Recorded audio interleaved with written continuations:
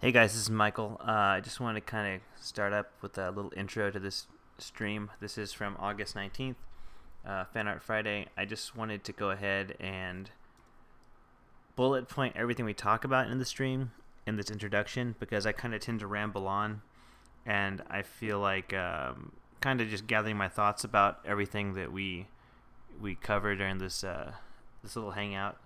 Um, would be something important and just useful to have for people. So in the stream, there's going to be a user that pops up, and she feels very discouraged that she's been drawing all of her life, and she posts artwork online, and no one is giving her enough likes or comments, and she's kind of letting her, it's kind of beating her down. And so we try to address that in chat, but I wanted to go ahead and talk about that right now before the stream starts. So let me just turn off this little screen here. Okay. So the first thing, she did stylized artwork very similar to like a Sailor Moon kind of style. And I wanted to just outline everything we go over. So here they are. Here's my little bullet points. And, the first thing is, I've been drawing all my life the same way she has. I'm a working professional. I don't believe she is yet. And there's different reasons why I'm working now and she's not yet working. With the big yet, because it's all a matter of time and practice. The first one is, when you're not getting enough likes or comments online, you've got basically one of two issues. Your artwork isn't technically proficient, or it doesn't have a very mindful creation. And mindful meaning like a clever idea or very thought-provoking issue that is maybe surrounding, right? So you can have really crappy artwork that's very clever, very funny. If you think of like a comic strip from the Sunday morning paper or something, it's very much they're not maybe the best drawings, but they can be really funny. If you think of like XKCD on the internet or like the Oatmeal, the drawings are deliberately bad, but like the jokes and kind of the humor in it is what makes them really connect with people. And then you look at people that draw incredibly well, and there could be no thought behind it. Someone could post an image of a really, really good picture of a person, and you just go, wow, it just looks so good. And there's, they can just say, oh, this is just me practicing. And, you'll just like that image so much, even though for them it's just a daily practice. So you can kind of go on both sides, right? So typically, an easier choice to improve your artwork is to just get technically better. And the ideas and kind of feeling behind your work will kind of improve naturally. And there's just different things you can do to improve that too. You could, read more books, watch more movies, kind of like take in ideas. The more ideas you can take in, the more things you got to work with in your head. But we're going to focus on the technical proficiency in this little talk. And in terms of stylized artwork, lots of people have this excuse of, but I do stylized work, so it's not that I'm bad, it's that I do stylized work. And even doing stylized work, you could lack a technical proficiency that will not appeal to a mass audience. And my case in point, I'm going to pull up Sailor Moon here. So this is actual Sailor Moon artwork from the comic, the original comic, and they're all heavily stylized characters. And you're going to notice that, their eyes are exaggerated, their bodies are exaggerated, the hair, real hair doesn't do this curviness right here, and like the line, the hair is too smooth on the hair. The girls have straight hair, and any of the girls that have curvy hair, it's actually this perfectly wavy hair. And real curly hair doesn't look that way unless you style it, right? So if you take a look at this Sailor Scout to the far, what is this? The far left here. I'm going to just outline it real quick. You're going to notice a change that I made. So even though she's a stylized character, if we tweak her proportions slightly, which I'm going to do now, you'll see that the nose has been tweaked and moved around. It's not a big change, but it's a massive change in terms of the quality of the work. If you're not structuring your drawings, even as a stylized artist, you're going to have really weird looking artwork. So the only way to get an understanding of where to structure, like the placement of a nose, the placement of the eyes, how hair flows, all that kind of stuff comes from studying life. And that's one of my big points here. So Study the fundamentals, even if you do stylized work, and the proportions matter. Those are those two little bullet points that I want to quickly outline here, right? And then the other idea we already talked about was that artwork can have technical ability or mindful creation. And mindful creation meaning there's just a clever idea behind it, or it's just very thought-provoking, even though the quality might not be executed perfectly well. So the last thing we're going to talk about, not the last thing, but the other issue I want to address is that this artist was very concerned with likes and comments. And that's something that you can't be too worried about. You can't just be that focused on, honestly. You need to make artwork for yourself, first and foremost. You need to just enjoy drawing. And you need to enjoy the actual process, right? So you can't just enjoy posting online, because the process of posting an art image online is like, if I did it in Photoshop, I come up here and I go File, Export, and go to Export As, save it out as a JPEG or PNG. We upload it to like Facebook or DeviantArt, wherever. And that process of me clicking buttons, that's not fun for me. But the drawing is fun. And before Facebook and YouTube and all these things existed, people that like to draw just drew in sketchbooks. And that's just how things were. So like before, when I was in high school, I drew characters all the time. And there was no connectivity in terms of a social network. So me drawing my characters in my sketchbook was purely to entertain myself. It wasn't to impress anyone. It wasn't to draw attention. It was really for me to like keep track of my ideas. It was a lot more like a diary, but like, just full of drawings. So with that in mind, you got to enjoy the process of drawing. Posting the image at the end is not why you're doing the work. Now, you got to post the image. In the end, you have to post the image because you got to like do professional work, right? So you got to post the image to get noticed, to get work, so you can pay your bills, right? But you got to think of it like kind of like bodybuilding, or we could almost say like an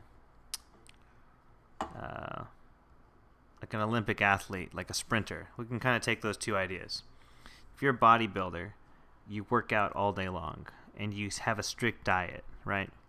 The actual competition in bodybuilding is a bunch of guys or women standing on a stage flexing their muscles, like oiled up and tanned, right? People that do bodybuilding don't do it because they have a lot of fun flexing their muscles. Like, I can go in the mirror right now and make a fool of myself just flexing my muscles by myself. That's the competition part of bodybuilding. The real meat of bodybuilding comes in going to the gym every day for hours a day, having a strict diet, chatting with people at the gym, getting like really tired out and getting like physically exerting yourself all together, and then like seeing your results kind of slowly pile on. That's part of the aspect of bodybuilding that people that do that enjoy. And the same with sprinting. The Olympics are going on right now. So if you're watching this video later, the Olympics are going on in Rio right now. And the actual act of racing at the Olympics or any kind of track meet, it's actually a very short, quick thing, right? Like the actual race is, mere seconds. The race itself isn't the part that sprinters enjoy. They enjoy the entire process of becoming faster. And that entire process means they train every day, they have a strict diet. It's all the same things I just said for bodybuilding. But the actual race itself is very fleeting, and it's very, final. They put their all into it.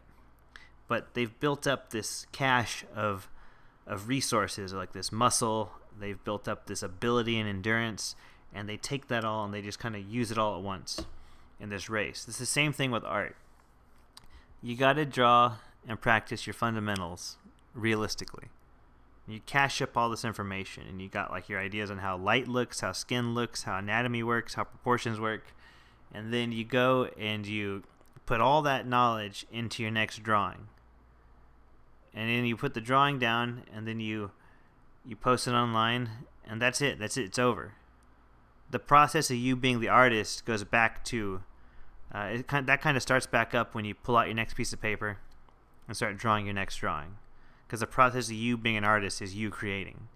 posting things online isn't being an artist, and getting the likes, they're just not that important.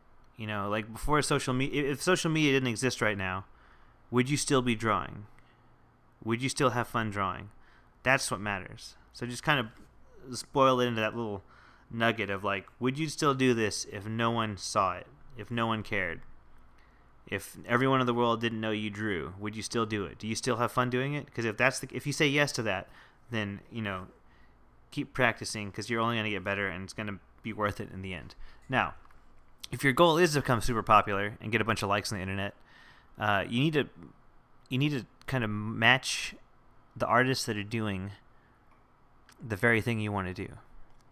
So if you want to become an animator, you need to study people that do animation and see what they do in their daily life, how they practice. If you want to become an oil painter, you need to watch people that paint oil paintings and study the techniques they use, study their practice regimen, and try it out. Because if they're doing it and they're successful, it probably works for you too, right? So let's take a look at successful artists that are getting lots of likes online. And my two favorites here are, I'll have to do a new window here. Sakimi-chan, Loish is my favorite, probably one of my favorite artists that's very popular online. So if you look up on Google, Loish art, she's got a really stylized work. It has a very heavy anime influence, but there's lots of grounded information from reality. And then Sakimi-chan, you can find her Patreon here. And if you actually really want to learn from either of these people, I believe they both have Patreons, and you can sign up here and get like tutorials from them directly, right? So if you really want to learn the way they do things, they have actual lessons you can sign up for. You could pay $7 a month, or actually it's about $14 a month, or about $20 a month. Okay? That's the first thing you can do. Second thing you can do is take a look at what these people do. So if I go up here and type in Sakimi-chan studies, you're going to find all the stuff that this artist, who's extremely popular online, practices. So she's got anatomy practice. She's got poses. Right here, she's drawing the figure with a bone structure, muscles. Like she understands how the human body works. So when it comes time to paint the images she works on, she has a good understanding of how things are, bending and stretching and squashing. And then right here, there's like a practicing lips and mouth in various positions: closed, open, smiling. All these kinds of practice, they fit into how she makes her work, right? And the same with Loish. And Loish has a really cool thing she does. I'm going to pull it up here on. She does these self-portraits every year. I think maybe a few times a year. And you can tell the self-portrait and the style in which she has executed this image is very different from her actual work, which these are some of the newer pieces here on the bottom.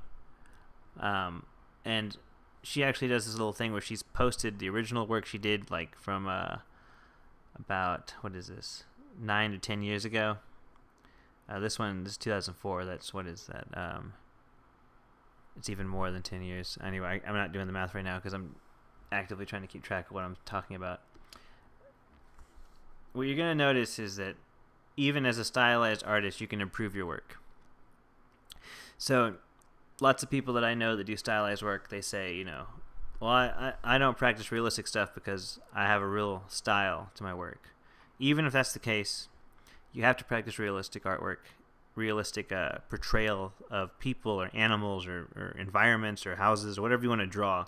You have to practice the real world version of that in order to get better at the stylized stuff. And then within the stylized world of artwork, you're going to notice that like most artists that do stylized, they often start off with very rigid characters. And you can kind of see it here in her character work.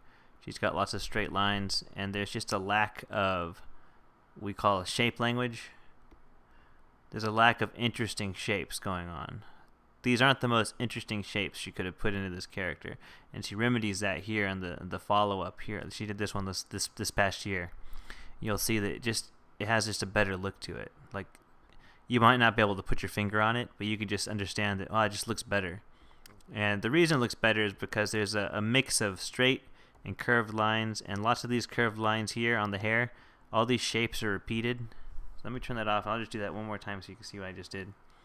There's this curved line here, and there's a same kind of curve here, same kind of curve here, and then almost the same kind of curve here, here, here. All these curves are repeated over and over again, and that repetition is pleasing to the human eye. Same with these little the bangs here. It's essentially the same shape, but squished and stretched, right? And it's true with all this work. So this character from Fern Gully, there's a rigidness to her original character, and then the remake here, it's gonna have a little more of a flow, and the same with Ariel. And then you're gonna see the flow, and then she's also got this really cool hair shape. So if I turn off that layer below, you can see the shapes have changed, the overall shape within the image, the gesture of the image itself. And then this last Ariel here, you can really see the progression, because it goes from 2006. She's got like this awkward kind of shape language here. And, at the time, she probably didn't even see this herself. She probably just was like, I'm just drawing Ariel. And then, almost 6 years later, she redraws the same character, and she just looks better. And the reason that is because she's repeating these shapes. She's studied lighting a bit. You can see the forms look a little better. The eye looks a little better. The cheeks look a little more realistic. And just the hair just looks more interesting. And the reason it looks more interesting is because the shapes are just created better. And the interesting shape that she creates, she repeats it. So if you repeat something that's interesting over and over again, the whole image is going to look interesting. And then you've got like kind of a variety. You got this arm that's straight, and you got this arm, you got some straight moments, but you got like these curvy moments. So that mix of straight and curvy really helps. And I'm kind of trying just like outline some of the stuff I'm seeing here, like some of the key moments. And then the newest version, 2015, she's got a real mastery of this. Just interesting looking things here.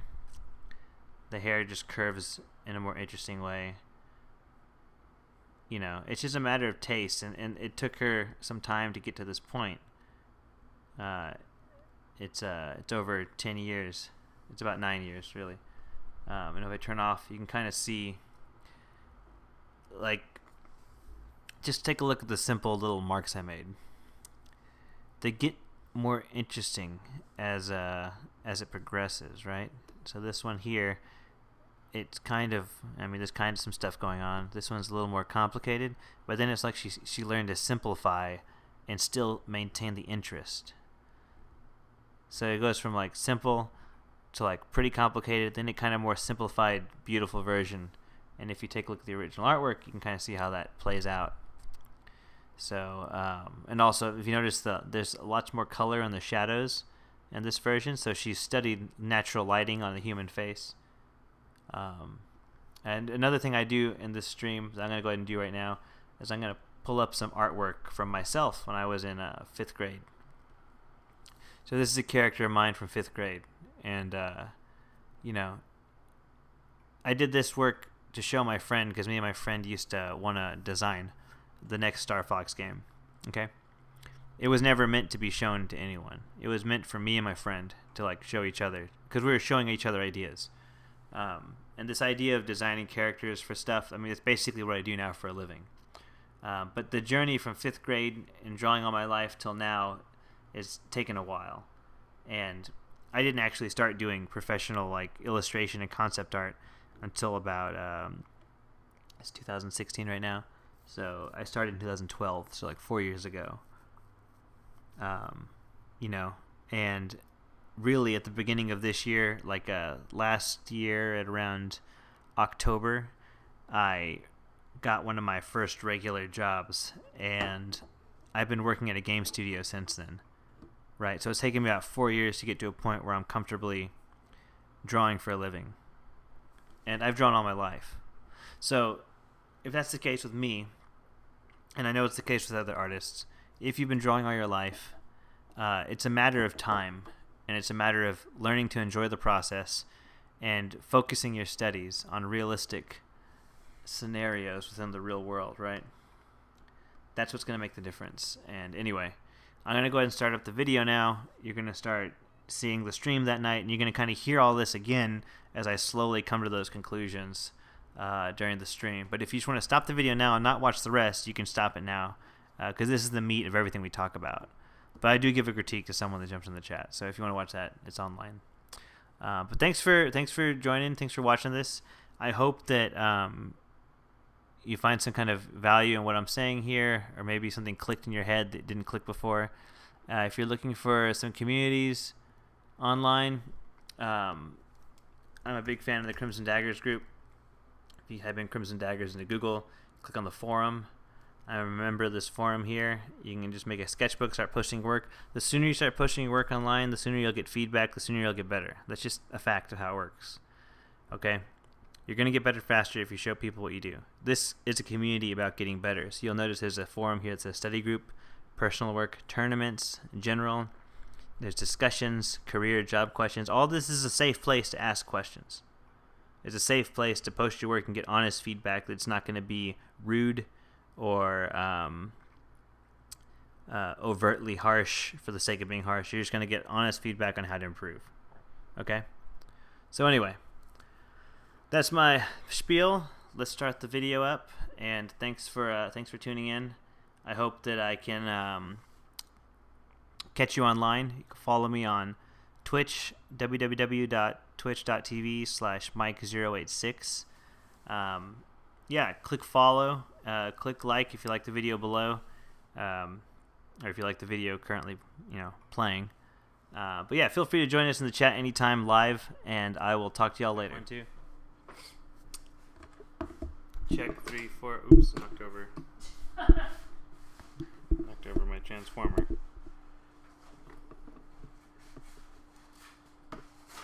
Check 1, 2. Mic check. Check the mic. Oop, knocked over my photo. What are you doing? Knocking over everything. Oh, God damn it. Alright. Hello. I'm just warming up with Sonic. I haven't actually started doing anything for Fan Art Friday. So if y'all have any suggestions, you should let me know. Something you want to see for Fan Art Friday. I do want to draw Sonic, but I'll do him on my own time. Draw him my own time. I don't see anyone specifically like Cthulhu Hoopster, because I was gonna go over like how to study, like how to practice drawing. But I'm gonna wait till if anyone is interested in that and they actually join live, I'll go over that. But I won't go over it while all you normals are here.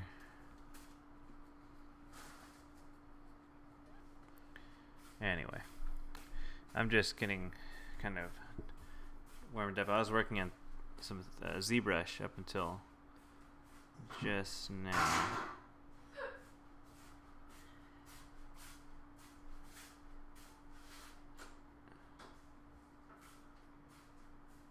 And if there's anyone else that is interested in learning how to get better at drawing, I'll go over it now, and he can just watch later.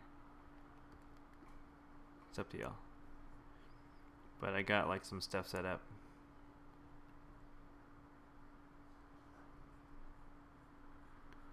I think there's quite a bit of a delay. But who knows? We'll wait and see. Who knows for sure? Sonic's really close to the ground. There we go.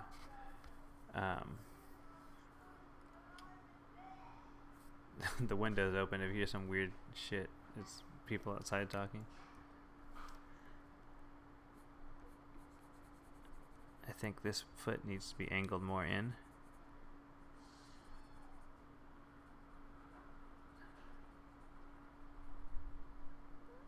and then we'll like make it kind of facing us more. Anyway, yeah, so yeah, let me know if you want me to go over that now. I can just go over it now. I'm gonna post it on YouTube.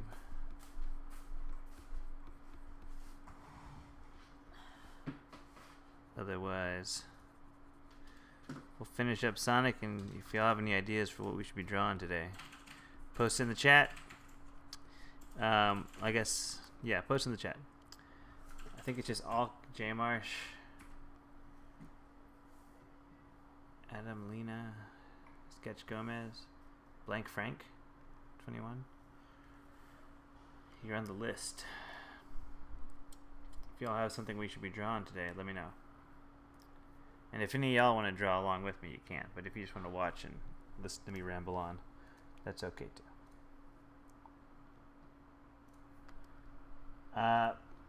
Here's the news.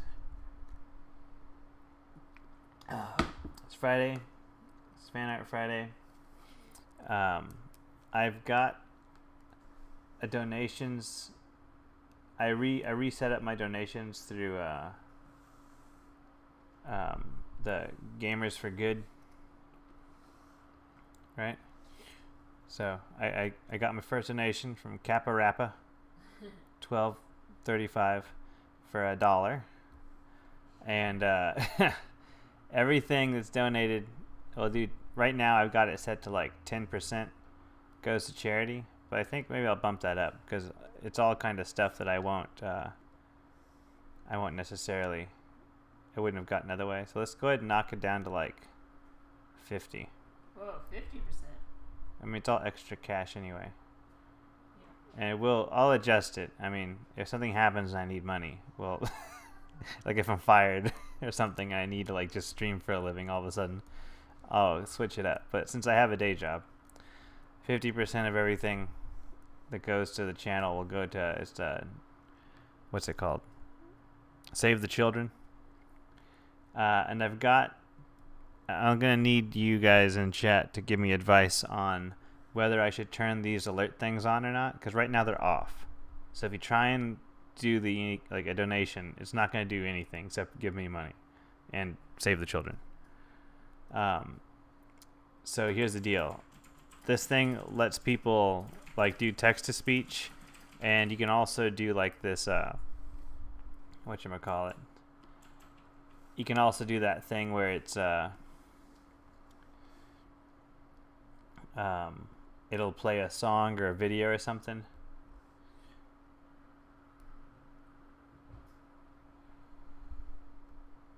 What is this here? J Marsh, have you thought any more about something from the Monster Manual? I mean, I thought about it, but it's up to y'all to let me know. Alk says if no one else suggests anything, he wants Rodinia? Virginia? Let's look up that character quick. Rydia? Oh. She's a green girl. The first one that comes up is hot. Rodinia, hot. FF4.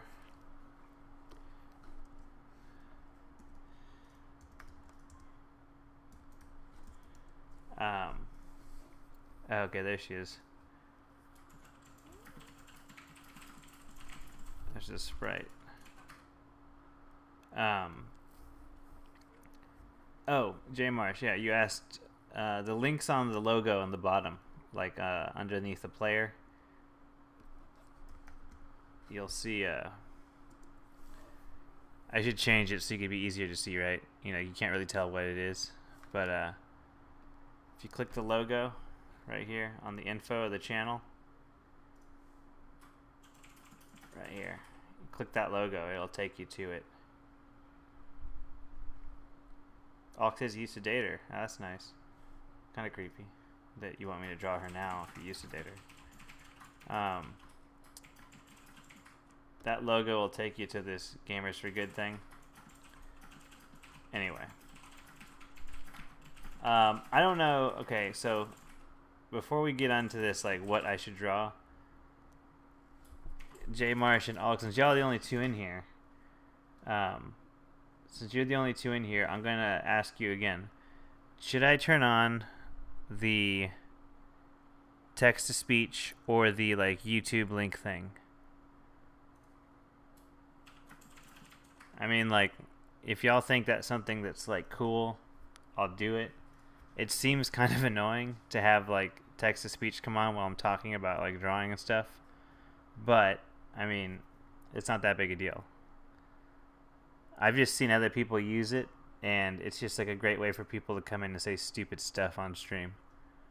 But y'all let me know, because y'all are viewer people here. You can set the standard. So one of the reasons we're doing the Gamers for Good thing is also they accept different different ways to pay, like Bitcoin, pay by skin, PayPal, MasterCard, Visa, PaySafeCard, SoFort. I don't know, that's some German thing. Anyway. So, the deal is, yeah, Alk says, yes to the notification, but no to the text. So, it got a notification. I'll play it for you. Right now, it should do... Money, yeah, all right. All right. I mean, I haven't. It's not on, so like you can't. There's nothing to pick. Nothing's gonna happen. But right now, the donation is this. The alerts. Let's see if it does it again. There you go. Money, yeah, all right. So that's what it's gonna sound like. And it's a stupid GIF I made. They'll just pop up over my logo. In case you're wondering. So there's an alert for it. But, I mean, you can add different voices. But I don't know if that's like a cool thing. So if I go to text to speech, it says allow voice selection. I could turn that on and enable it. But it's off right now. So if that's like a really cool thing that I'm stupid for not turning on, y'all need to let me know. Because I don't know enough about Twitch. All I know is the people that have it on seem to get trolled a lot. But they get money.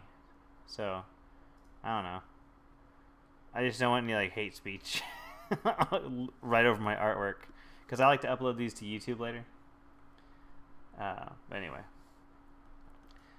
if anyone here is an artist or likes to draw stuff, and if you want me to go over painting, not painting, but how to get better at drawing, I'm gonna go over like how to study pretty quickly. I just haven't started yet. I'm still kind of doing my little warm up.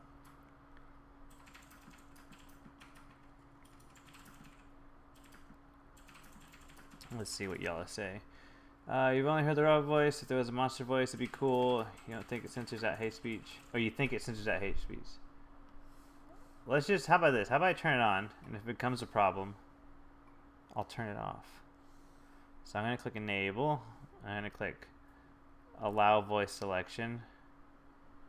I don't have subscribers, so I don't want to turn that on. And I guess there's a blacklist. Blacklist is empty.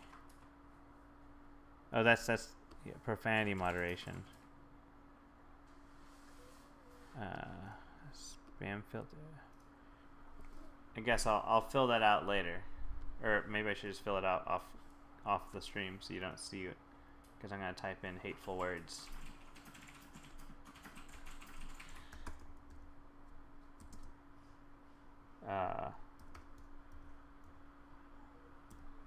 I'm just gonna go through and write a bunch of racial slurs. Money, yeah. Whoa, what was that? Did someone try it? Sounds like someone tried it. Jay Marsh. Whoa, Jay Marsh. Thanks for that donation. That's crazy. Jay Marsh is super nice. Josephine says you're super nice, but I know better. What? Setting the standard high.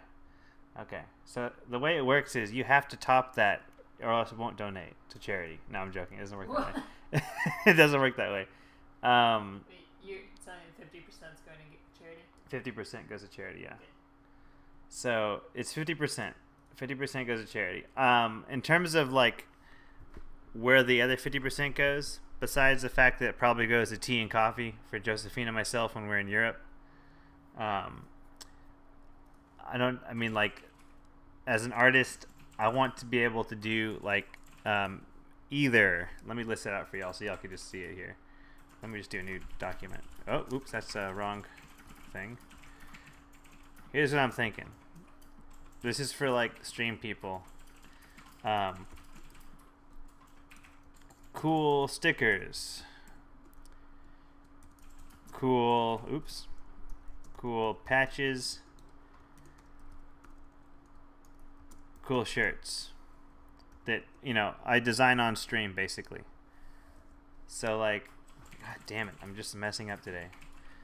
I keep hitting the wrong hotkeys, which isn't that big a deal, really. But cool stickers, cool patches, cool shirts. So, like, I really want to be able to start making stuff, and, like, you know, the donations will help me make stuff. So, like, if y'all think of some cool sticker ideas or cool patches or cool shirt ideas, I could draw them on stream, and when we get enough donations, I'll run the prints. Either I'll run the prints or I'll upload it to a site that allows you to buy the shirt on its own, like Society 6. Well, the Society 6 doesn't print really high quality. So, like, you know, if we wanted to design, like, a cool Final Fantasy inspired t-shirt, you know, I'll design it on here, and I'll find an affordable printing somewhere, like, in LA, and we'll send out some cool t-shirts, right? I've done t-shirts before, so I know, like, whenever I do t-shirts, I really like them to be discharge printed, because that means you don't feel the ink on your chest. The ink is it's actually bleached into the fabric, so it's just super, super soft. And I do, like, you know, extra let me do it with a giant font, extra large print area.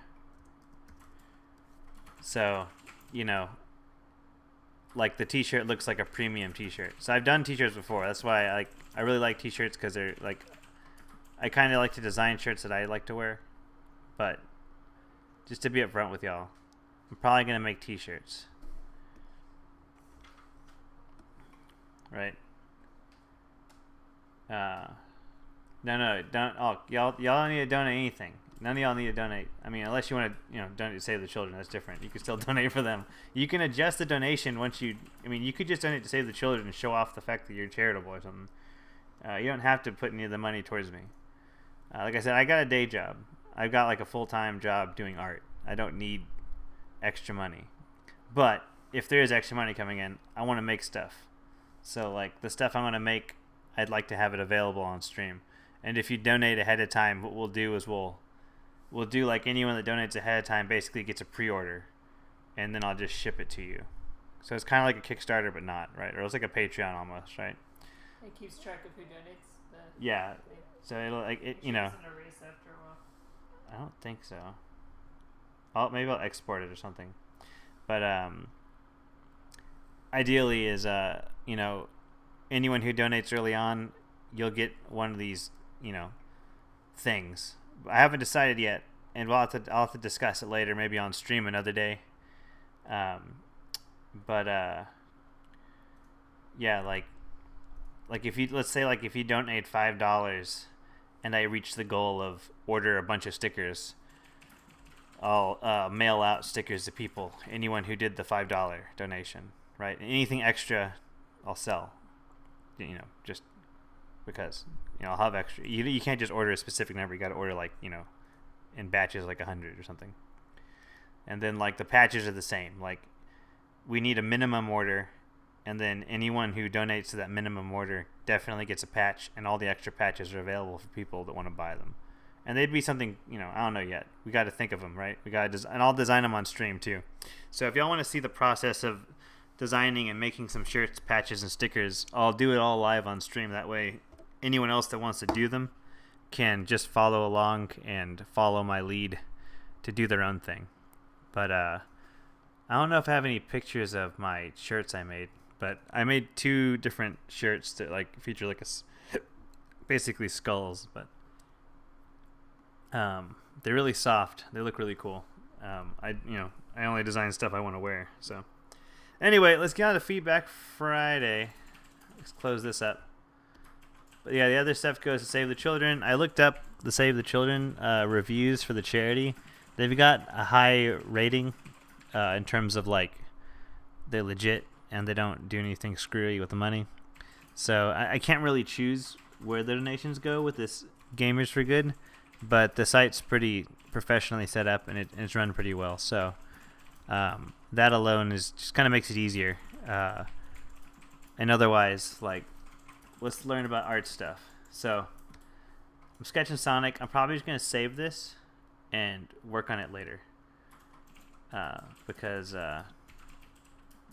you know,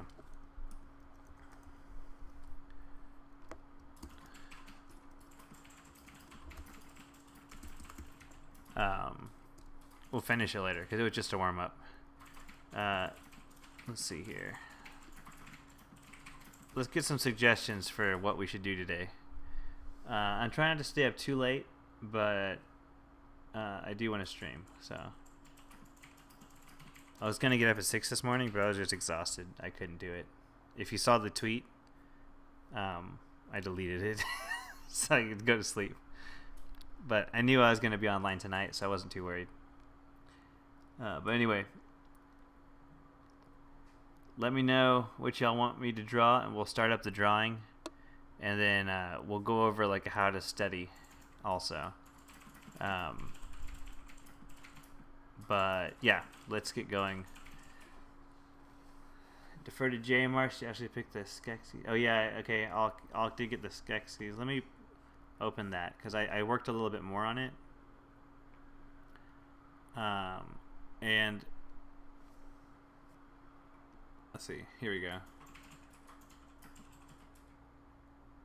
Yeah, so I did some more work on it.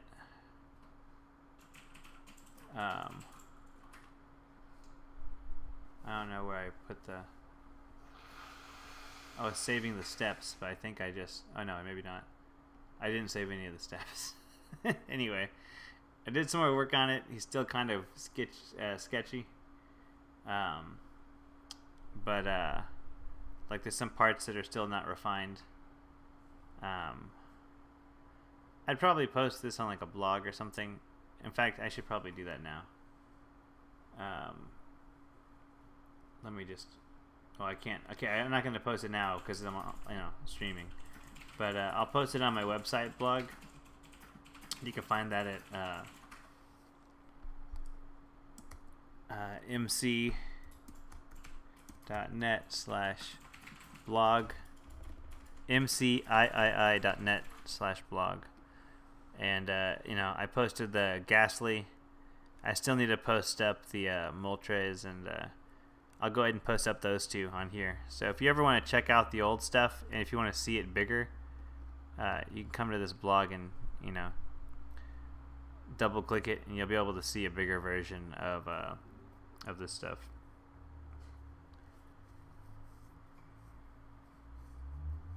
Tarresque. An undead goblin would be cool too. Well, which is it, J Marsh? Tarresque or goblin? Undead goblin.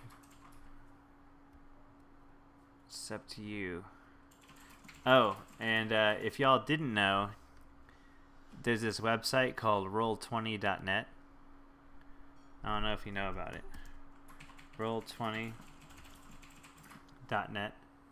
So on roll20.net, you can basically play D&D online and use your computer to create a game. You can create a campaign, and it's got all these little assets. So like you can download map tiles or creature things. And Tarresque, yeah, let's do the Tarresque. We'll do that in a second. On roll20.net, you can go up here and like start up your own game. But you can also go to this marketplace and like see how they got these monster tokens.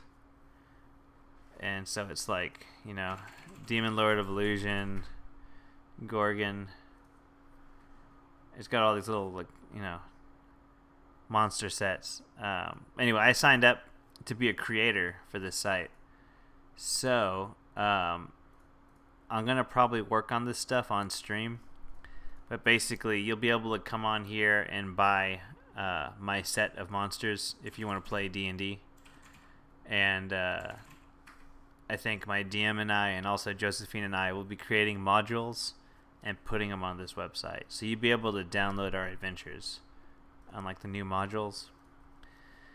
They've got official ones from, like, D&D, and they've got some other ones, but, like, you can kind of click here. See, like, the modules involve, like, you know, art and oh yeah, so you use Roll20 every Sunday, J Marsh? So I'm going to start making assets for Roll20. I've already got approved to do it. I just got to make the assets. So I'm thinking I'll do that on stream, though. So y'all could see me making the assets, and then if you really, really like them and you wanted to play with the assets, you can go online and play with the assets I make. So I'll make, like, a tile set for, like, you know, the tavern. I'll make, like, the castle, whatever. And Josephine and I will make our own module and upload it onto here, and you can play through our story or our adventure. And then my DM that I play with, we're going to do a module and throw it on here. And so, like, you'd be able to see the map, and I'll make the map, and I'll make these illustrations, and I'll make, like, you know, the game tiles and all the little character stuff, all the monster sets. So, like, this Dwarf Heroes is a good one because it's got, like, it's got an overhead of the dwarf for the game, and then also it's got the, like, the portraits. So I'll do the portraits and the overheads. But anyway, yeah, so that's the plan. You can check out the feedback. No, I'm sorry, God, I keep calling it Feedback Friday. You can check out Fan Art Friday stuff on my blog. When I get done with this, I'll post it up, and I'll post him on that blog too. And yeah, let's not save that for now. A Tarresque. Okay, so yeah, J Marsh, Roll20. I'll start working on it on stream. Just I kind of do it unscheduled. I just throw on, you know, I'll get online and just start working on, like, you know, some, like, a set of goblins or a set of orcs or, like, a set of skeleton warriors, and, you know, just start uploading stuff for people to use. What's a Tarresque? Here we go.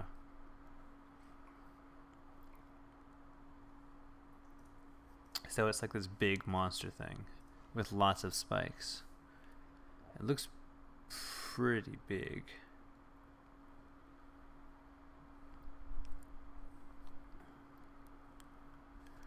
Looks like you could pick up a horse and eat it.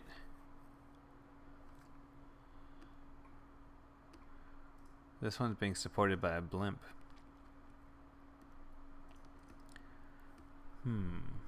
Oops, did not mean to click that. Okay.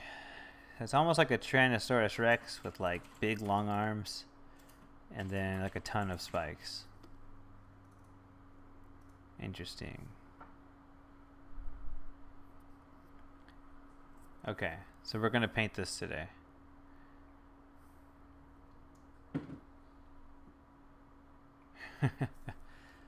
This weird is, like, this Tarresque is, like, huge. Like, you can clearly eat horses, and like, there's, like, it's almost like a dragon, right? Looks like it's, like, as big as a dragon in some of these pictures. But it's got all those spikes on its back, right? But typically animals that have all the spikes on their back, typically those animals only have armor and spikes because there's, like, a bigger animal that's attacking it. You know, like, it's like its defense mechanism. So, like, an armadillo, or mostly they're, like, herbivores that have, like, spikes on their back, or, you know, like a porcupine. So to me, it's almost like it's inferring that the Tarresque is, you know, they're eaten by something bigger because of all those spikes, you know?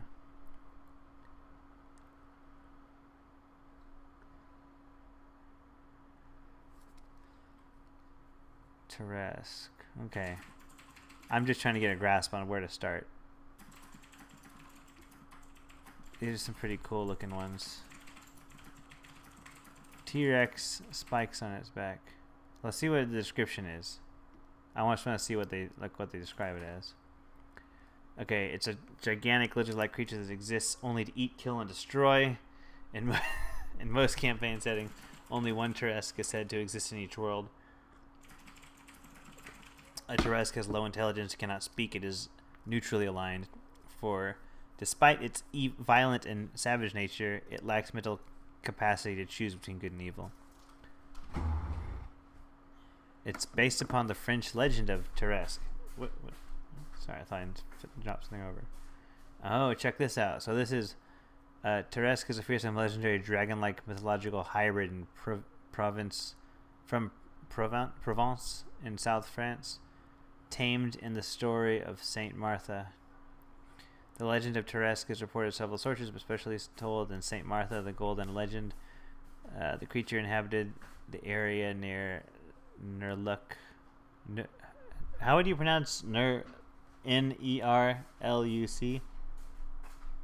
French? The area of Nerluc?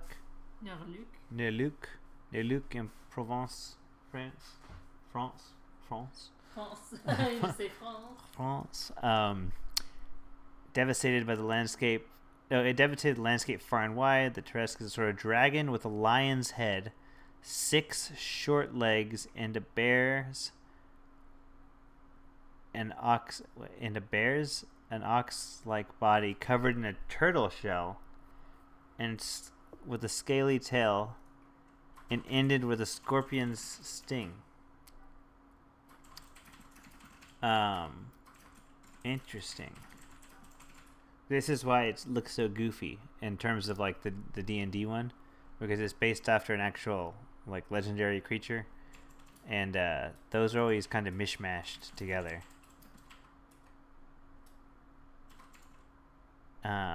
They have a noticeable lack of like real world biology. Like modern creature designers like to focus on what makes sense in nature, but then like old school mythology, they just kind of throw things together. Okay, there was a time of the banks of the marsh. It's a dragon, half animal, half fish, thicker than an ox, longer than a horse, with teeth like swords and big as horns. He hid in the river where he took the life of a passerby, submerged vessels. Whoa.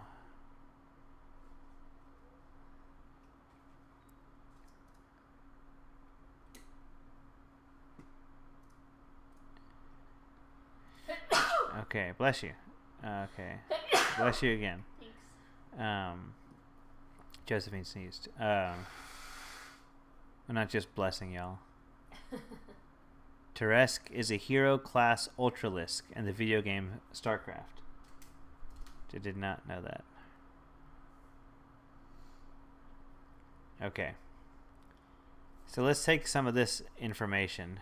It's a dragon with a lion's head, 6 short legs like a bear's, an ox-like body covered with a turtle shell, scaly tail, scorpion sting. So I'm gonna mess around with those descriptions.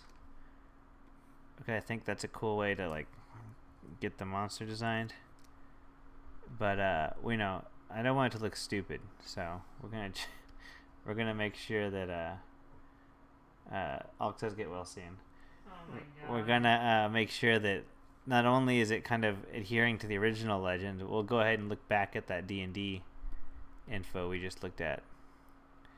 It's a lizard-like creature that only exists to eat, destroy, and kill. It's very large, 50 feet tall, 70 feet long, has a Tyrannosaurus Rex-like form, although it's much more broad and muscular and a different shaped head. With larger, more developed front arms, it has brown skin with scabs and warts and bits of encrusted dung all over, in which are gray in color. Protecting its back and its tail is thick, glossy, caramel-covered shell and carapace. It has spikes coming from its chin, the side of the mouth, and underside of its neck. It's just spikes coming out of everywhere. Elbows. So spikes are also from the elbows on its front arms and its shell. The creature also has two horns projecting from the top of its head. Skin's very hard and thick. Provides excellent external armor. So let's take a look at that. On to that description.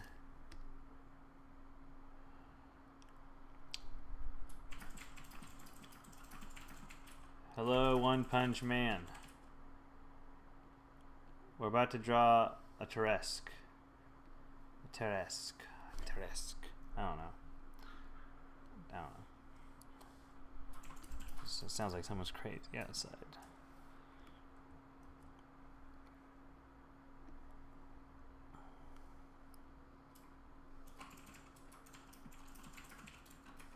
Okay. So here's the other description. And we'll just give that some nice padding. This will just be our little descriptor, our descriptor section.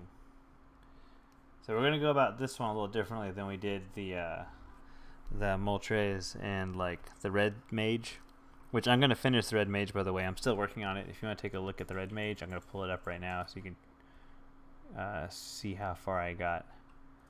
I'm rendering the Red Mage. Fixing up it's not too much more to go, honestly. I'm gonna finish the Red Mage, throw her on my blog and all over social media, just like I normally do.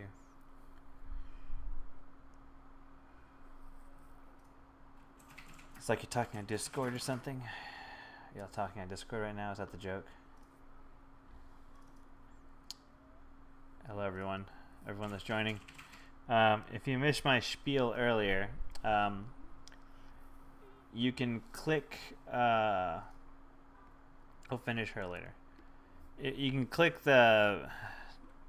I have the donation set up on the page. 50% of everything donated to the channel will go to Save the Children, through the Gamers for Good, and the other 50% goes to possibly coffee and tea, most likely t-shirt creations. But I'm not gonna lie, there will be coffee bought and tea. Anyway, I'm glad you like it. I'm gonna finish it up and pieces like that.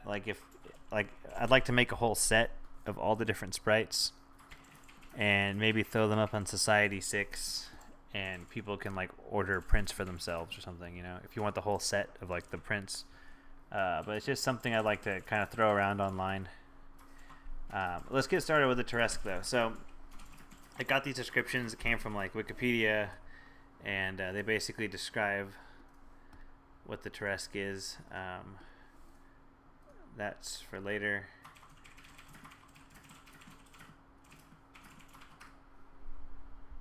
One Punch Man says Joe does not like beards, so if I'm growing a beard, I need to stop it now. No, we were playing Here's the Storm, and someone said something ass beard, and I was like, ass beard's gross. Oh, sorry, she meant ass beards. Yeah, ass beards are gross. I think everyone can agree that ass beards are gross. Let's see here. Let's get my document going. Okay.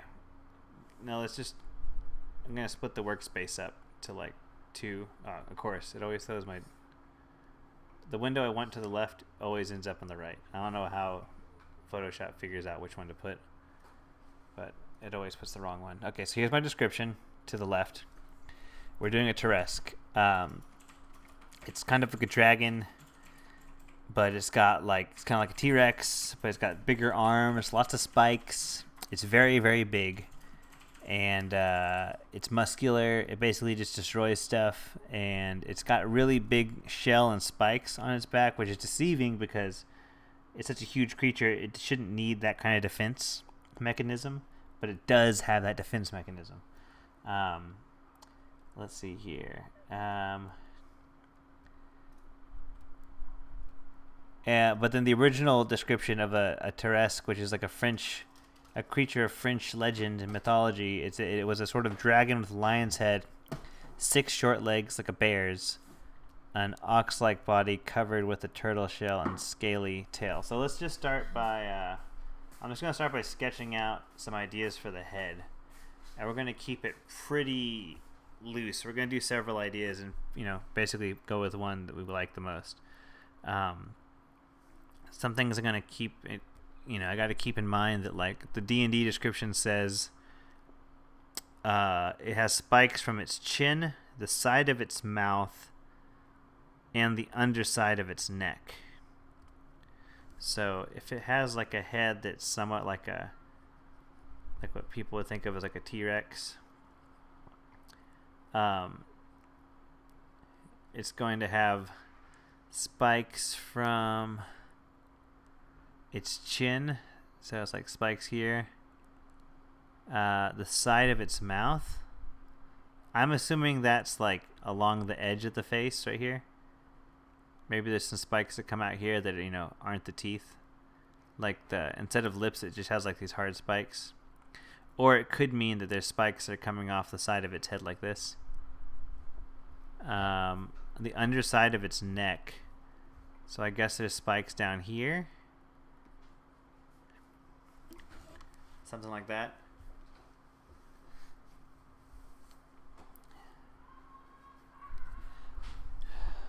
So yeah, I mean, generally spikes all over its head is what I'm getting. This isn't one of my sketches.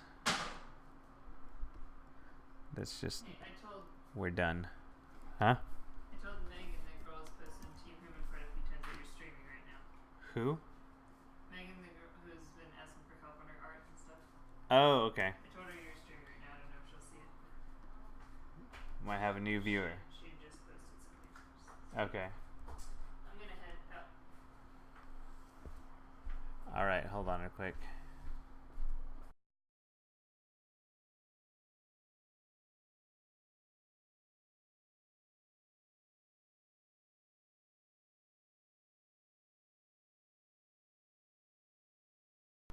All right. Let's get started on some sketches. Let's just start drawing out some ideas for this monster's head. I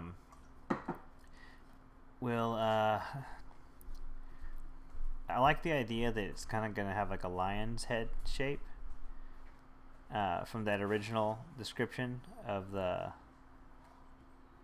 like the Tarresque and the French. The description, the way that it's described in like the French legend. So we'll start with kind of like a lion's head shape. Some things to consider biologically. Typically the predator creatures, they have their eyes set to the front. And herbivore creatures don't have their eyes set to the front. So we're going to kind of keep his eyes to the front because I'm assuming he's some kind of very much like a predator. He's basically this like super predator.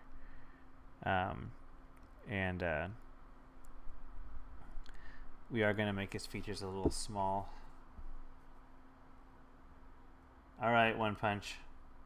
Get some rest.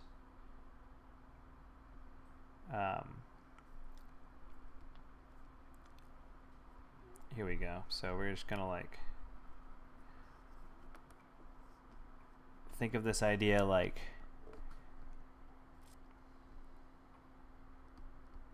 I don't want him to be like smiling looking, but we'll worry about the expression later. We're just going to think about the design stuff right now. He's going to have spikes.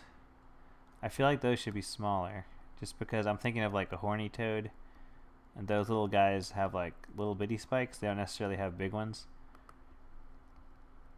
Let's see here.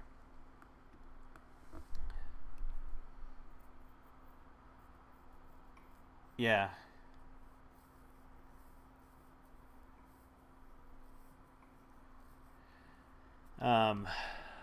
This does sound like it was designed by a kid.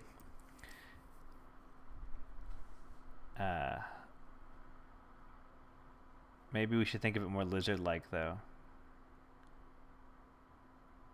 Even though it says it's like...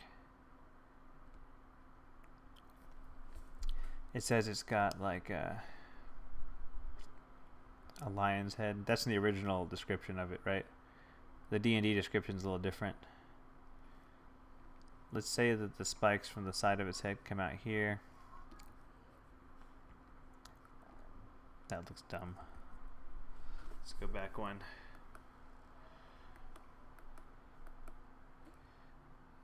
Okay. I might need to like get warmed up for this. The line art stuff's gonna... Maybe we'll do this in tone. Let's do it in tone. How about that?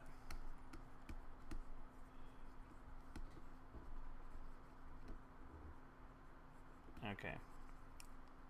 So I'm gonna block it in. I'm gonna block the shape in tone, and we might revisit with line art in a second. But I'm gonna try and move pretty fast because I don't want to be up too late tonight doing this stuff. I do want to like make some progress. I don't want everyone to have to like stay up until like 2 in the morning watching this.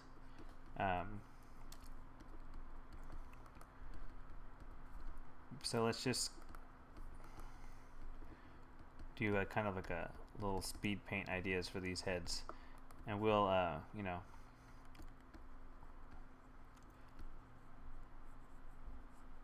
we'll figure out exactly which way to go in a second. I'm trying to think of like the lion's head, and I feel like the lions have like that.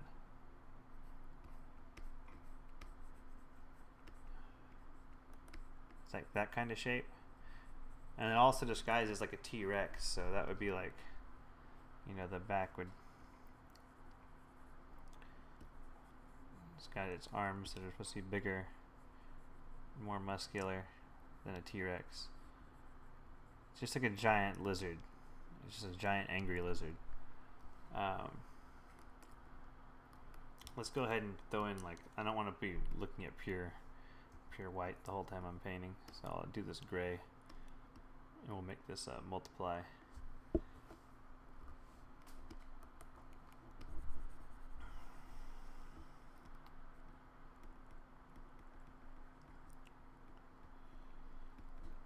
Okay. So how's everyone's week going? I'm gonna sketch out some ideas. Let's figure it out. How's everyone's week going, guys?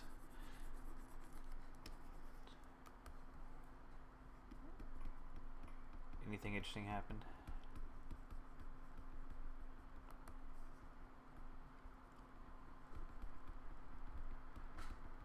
What was I doing? I was trying to get up early during the week and stream, like in the mornings, but I didn't. I mean, one day I did. I got up early that one day, but I didn't get my mic on. I should have turned on my mic and done like a daily study group. Hello, Meg the Dreamer. I should have done a daily study group session. That day I got up really early. I think Alk was there. One Punch Kid was there. Cthulhu Hoopster was there drawing, and I was trying to get Cthulhu Hoopster to post on the Crimson Daggers forum before we got offline. You know, because he mentioned that he wanted to do art for a living. Like he mentioned it casually, like, I would love to do that for a living, but I'm like 35, you know, whatever. So I was trying to tell him, like, you know, it's not too late to start doing it. Like, it doesn't take that long to go from like an amateur to a professional. Typically, if you're working hard, it takes about 4 years. And there's really famous artists that have done it already, you know. So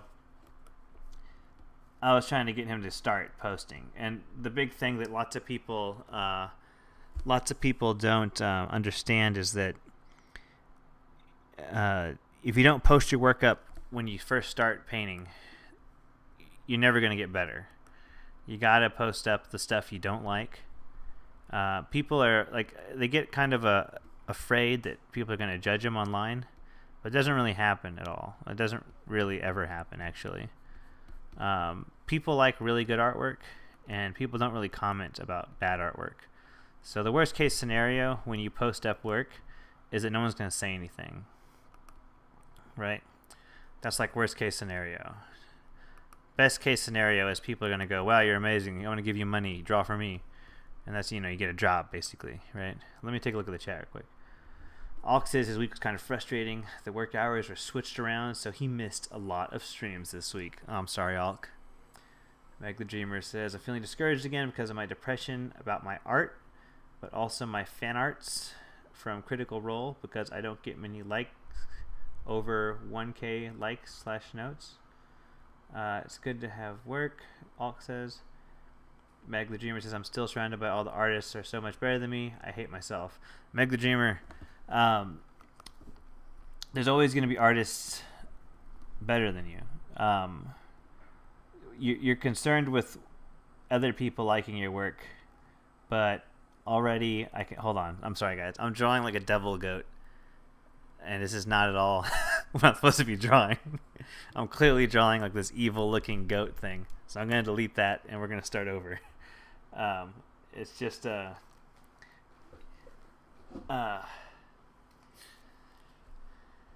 it's just not all what we were talking about. The Tarresque is like a T-Rex kind of thing, right? So let's think about that. It's T-Rex. It's let's just kind of get some ideas going. Meg the Dreamer, if you'd like, you can post your work up in this chat, and I can give you some feedback if you want some honest feedback on how to improve your artwork. If you're concerned about improving, otherwise I can show you how to study, which I planned on doing for Cthulhu Hoopster, who is not currently in chat. But if you want, I can show you how to study. So if you do want to improve, we'll go over that, and we'll put this feedback. God, I keep calling it Feedback Friday. It's Fan Art Friday, but if you'd like feedback this Friday night, post your artwork in the chat, and I'll be more than welcome to give you any feedback. My credentials are I'm a professional artist. I work at a video game company as an art director, and I am a freelance illustrator also and concept artist. So I've got experience working in the industry. I just drew everything on the wrong layer, so start again. Oh God. Let's see here.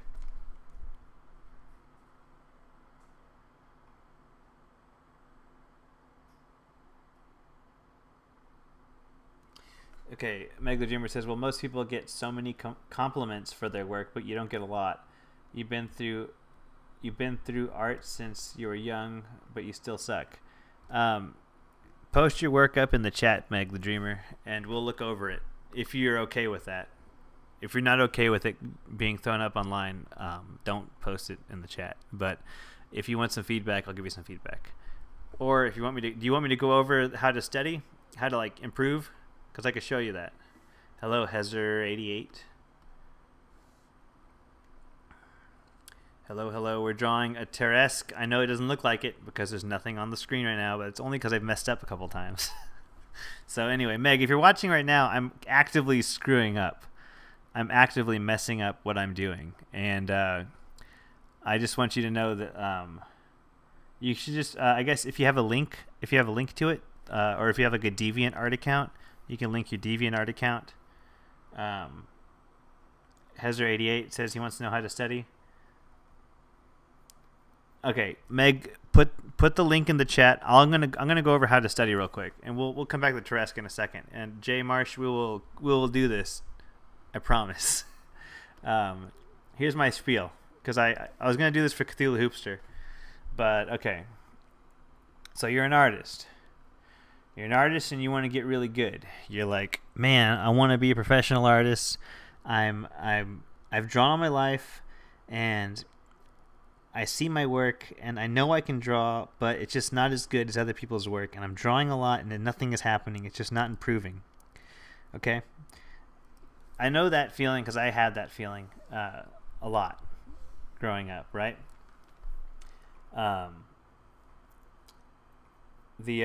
The idea is that just because you draw a lot doesn't necessarily mean you are studying properly. Drawing a lot and studying are two separate ideas. You know, I can draw a lot and draw like really dumb stuff. For example, I can draw like Sonic the Hedgehog, and if I don't practice drawing Sonic the Hedgehog, I can draw him over and over and over, and you know, it's never gonna get better because I'm not really practicing drawing Sonic the Hedgehog. I'm just saying that I'm drawing Sonic the Hedgehog. that last one's really stupid. But anyway, so here's the deal. Okay, let's draw a Japanese man. Okay, we're gonna draw a Japanese man right now. Here goes. I'm gonna start off with like a circular shape, for like a head. It's not quite perfect. It's okay. I'm gonna put in the line for the eyes. I'm gonna put in the other line for the center of the face, and then we're gonna start building the face with these construction lines. You've seen this a lot probably in how to draw books, or maybe you've seen it on YouTube, or maybe your art teacher showed you this kind of stuff. I've got some knowledge of how to draw people because I draw all the time, but for this specific case, we're gonna draw a Japanese man, and I'm just gonna draw him here. Crap! Hold on, I'm gonna turn off this window split thing. Here we go. Okay, I'm just gonna draw this guy like right here, and we're going to see how far I go. We're just going to maybe put the nose in here. Here's some quick tips, okay? When you put these construction lines in, the nose, generally, for most human beings, unless you're deformed, or not really deformed even, most people aren't symmetrical, like their face. So we draw people symmetrical, but you got to keep in mind that no one is symmetrical. And typically, when rule of thumb, when you're drawing like eyes, it's like an eye, and then you got like a third eye shape, and then it's the second eye shape. So there's a length of an eye between both of the eyes on a human face, typically, right? I keep saying typically because it's not always the truth. Let's see here. So okay, this is a Japanese guy. So from my cultural insensitivities, we're gonna know that they have slightly kind of like all almond-shaped eyes. Someone might call them squinty-eyed. So we're going to put that in. Almond-shaped eyes. Right. And, we're going to kind of like sketch in, like here's some shadow for this is the bridge of the nose right here. No, I'm sorry, it's not the bridge of the nose. This is the brow, the underside of the brow. I'm going to put some like shadow here, and then he's going to have like a mouth, and so then we're going to kind of fill out like the shape of his face. And let's say this guy's got more of a square jaw, so we're going to do like a square jaw, and like I'm sitting here and I'm drawing the guy, and then maybe his hair is like kind of spiky. Right.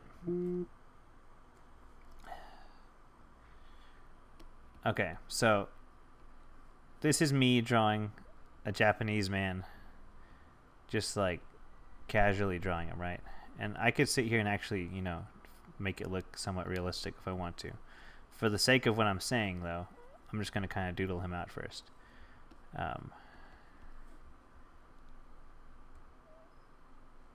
Let's see here. I know that sometimes the brow protrudes off the face, so I'm going to make that line where the brow comes off the face, and then the neck often comes from behind the ears.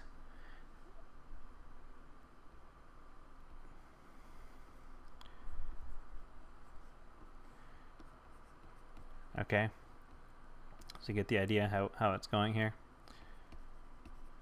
Just bear with me for a second, because this is really about this is going to be like, the point of this is that like you can sit here and draw, and you can spend your time painting like something you want to draw, and unless you really start doing your research, it's never going to be as good as someone that's practiced and studied. So it's like, let's take music. If I put a piano in front of you and said, play a song for me, and you've never played piano before, you're just going to be really bad at playing piano. I hate to tell you the truth. I'm not good at playing piano. Josephine can play piano, by the way, if y'all didn't know that. She can sight read piano, which means she can sit down at a piano, look at a piece of music, and just start playing it without like having seen it before. That's why she's so good at the drumming on Guitar Hero. She's got practice from piano sight reading. Anyway, if y'all didn't know that, that's like that's why she's really good at it, because she can actually like just sit down and play piano. So okay, here's my Asian guy. This is a Japanese man. Okay, keep that in mind, Japanese man. So I do shortcuts when I paint. So there's certain things I'm doing here that I know I'm doing a shortcut for. For instance, anytime I paint a human ear, I'm actually painting my own ear. You know? Anytime I paint I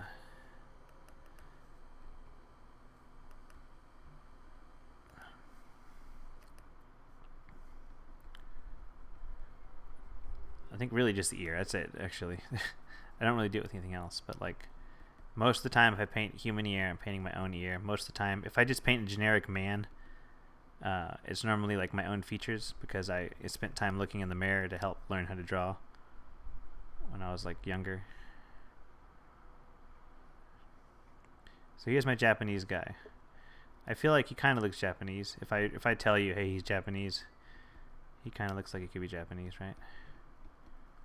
Let's see what's going on. I know there's lots of stuff in the chat. Let's see. Let me just catch up real quick. Critical Role art. You have your own style. Meg the Dreamer. When you study, don't draw in your own style when you study. Okay? Do your style whenever you do your actual art pieces. And then when you actually study, just try and make it look as realistic as possible. Okay? And just trust me on this. When you study, make it look as realistic as possible.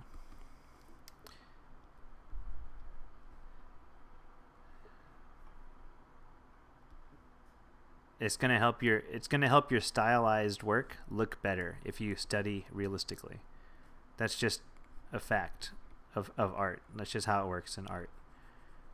If you want to be really good at drawing stylized, you need to practice realistic. Hello, I'm just as bad. Oops.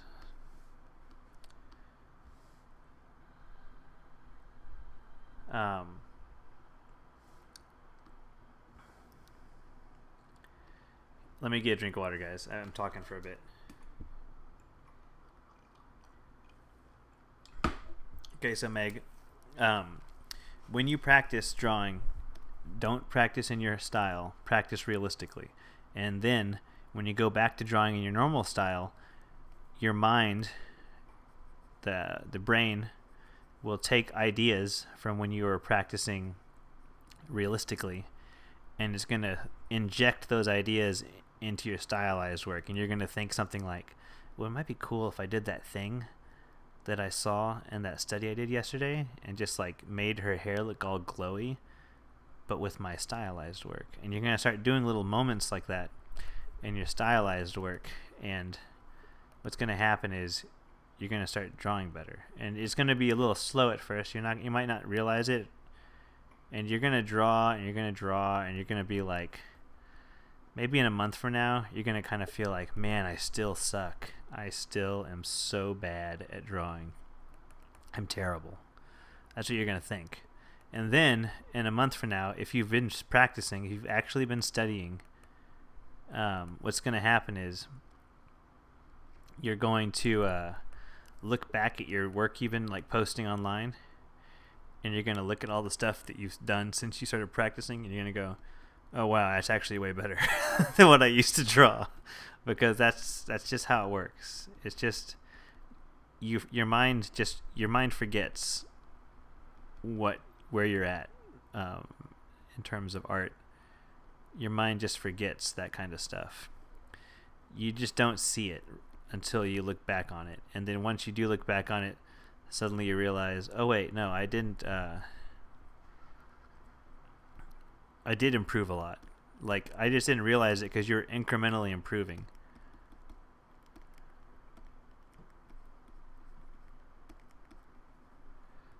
Okay, so we're doing like this like Japanese looking dude.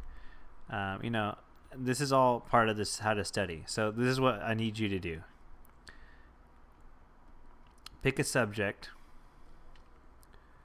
and I'll tailor this to what you want to do. So let's say you want to do Critical Role fan art, right?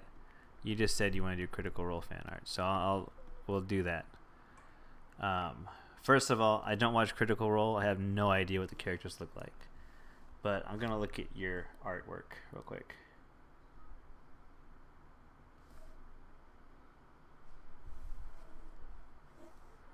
That's a Tarresque. We don't need that. Critical Role fan arts, Matthew Mercer, with both gray white background. Okay. So this is Matthew Mercer. I'm gonna look at your artwork right now. You got heavy anime influence. That's okay. Anime is cool.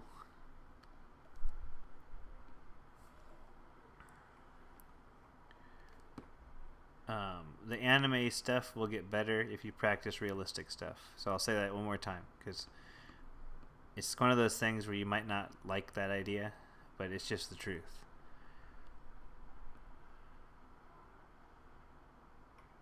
Tiefling Wizard Lilith.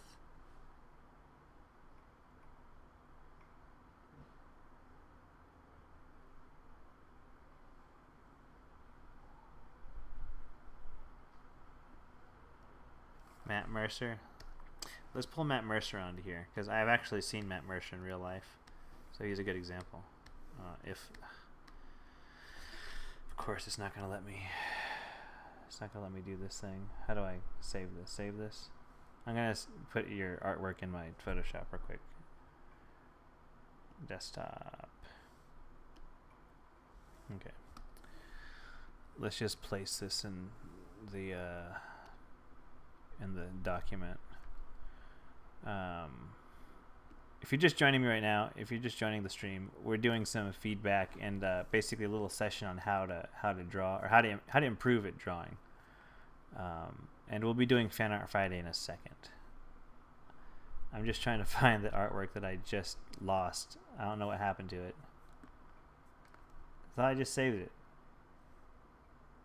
Okay. Let's try that again. Save as.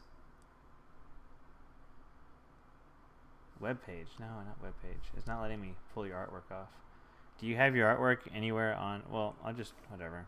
I'm just going to screen capture it. I was going to say, if you have like a DeviantArt page, you should show me it. Okay. Here's Matt Mercer. Capture. Copy.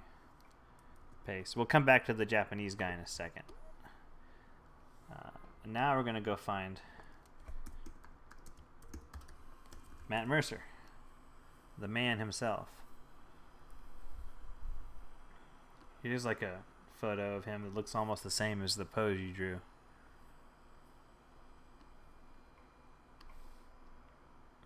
Okay.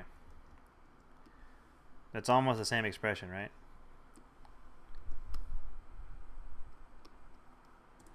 Look at that dork.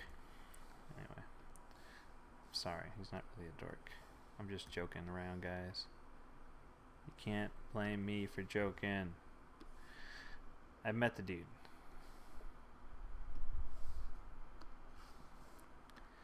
Okay. Matt Mercer, and here's your drawing. Okay, so to improve your drawing, as an anime stylized artwork. To improve your anime stylized artwork, you need to practice drawing Matt Mercer realistically. That will help you improve your anime style drawing. I'm going to keep repeating that because I know you want to do stylized artwork, but when you study, you need to do realistic artwork. And then you're going to take those little bits of information that you're getting from the study, and you're going to use it in your stylized artwork. Let's go back to the case in point of my Japanese guy. This is the Japanese man. I have not looked at a picture of a Japanese guy. I have just been drawing a Japanese guy like from memory. It's just this is like a quick doodle, right? Like this isn't anything. We haven't spent too much time on him. Let's just add a little bit of highlights here. And this is the cheekbone. Here's the brow.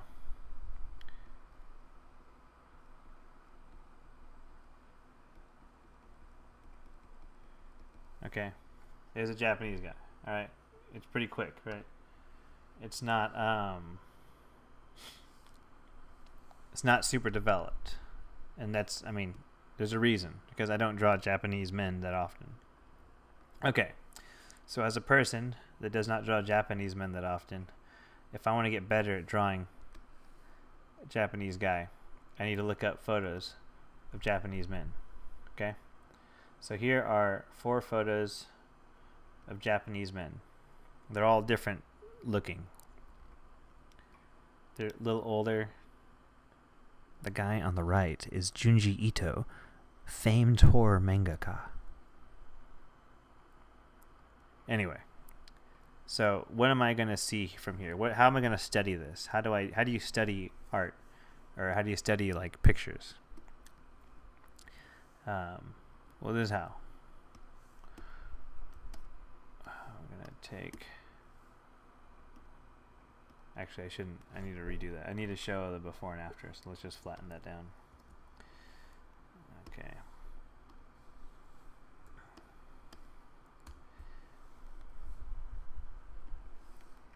We're going to start looking at this first guy, and I'm just going to take some quick notes. So on this guy, what we're going to notice is that his brow, he's got this interesting shape on his brow that's this. Oh my god, I fucking hate this. Okay, it's the wrong layer. It needs to be brighter. Here we go. See this brow shape that's coming out? It's like a little triangle right here. And this guy's got it too. Let's take a look at the other guys. There's a little interesting shape going on with the eyes.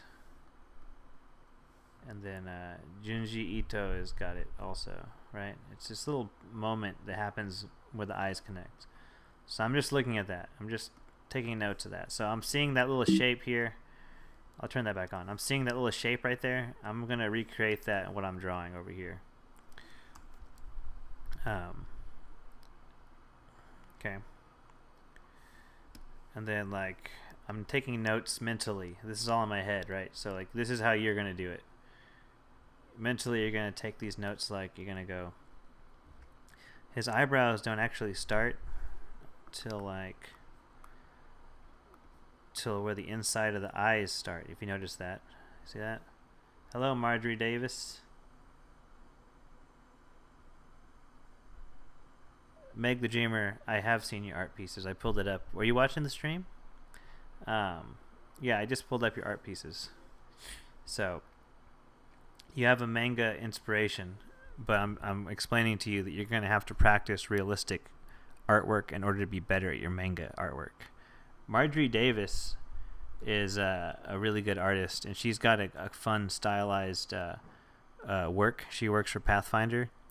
If you go check out her Twitch right now, you can kind of see the work she's got. But she still uses like a realistic lighting and rendering, and that adding those moments of realism are going to make your artwork stand out. So what I'm trying to explain is, like, you know, when we're studying this face here, we're going to pull these little moments, like I said, the eyebrow. It looks like the eyebrow starts and then like the eye is, the inside of the eye is right here. Okay.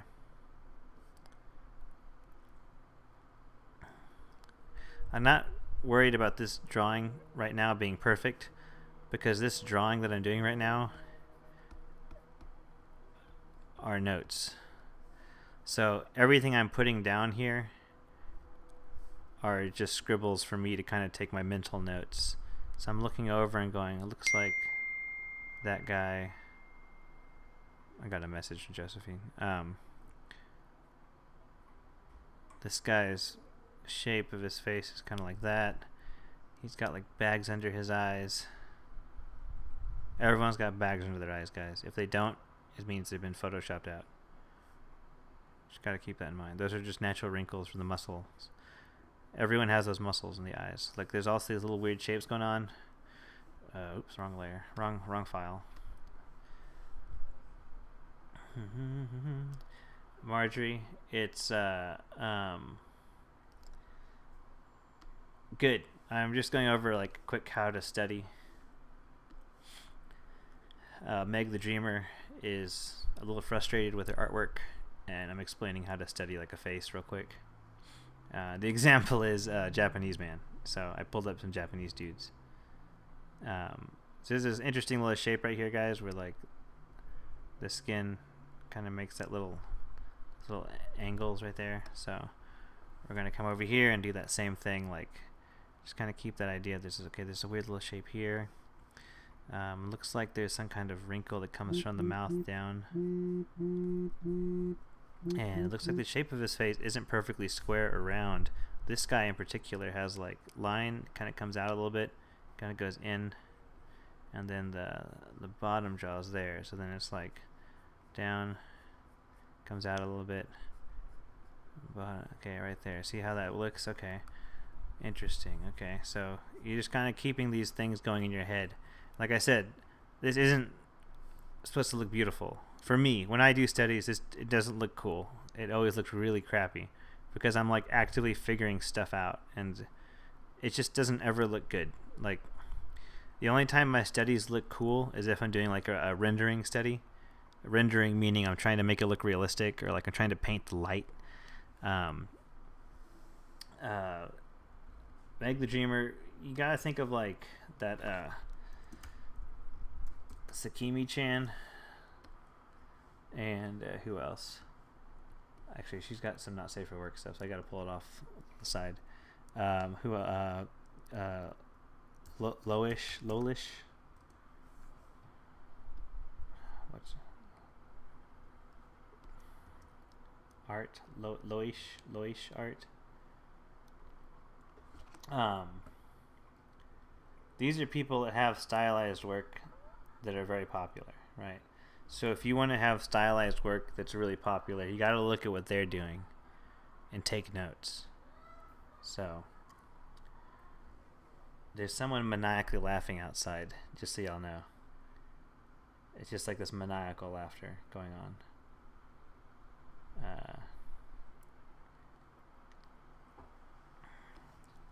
Here's a good example. Okay, so we're going to use this image as reference for later. But I'm sure y'all know who Sakimi-chan is. If you don't know who Sakimi-chan is, she makes like $1 million a year or something stupid. She's like super stupid, like popular.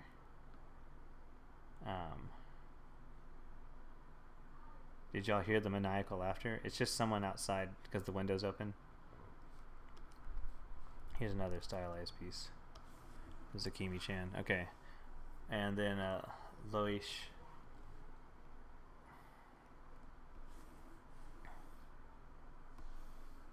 Of course, it doesn't let me pull this damn thing off. Copy image. Here we go. She's got stylized work that's like super popular. So we're going to kind of investigate. So multiple things we're doing right now. We're doing how to study, and like we're specifically going to apply it to this Critical Role fan art. Okay. Let's go ahead and just knock out this. So what I was talking about with you're going to take notes, right? So when you study, you're going to just take notes, and you're going to just scribble out anything that helps you get the ideas down. And then when you come back and start painting again, turn off your reference. In my case, I'm just going to close this window here. You can turn off your reference, and you're going to try drawing it again, right? So if I do that right now,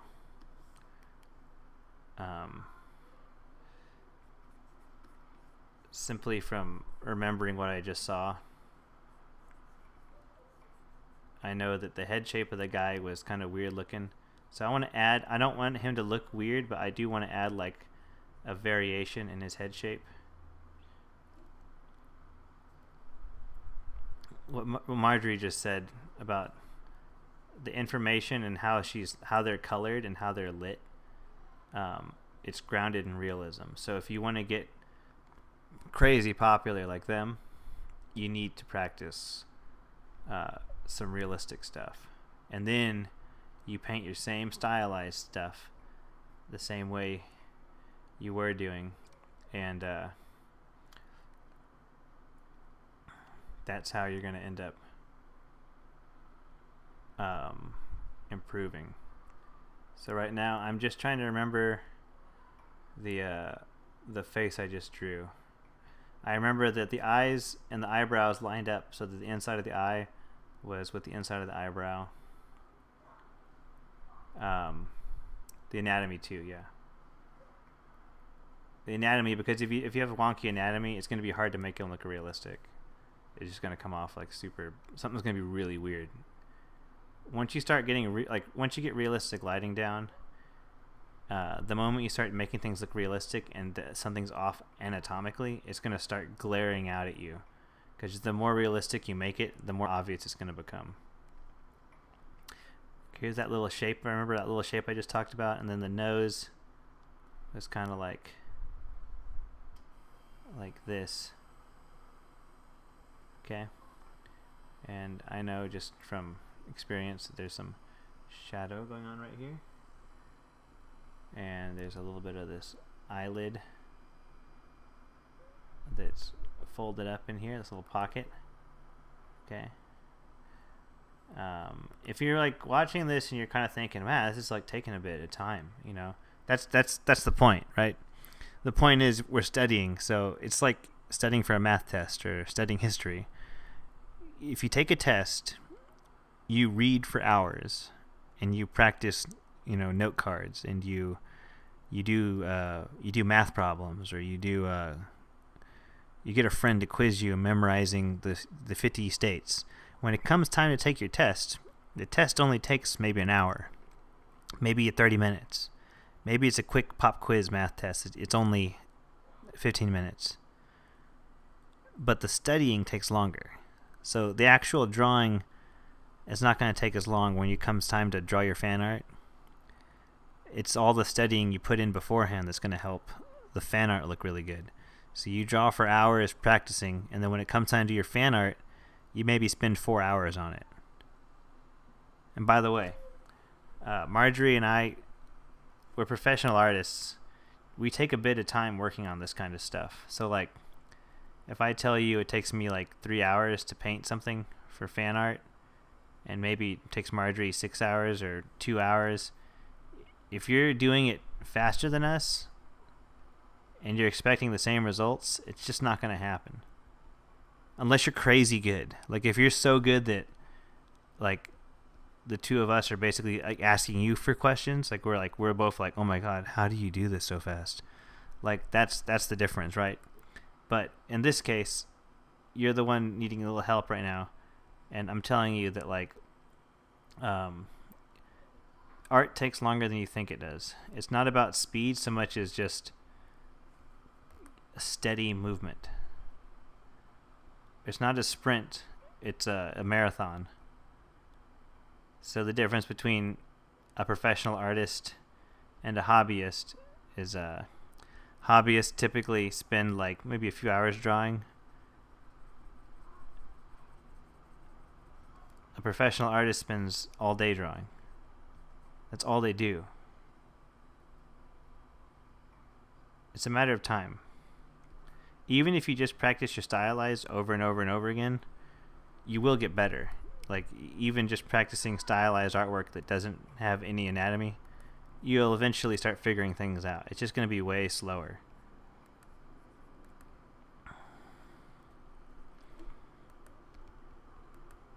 So here's my guy's face, right? Like, I didn't really look at the ears of that guy, but I know my ears, so I'm gonna draw my ears. Like I always said, all these ears are always my ears. They're either my ears or Josephine's ears, because that's who I look at. Like, I look at her if I need reference. So oftentimes my characters kind of look like my girlfriend, or they kind of look like me if I don't reference anything. Like, you have to reference stuff or else that's going to happen. Your characters are going to start looking like you. And that's not necessarily a bad thing, but it's definitely not a good thing if it's like if I'm drawing a Japanese guy, I'm not Japanese. So if he looks like me in the end, it's not going to help me.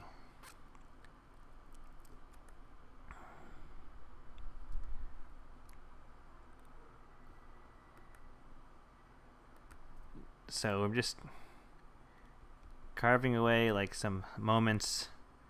I remember that the guy had like these wrinkles that came down from the nostrils, right?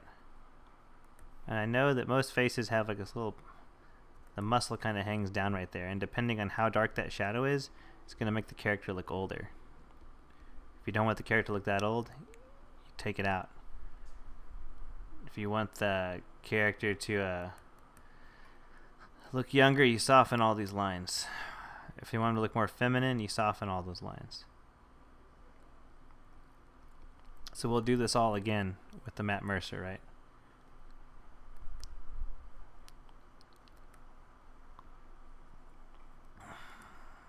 Okay. Now, I didn't pay attention to the lighting in that photo, but I can generally guess what the lighting is like.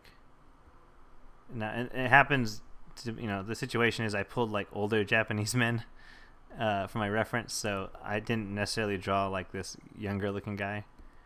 And I do know that this guy to the left, the first face I drew, he looks almost more like he's Taiwanese,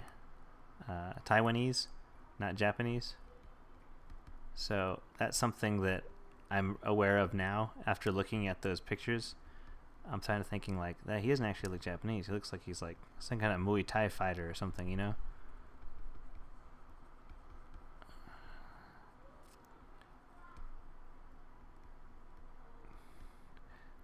Maybe we'll make this guy like a samurai. Top knot. He's like an older samurai guy. Okay.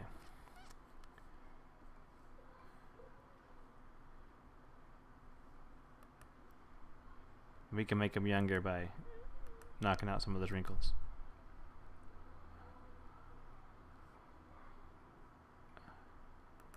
Let's just knock out these wrinkles entirely and make them younger.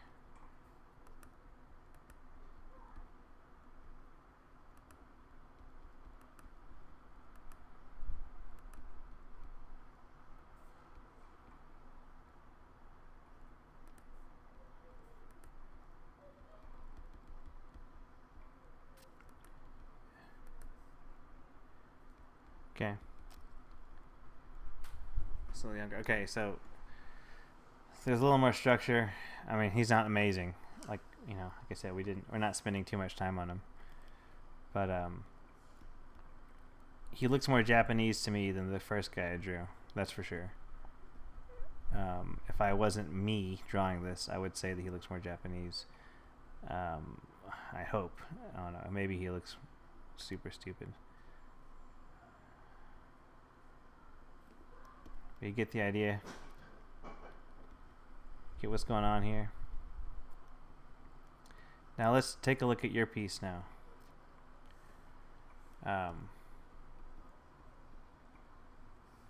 Okay. So let's do this all again now. We'll focus on the idea of stylizing Matt Mercer. First, you want to be popular online. You say you want likes. You say you want to be super popular online. You say you want people to like click on your artwork. These are two of the most popular artists online. Loish, whatever her name is. She's like an animator. She works for an animation company.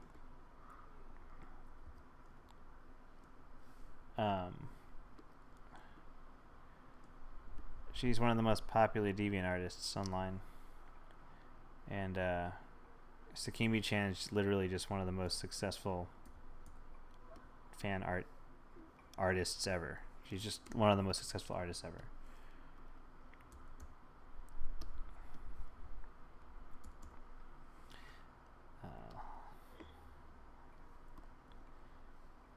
In case you didn't know this, if you go to Sakimi-chan's Patreon, she makes $30,000 per term, 1 to 2 terms per month. She makes about $60,000 a month.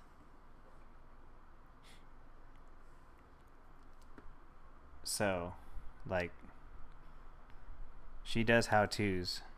If you want to like sign up for this Patreon and draw like her, she does tutorials. So part of her like tutorial process, she shows you like how she does fire, how she does the water, how she did this like, you know, earth bits.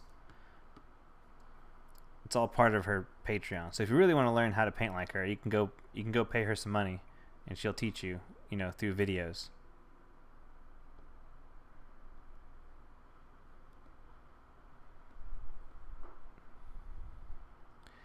It's here. It's this. If you pay $10 per term, you pay $10 a month. You'll be able to access 6 to 8 video processes, 1 to 2 video tutorial packs, 1 voiceover tutorial pack. So once a month, she'll have a voiceover tutorial pack to tell you how to paint like she does. So anyway, if your goal is to have a ton of likes and be online and do stylized work, these are two of the most popular artists. That's why I pulled the artwork up. So let's take a look at what they're doing and just investigate a bit. They've got some nice shapes, I can tell you that right now. That's what makes the stylized stuff really cool. They've got recurring shapes that are going to go on throughout the image. There's a flowiness. They both have a lot of you can call it like a feminine characteristics to the way they paint, but that's all bullshit. The world at large will say they've got a feminine quality to how they paint. They both happen to be women, so you could say that makes sense. But none of that really matters. I know lots of men that draw just the same way. I know lots of girls that draw very awesome, sweet-looking, manly stuff. Like Marjorie draws some really cool armor and warriors. So here's your work. Jen, are you here? Meg, I'm sorry, I called you Jen. Meg, are you here? I think you're still here. You left, Meg. I don't see you in the chat, Meg. Meg, I don't see you in the chat anymore. I'm gonna just continue. I'm gonna continue showing this off because I'm gonna put this online. So Meg the Dreamer did this artwork here. So this artwork is by Meg the Dreamer, and she wants to be really popular online with her artwork and get lots of likes. The artwork to the left is by Loish, and Sakimi-chan, two of the most popular artists online. So for the rest of y'all, we're going to look at her work and we're going to look at the work of these really popular people and see the differences there.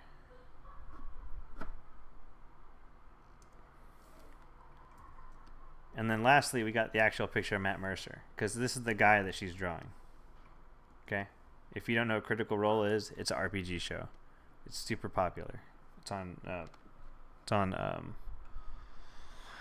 that channel. What's it called? Geek and Sundry, Twitch. Drink some coffee. Spill some coffee all over my desk. It's great. It's just a few drops. Okay. So, right away, for the rest of y'all, since she's not here, right away, a big thing I'm seeing is that there is a strong sense of anatomy in the stylized artwork featured to the left that's lacking from hers. So she's trying to give Matt Mercer these like Sailor Moon eyes, but that doesn't really work the way she's hoping. It's because it's just too stylized. It's stylized to the point where she's lost the likeness. And if this is supposed to be fan art of Matt Mercer, right now it doesn't achieve what it's going for, which is the likeness of Matt Mercer. So this nose here is just completely gone. It's just completely wrong. And I understand that that's the stylized choice, right? The argument is, but that's it's just the manga looks like. The manga doesn't actually look like this either. The manga for like Sailor Moon, the nose would be like that. It would kind of come out more. And I know that because I used to watch Sailor Moon when I was a kid. So like, even the stylized version of this is a little off. So let's see. Let me just put in tuxedo mask. Take a look at the nose. Like the placement of the nose in the stylized cartoons, it's really, really important. So whenever you're drawing like stylized anime, here we go. You've got to place all those features correctly. Alright, so like I said, even with this, the nose is following the same kind of anatomy guidelines that a real human nose would follow. So we should probably have the nose come out like from here.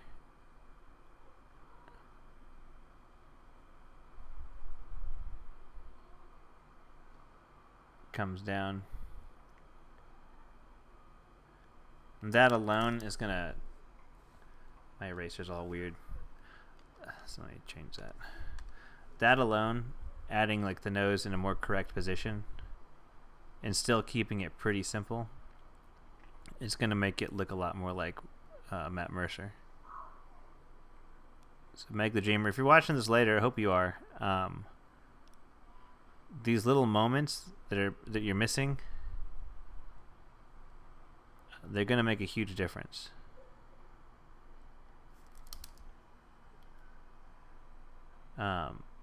Even if you don't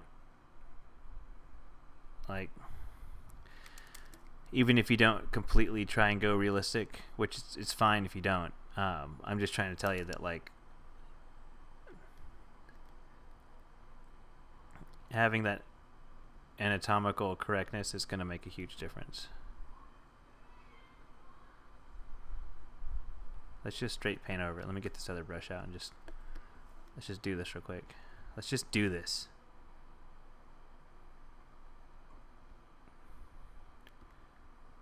As you notice,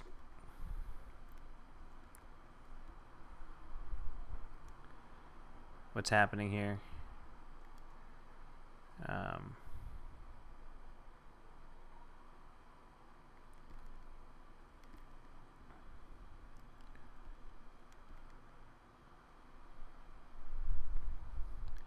There's little moments on that Sailor Moon style that are indicating like where the nostril is. So like, let's take a look at the tuxedo mask dude. I gotta get like a green. Okay, like that little shape is telling us a lot. That little shape is telling us that that's the bottom of this nostril, which would curve up here. You know, if the nostril was drawn in right there, that's where it would be. And you can tell all that just from that little shape. And if I draw the line, if I actually draw that line where the nostril would be,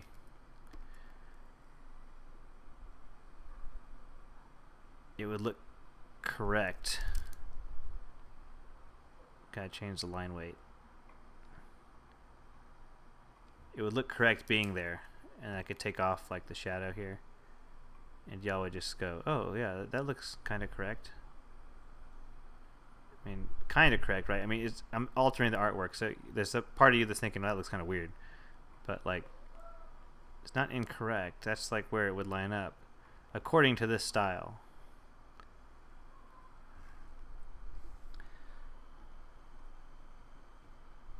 And then like we assume that the inside of the nostril will be right here. Like there'd be like, you know, there's a hole there. That's where you breathe.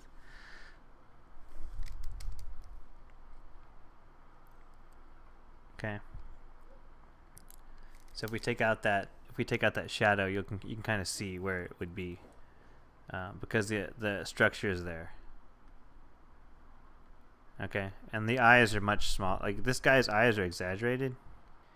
Let me rephrase that. This character here. Where's my goddamn cursor? Here we go. This character here is exaggerated. Like his eyes are huge compared to his head. This girl right here, her eyes are huge compared to her head. Even this guy's eyes are pretty big for being as old as he looks. Like those eyes are a little too big. But that's the stylistic choice. Her eyes are huge. Like those eyeballs are like if you were to actually like put your hand up to her face, those eyeballs are like, you know, maybe 4 times the size of a normal eye. But if you consider the proportions and how the rest of the head's shaped, it comes off natural. Somewhat natural. If his eyes are already huge in this stylized looking image, and like his eyes are even bigger in this portrait, that means these eyes are way off. They could be only this size and still be stylized. Because if you look at Matt Mercer, the real Matt Mercer, I mean, look at the size of his eyes compared to his head. Like,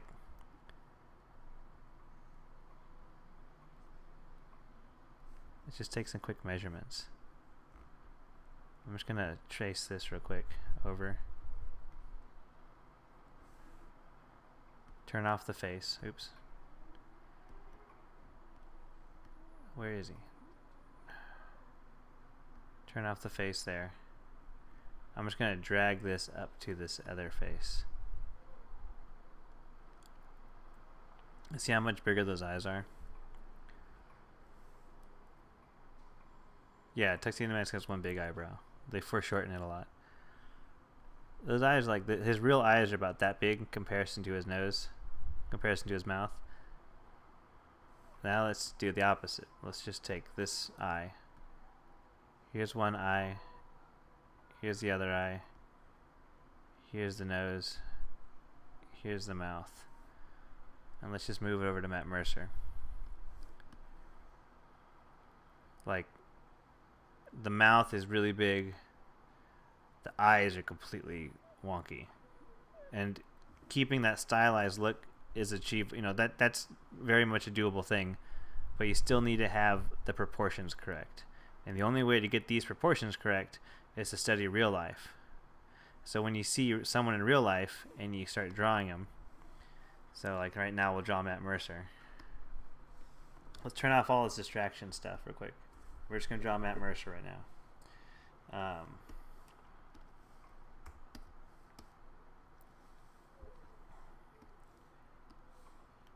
Just take the hair color here. Like I said, this isn't going to look great because I'm studying him.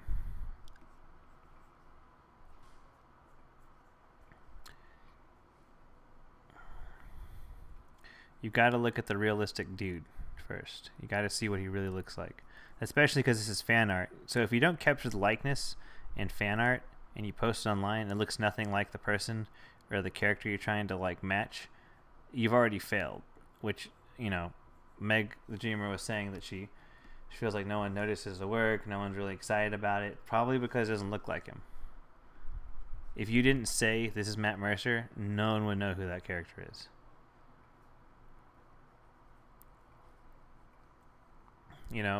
And for any of the other people that are artists that are listening to this, if you're listening to this on YouTube later, or if you're if you're just tuning in now, when it comes to fan art, you have to make it match the character to a degree. It has to, even if you're doing stylized work.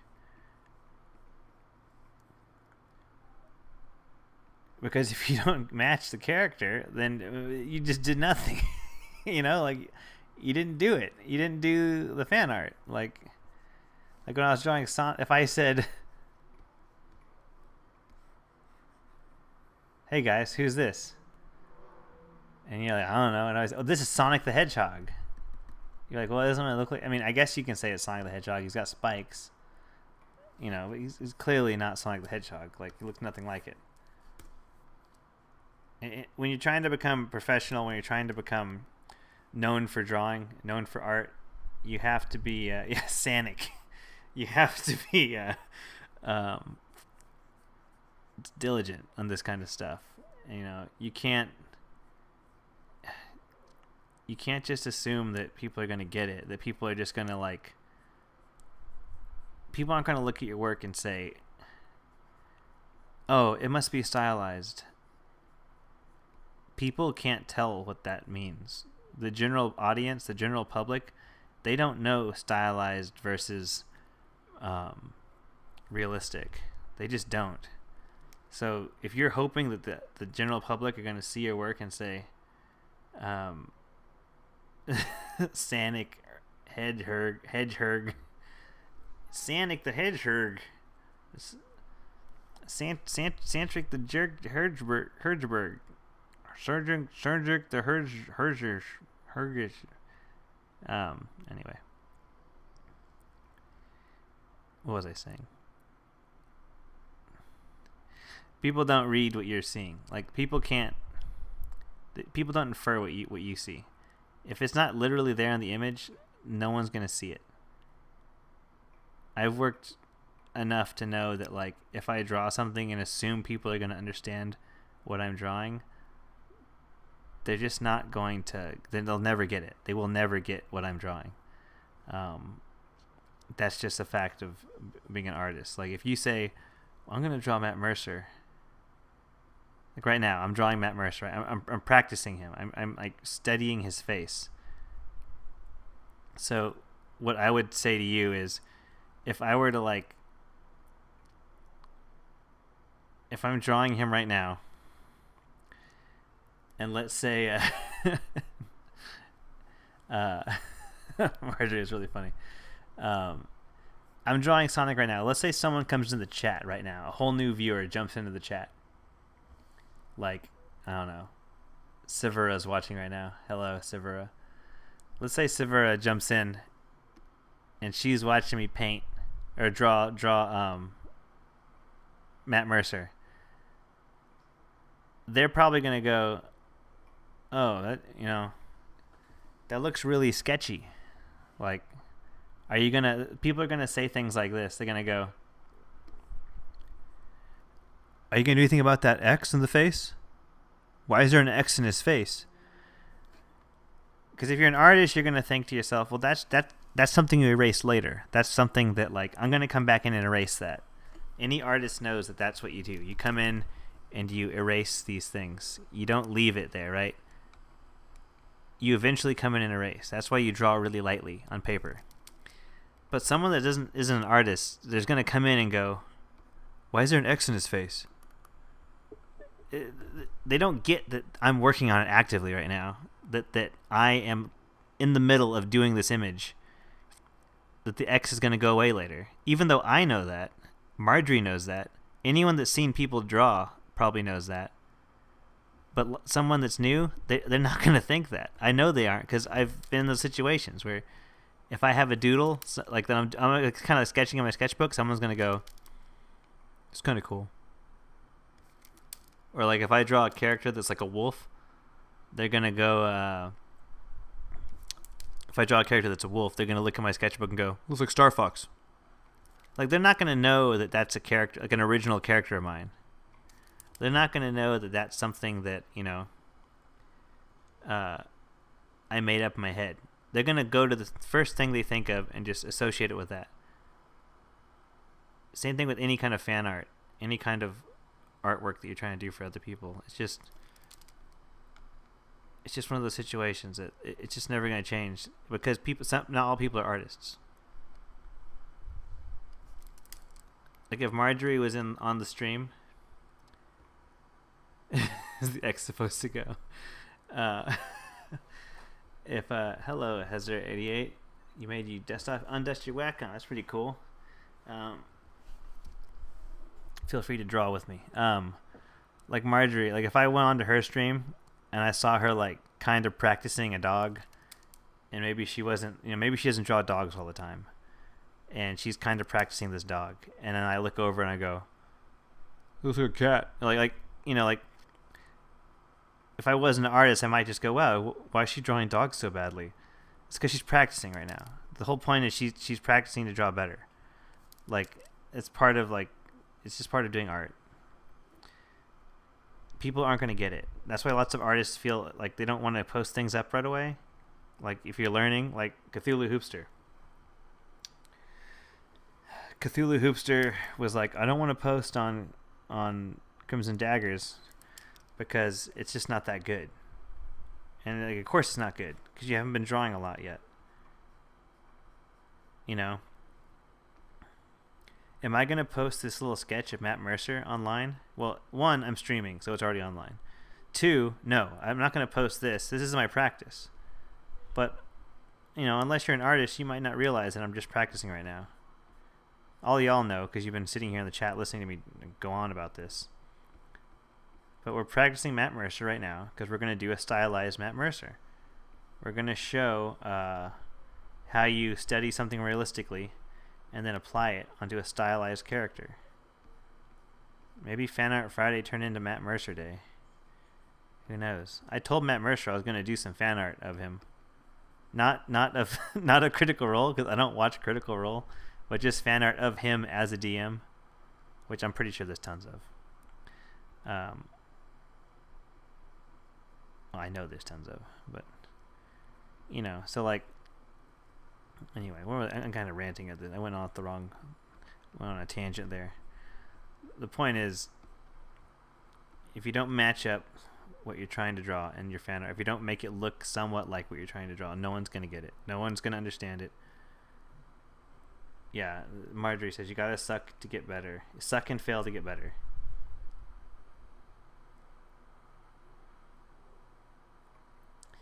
I made him post, Marjorie. We pressured him into posting that day because I got up at like 6:30 in the morning to get on stream to draw so he could draw too, and I was like, well, if you want time to draw, I'll get up in the morning, we'll draw together, and I'll stream. And he was like, are you gonna do that? And I was like, yeah, whatever, I'm gonna do it anyway, so just get online. So at the end of the stream, I was like, okay, post it. Don't tell me I got up at 6:30 just for no reason. Post it, because that's how you get better. The sooner you post it, the facts are, if you're watching this later, Meg the Dreamer, you might not watch this. I feel like I might have scared you off, but if you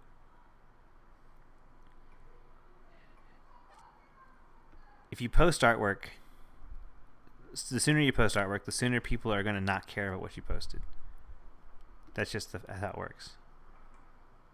No one really says your artwork sucks. The general public isn't rude. Your friends and family don't want to be mean to you. If you post artwork and no one says anything and you don't get that many likes, because it doesn't resonate with people. And there's many reasons why it won't resonate with people. One of the reasons is that A, it's not good. Another reason is that it's good, it's just not something that everyone can relate to. Right? So there's 2 different reasons. You can draw really good artwork and it can kind of be generic.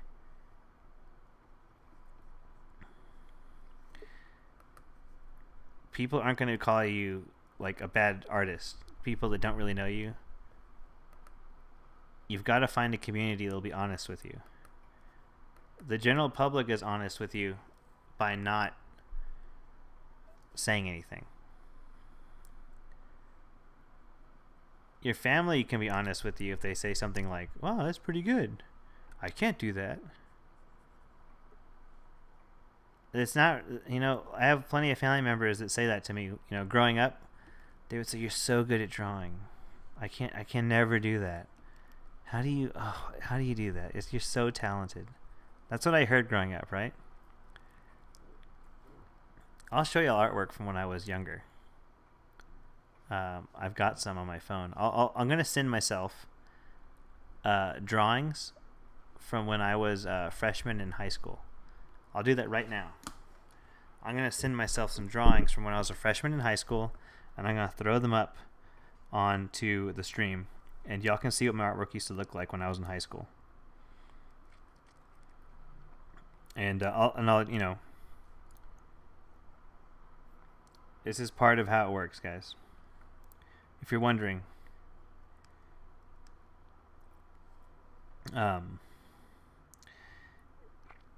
the answer is people don't like your artwork.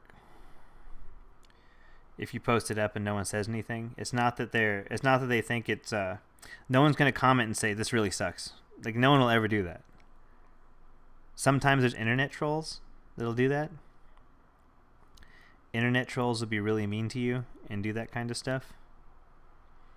But, generally, no one will ever do that. So, the facts are that it's just, when no one comments right away, it's because it's just people just don't like it. But you can make that different. You can make that change. So the way you make things change is you get so good that people can't help but to like it. You get so good that people see your artwork and they just go like, "Oh my God, like, you are amazing." Or you do a really clever take on something. It might not be something that is what do you call it? It might not be something that is literally amazing, but it's so clever, like what you added to it. Oopsie. Okay, hold on a quick. Whoosh.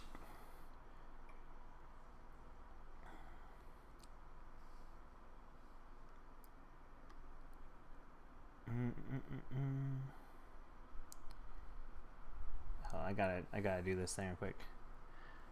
I'm gonna put on this little blinder here because I gotta pull up my iMessages. And I don't want y'all to see my iMessages.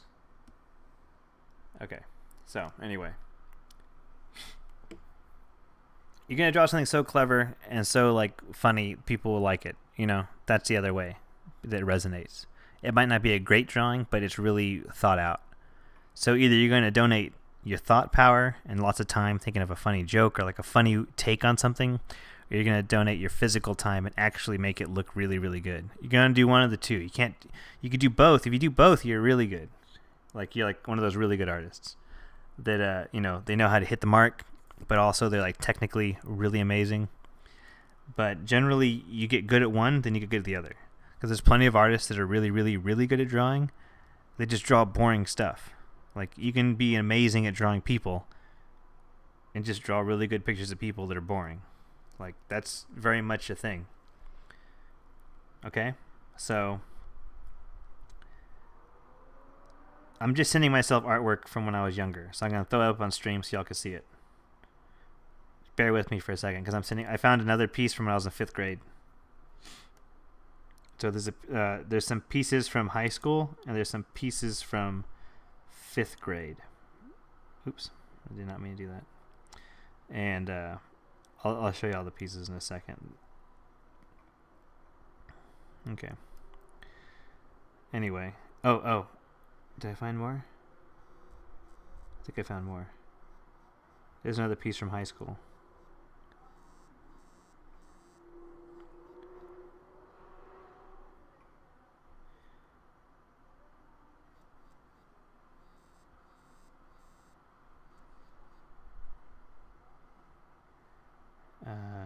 This is some other older piece too. I don't know if this is from high school or I think it's from high school. Okay. Let me get these artwork now. I'm gonna throw them in the chat real quick. Kurezar, hello, how you doing? I'm not throwing it in the chat. I'm throwing the artwork on my page. And give me a second, guys. I'm here. You're listening to me right now. I'm just putting the artwork from iChat into my Photoshop window. I don't know where I was saying with this.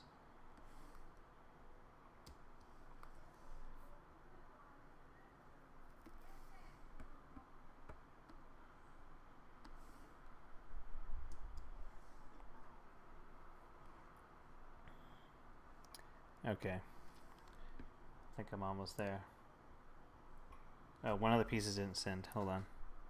That's an important piece, just because that's a piece. It's a piece from high school of a character I drew in 5th grade.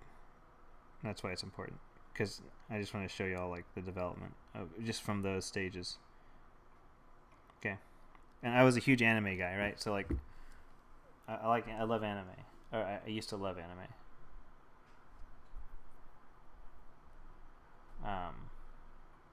Let me wait for this to send. Come on. Here we go. Go. Turn off. Okay. Back to Matt Mercer. Where were we? Okay. We're practicing Matt Mercer. I'm practicing Matt Mercer realistically because this is going to help me draw him stylistically. I'm noticing that Matt Mercer's got this front part of his face here that kind of comes off. See how there's some definite shapes going on with his face. Like the chin comes out, and then there's like this shape kind of comes off a bit.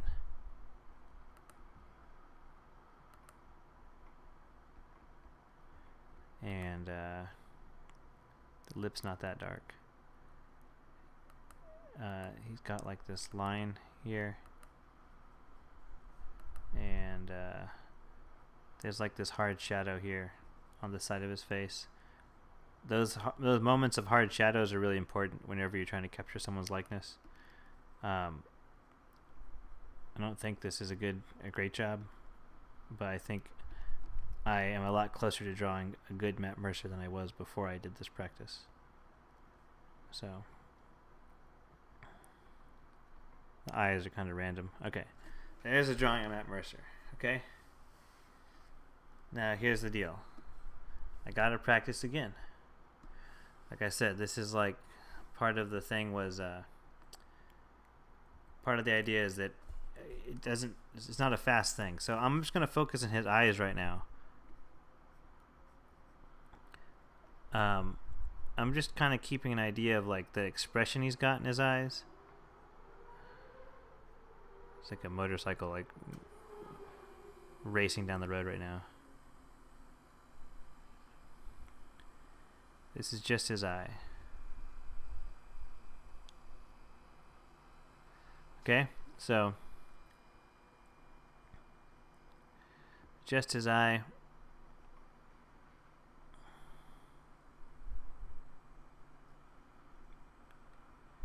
And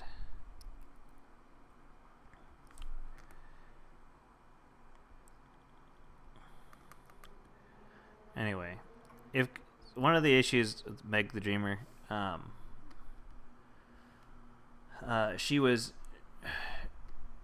she came in saying these are the issues. She said, "Hi everyone, feeling discouraged again because of my." She's depressed. She's clinically depressed, so that's one of the reasons she was feeling down. But no, she was depressed about her art and also her fan art from Critical Role because she didn't get many likes over 1K. like she didn't get many over 1K likes / notes. So she wanted people to comment and give her likes.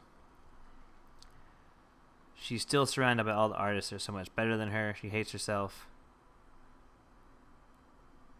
Most people get so much compliments for their work, but she doesn't get a lot.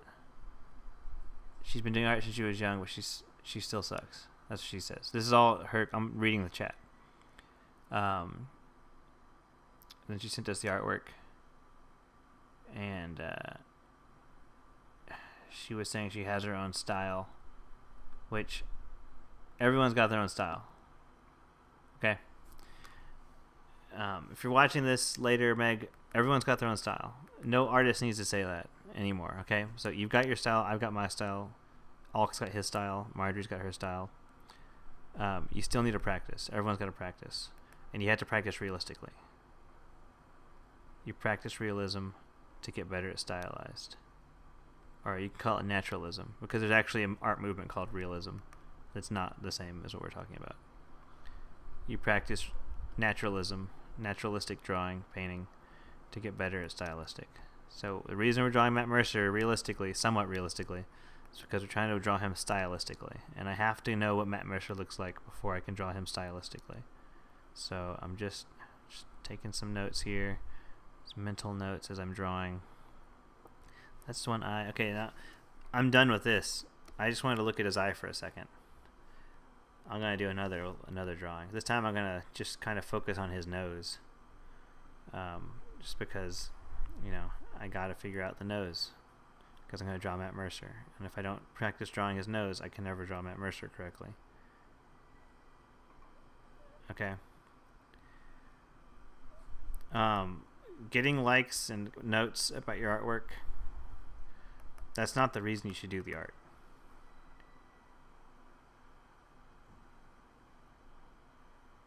You're at a stick level now? What's stick level mean? Anyway, what I was saying was,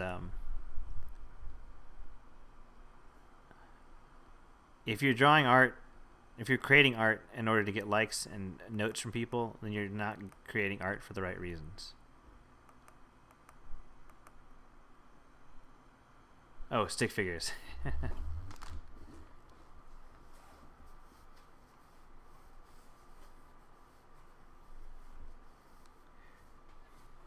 Yeah, Marjorie suggested a really good book, Drawing on the Right Side of the Brain. I can explain some of that. Well, I can explain some of the stuff that, my drawing professor explained to me back when I was in college. But let's get back to what I was saying real quick. What was I saying?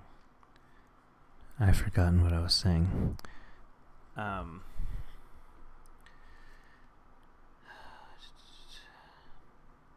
If you're drawing to get likes and notes on social media, you're drawing for the wrong reasons. You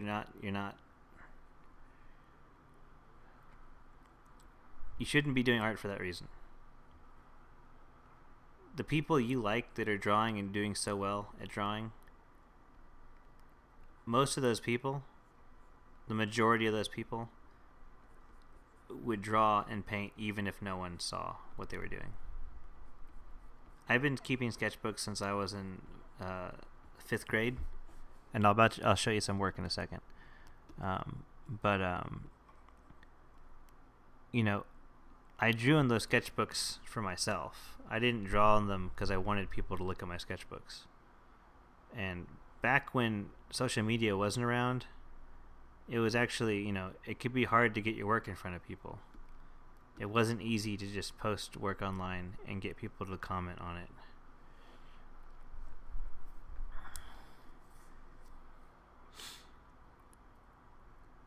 Yeah, Marjorie is talking about, so when it comes to drawing, some people draw and they start simplifying to a point where, Matt Mercer's eye. That's a photo of Matt Mercer's eye. Let me highlight it better. That's a photo of Matt Mercer's eye. Here's a more stylized version of Matt Mercer's eye. Here's an even more stylized version of Matt Mercer's eye. Here's an even more stylized version of Matt Mercer's eye. Here's like an eye. I mean, you simplify to a point where it becomes a symbol and it's no longer an illustration. And most people, when they see, like if someone tells you, if I tell someone draw a table, lots of people will be You drawing Matt Mercer right now? yeah, it's part of that Meg Girls thing. Mm. So lots of people, if you say like draw a table, people will go, okay. It's a table, because a table's square, right? A table's rectangular. And you can be looking at a table, and I can tell you, like, and most tables aren't like that, right? They're like, you know, they've got like table leg. Oops, not like that.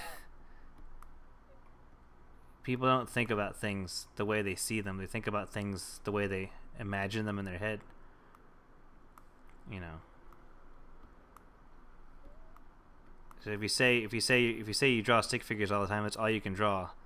That's not actually even drawing. Like, it's not even, I mean, like, that's like base level understanding that humans have heads and there's some kinds of things that come off their body. But you know more than that. You actually know way more than this. Because if that was all you understood, you wouldn't be able to tell your family members apart. Because they'd be like, oh, all I can recognize is there's a head and a body and legs and arms. But in reality, you know what your mom looks like. You know, like if you have a sister, she looks different from your mom. Your dad looks different from your mom. You know, like there's a bunch of details you notice every day that you just don't think about. That's why we're doing like this little study. Because if I were to just draw a stylized Matt Mercer, it'd look like crap because I don't draw Matt Mercer. So in order for me to show you how to draw a better Matt Mercer, I have to draw Matt Mercer and practice Matt Mercer on here so y'all can see what it's like to get better at drawing Matt Mercer. And then we can do a stylized Matt Mercer and you can see that, oh my god, like if you practice, it really does improve what it looks like when you study.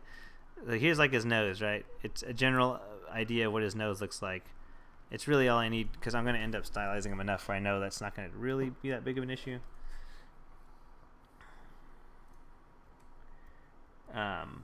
Let's see here. So let's turn on the stylized picture. Here was the picture she did.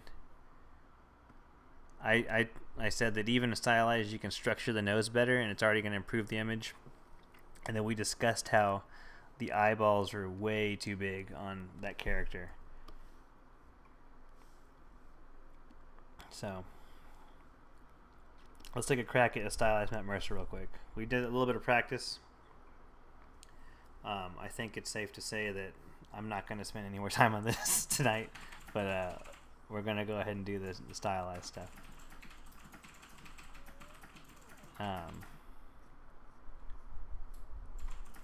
Okay.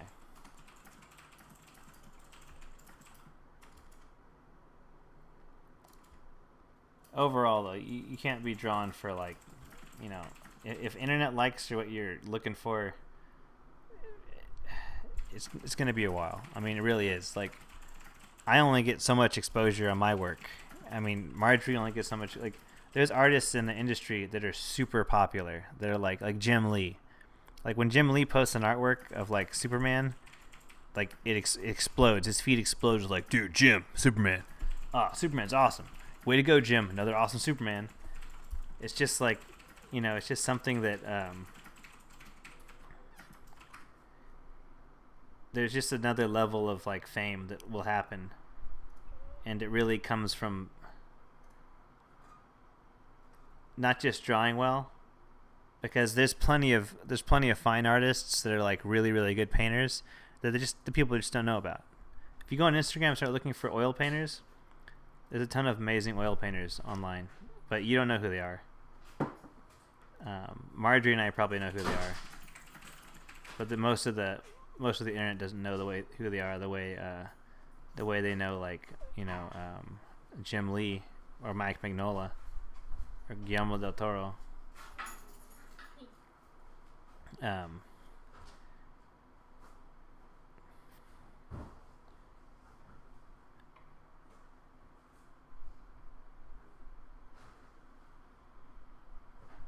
Now, if you're watching this and, you know, I'm drawing the stylized, it's not going to look like hers. It's not going to look like Meg's because A, I'm not Meg. So it's never gonna look like Meg's. It's gonna look like my version of stylized. And if you know anything about me, which most of y'all don't, I love Naruto. And so when I draw stylized stuff, I often kind of copy that Naruto style eyeball. And the way Meg's kind of copying like this Sailor Moon style look. So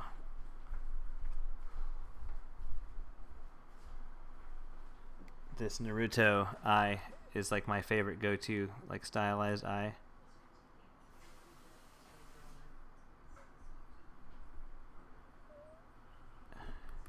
She's not in the chat anymore. If you're watching this now, Meg left the chat a while ago. I'm just continuing the tutorial because I'm going to post this on YouTube.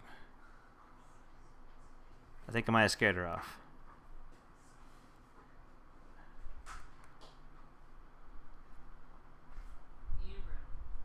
Anyway. I'm kind of looking at Matt Mercer. His nose is... He's got a big nose, guys. He's got a long nose. So, you know, like, we have to define that a bit. Like, that's going to give us a clue that it's Matt Mercer and not just some random anime dude.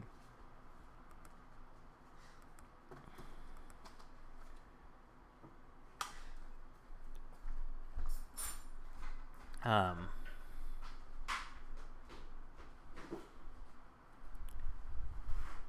just going to be chiseling away back and forth at this. I think I'm going to go ahead and leave the nostril off. I'm going to go ahead and do like this, like, shadow.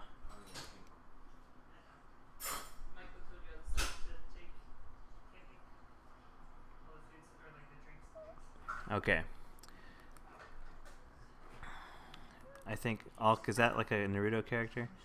I'm not finished with it yet, so if he's like one of the guys that come out later, I still need to finish the comic. I was reading Naruto back in middle school before it was officially in the US, reading the fan subs or the fan translations from a website called Akira Toriyama World. I don't know if any of y'all know Akira Toriyama World is, but Toriyama World was the first site that started translating Naruto till it got licensed by, I think, was it Viz Kids or something, whatever that company is. It's a catchphrase.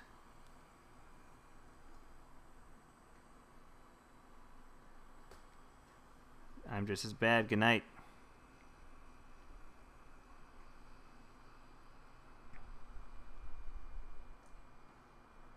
Okay. I'm taking my time with these eyes and the nose because a big tip for like capturing the likeness of somebody, the spacing between the two eyes and the nose, the length of the nose, that little space, that really defines what a person looks like. So if you mess that up, you already like kind of fail typically at getting the likeness right. It'll look like a good drawing of a person, but it won't look like the person you're trying to copy. If you're trying to, like, you know, make it match. Okay. Believe it. Yeah, no. In English, it's so stupid. Believe it. The hell kind of like, believe it. I started watching Sonic the Hedgehog cartoon on kisstoon.com or it's .me or something. Because I remember, like, there was one Sonic the Hedgehog cartoon that came on the USA Network, like, early mornings and Saturdays. And it was really good. Well, I remember it being really good. And I found it on there, and I was like, oh, man, I'm going to watch all these Sonic the Hedgehog cartoons and, like, you know, finally get to see what the series is. Ace in your face. Welcome to the chat. Not Sonic Underground. It was from the 90s. It was just called Sonic the Hedgehog. And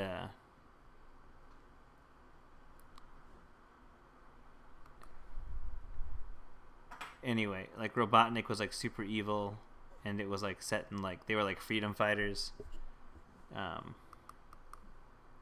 But I don't know. I don't know those names. Anyway, Sonic's voice was super stupid. It was just so terrible. I couldn't watch it. I just was like, oh man, this is not what I remember. Sonic was like that.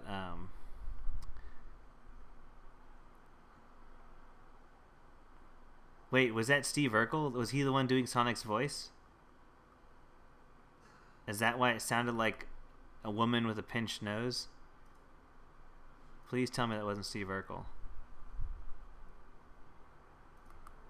Because that's why Sonic's voice was terrible. It was like, oh no, I'm Sonic the Hedgehog, and he got like this stupid, terrible voice. I couldn't watch it, guys.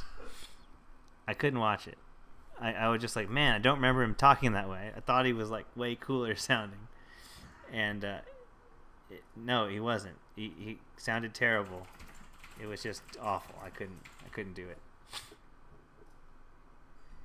The Adventure one is the one I'm talking about.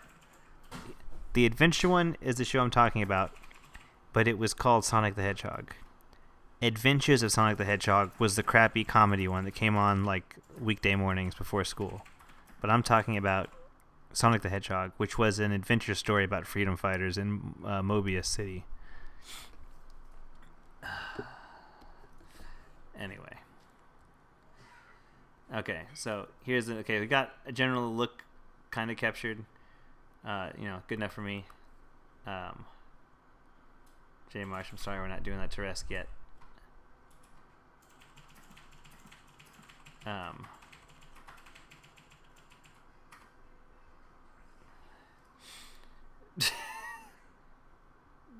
My girlfriend's trolling us. Let's see here. Oh, I forgot I'm also a mod. That ruins it.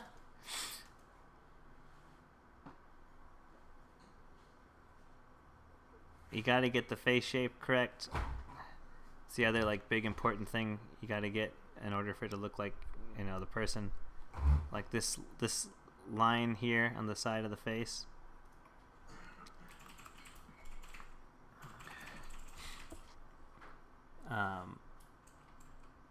This little profile line, like getting this right, it's going to really determine whether or not it looks like Matt Mercer. Like I said, this is all stylized, not supposed to be realistic.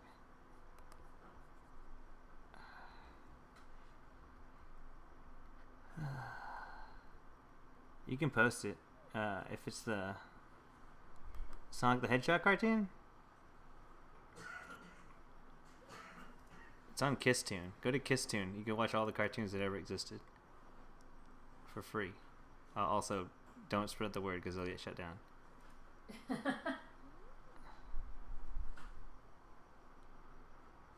I watched all of Rick and Morty on there. I watched all of the new Ninja Turtles cartoon from Nickelodeon 2012 Ninja Turtles cartoon. It's a really good show. That one's really good.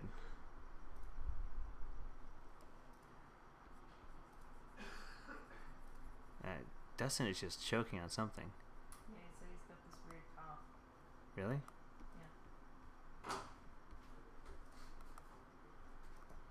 Yeah.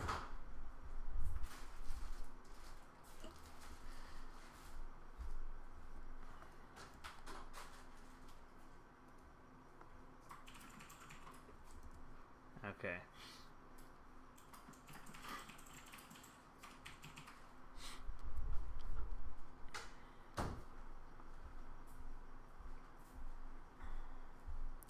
Get the hairline somewhat correct. I should meet up with her soon. Let's get her money and stuff. Alright. Man, that's that same motorcycle. I heard that earlier. Is it for her engagement? No, that's so nice. Oh, they're gonna love that. Okay, so here's like the hair. We found out that my key card has access to the It's awesome. Yeah, I'll make Okay. sure she gets this. Cool. And his side of his face. Dustin, J. Marsh 88 says And your stop motion movie was awesome. Oh, cool. Y'all like Dustin's stop motion animation movie? It played during Gathering Party today. It's called Oh, nice. it's called a Lego stop. It's called Lego Motion.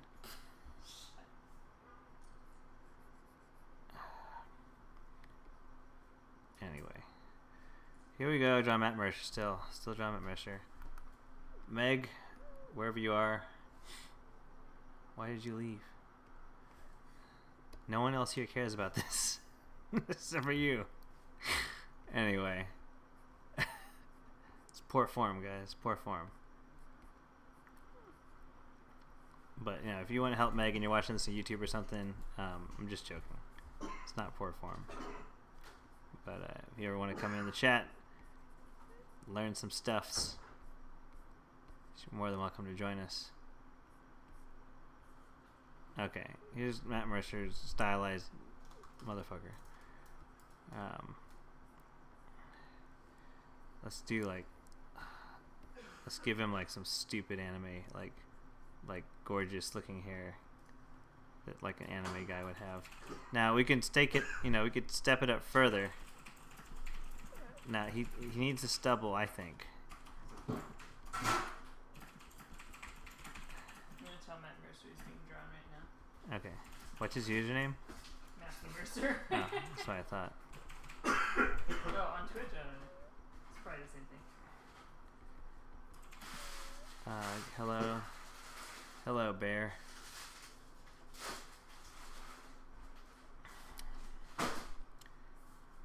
Okay. We're going through.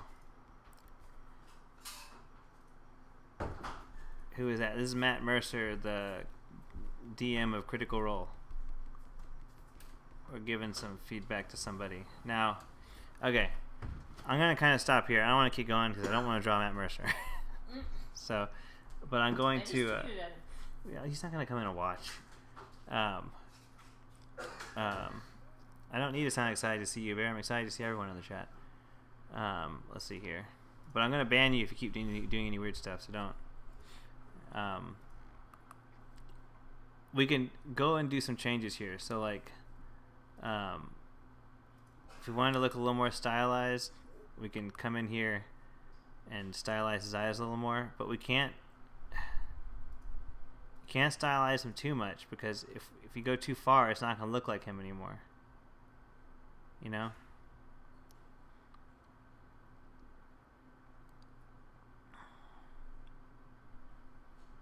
But, like, keeping the face shape. Man, our roommate's dying, guys. No, don't say that. He's dying, guys.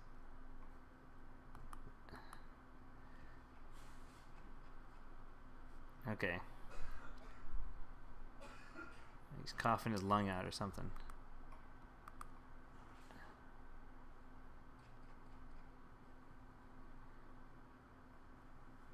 Okay, so like we can stylize his eyes a little more, but you gotta keep in mind that like the further you go, the less he's gonna look like Matt Mercer, and the more he's gonna start looking like some random dude.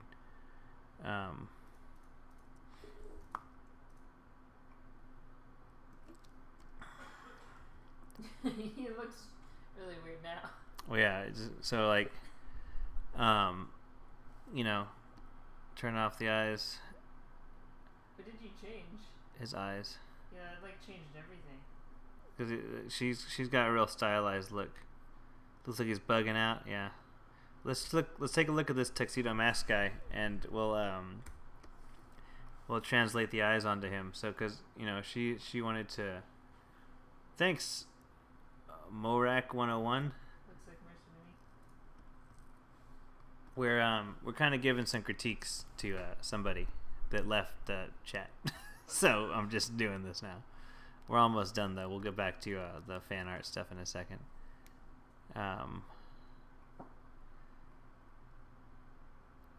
Let's say you want him to be in that Sailor Moon kind of style. We gotta like.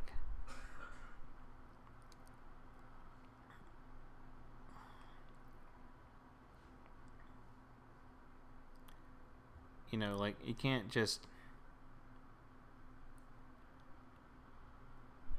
change everything. If I make the face shape try and match the shape of his face on. As if Matt Mercer were an anime dude. I guess that's different. Yeah, that's what I'm trying to. I'm trying to show different ways you could do it. Yeah. If you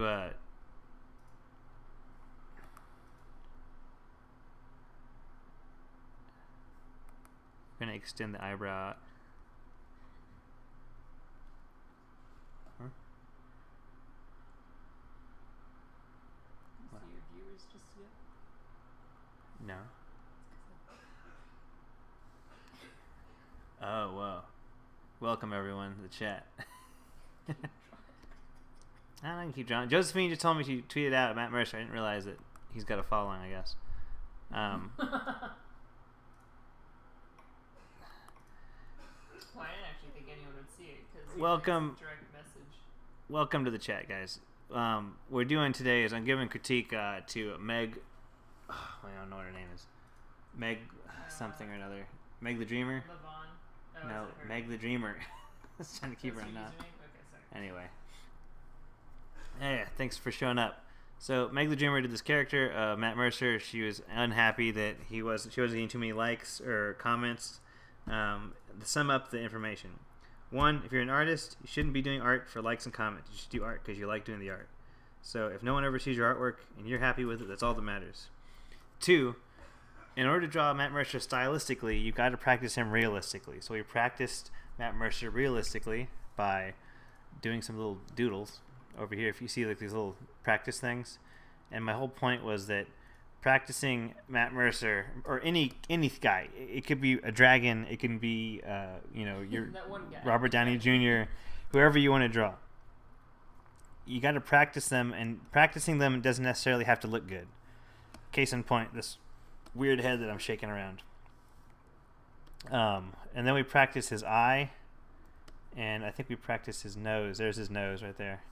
So we practice different parts of him, and then we got to come and stylize him. And so in order to practice stylizing him, I first drew him out based on what I had studied and based on the picture I have of him. And then we changed his eyes up a bit, and we're trying to see the best way to get his eyes down. And now I'm taking the eyes from this Tuxedo Mask character and kind of putting them on Matt Mercer, because she had kind of like a Sailor Moon style image of him, so I'm going to try and do a Sailor Moon style image. But the big note is that, he can't be too stylized, because you're not gonna know who it is, and you have to practice realistically in order to get a good stylized character. You have to practice him realistically. So even if you do anime style, even if you do cartoony style, you have to practice realistic artwork. You have to. I mean, okay. You don't have to if you don't want to get better faster. Matt Mercer said, "What?" If you want to get better He was faster, fine. oh great. If you want to get better faster, you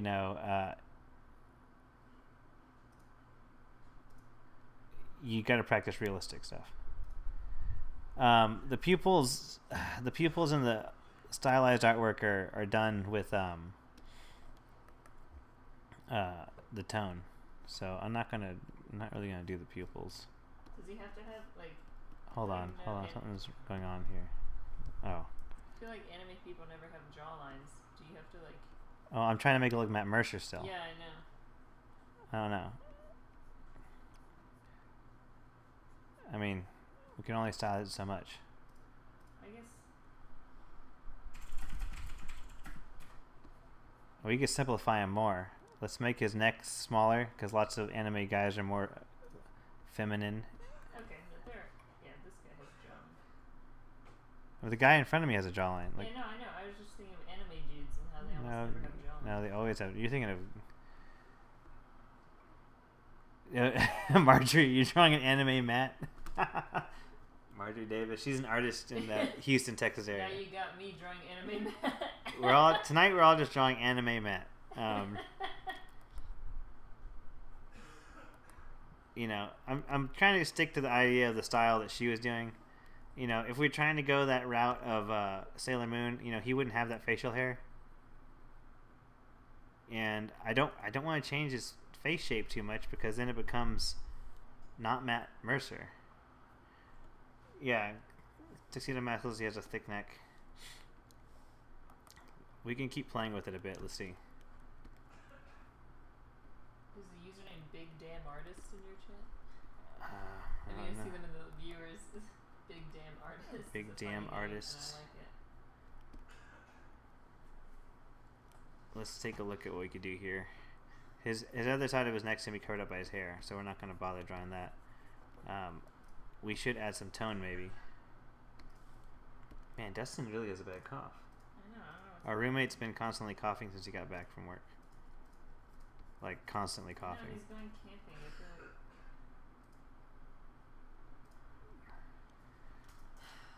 like You heard your name. We saw you on the user list. I heard my name. What? Big Damn Artist. It's a great username. It's a great username. Says For watching an art stream. my girlfriend. DJ Strong. Hello, friend DJ Strong. Hey, do you want some tea? Okay. I'm gonna put the kettle on. I don't know what's happening to you either. Is there something in your throat, Dustin? Is it tickling? Huh? Is there something tickling your throat? We did Overcooked. No, yeah. You played Overcooked? Top Chef, and I was the Gordon Ramsay, and I yelled at everyone. Oh, you just hurt your throat. You should get some tea. Yeah. Get some chamomile honey. I wasn't coughing all day. Sorry, guys. Some roommate stuff. Hello, Big Dumb Artist. Hello, I'm a narwhal.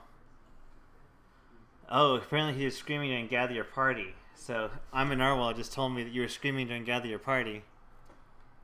Final Fantasy 9 Master? Yeah, you hear Joe in the background. She lives here. Dustin's here too. Remember how we all live together, guys? We all live here. This apartment. Anyway. Yeah, I noticed people. Let's do that, like, anime kind of like one streak kind of bang thing. Thanks, I'm gonna keep trying to get things together for. Here's like this, like, I mean, this looks kind of like, Yeah, I think I'll do green tea. do the green tea with the mint. That Think- sounds delicious. Let's see here, guys. We're getting our roommate, he's gonna get some tea. This is kind of looking like a... Groovy. Uh-oh. He's got a follower. Whoa.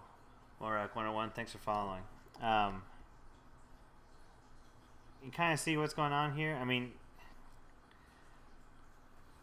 overall, to sum up what we did, let's just sum it up real quick. We had a artist that was unhappy with the artwork. People don't like it, she says online. She's not getting likes or comments. And the reason they're not getting likes or comments is because people don't like the artwork. Specifically, like, it's not speaking to them. It's not something that they're... Hello, OMG Steve FTW. Thanks for following. And also, that's a marketing thing. What? That's also like a marketing thing. Like, where you could. Like, if people are seeing it for likes. Likes... Hold on. Everyone... Okay. She's putting the artwork online. She wasn't getting the likes. She wasn't getting comments. The reason not getting likes or comments is because it's not resonating with people. The reason... Oh, sorry. You're not seeing the original image. Here's the original image. I had the edit over the original image. The reason you weren't getting likes or comments is because it's not resonating. There's two ways to resonate your artwork with people. It's got to have a clever idea within the artwork itself, or it's got to be super good, like stupid good, where people just can't argue that it's just that good. You can have a combination of the two. You can have a clever drawing that's also very good, or you can have one that's just so clever and funny that you put so much thought into it, people could really see that you must have thought this thing through, right? The idea is that this artwork wasn't necessarily hitting any of those. That's just the truth. I'm not trying to be mean. This is just the facts. The facts are it's not resonating with people. Why? Let's think about it. One, God, my layer was in the wrong layer. One, Marjorie, you should post a link. Yeah. Okay. One is, let me just use a text tool. Doesn't look like Matt Mercer.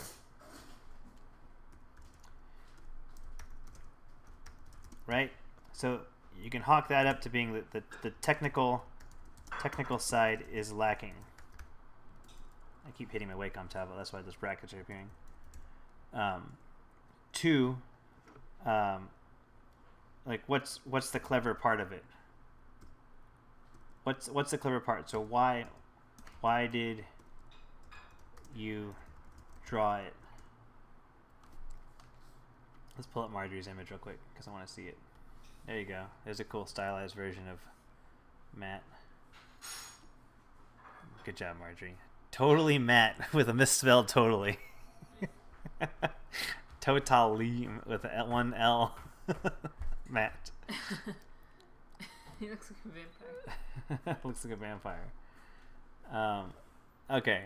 So what I was saying is it doesn't look like Matt, so the technical side is lacking. Right?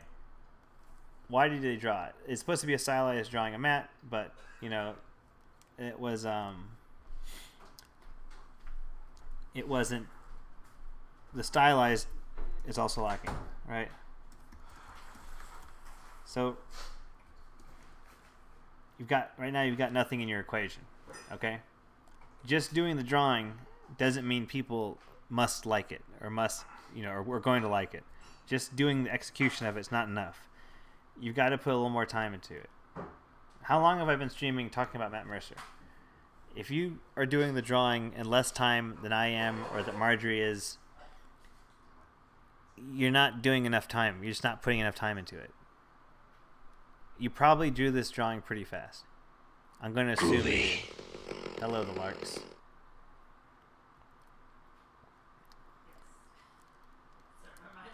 You're probably doing it too fast, guys. That's the issue, okay? And it doesn't look like Matt.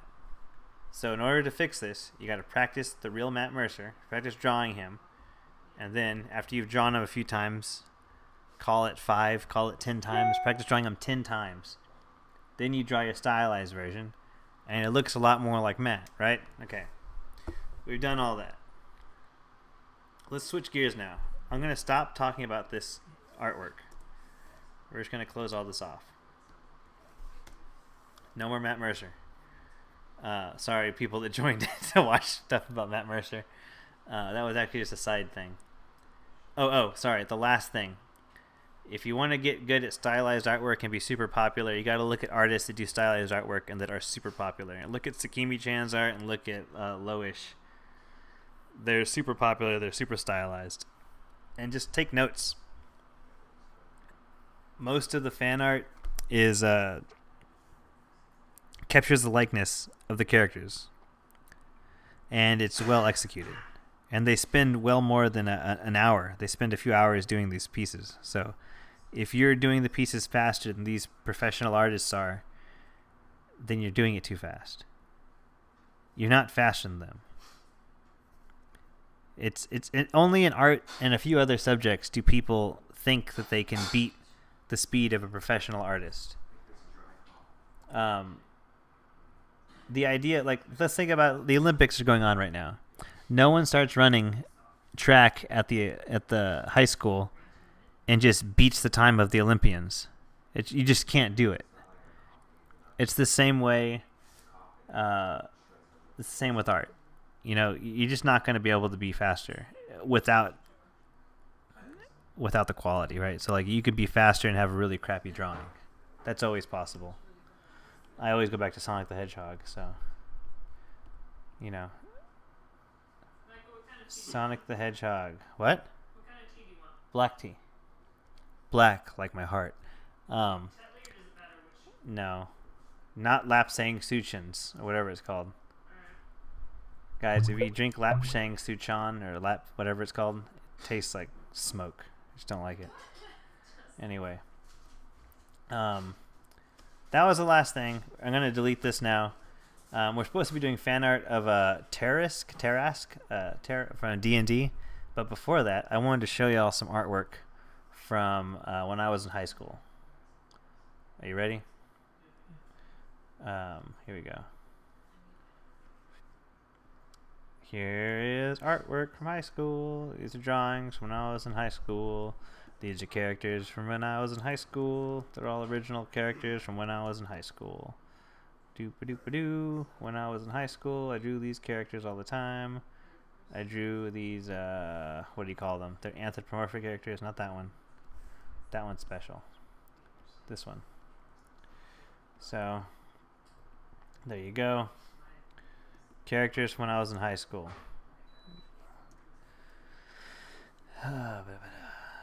So, my point, stylized lacking. Original character, do not steal. Yeah. So, here's the deal.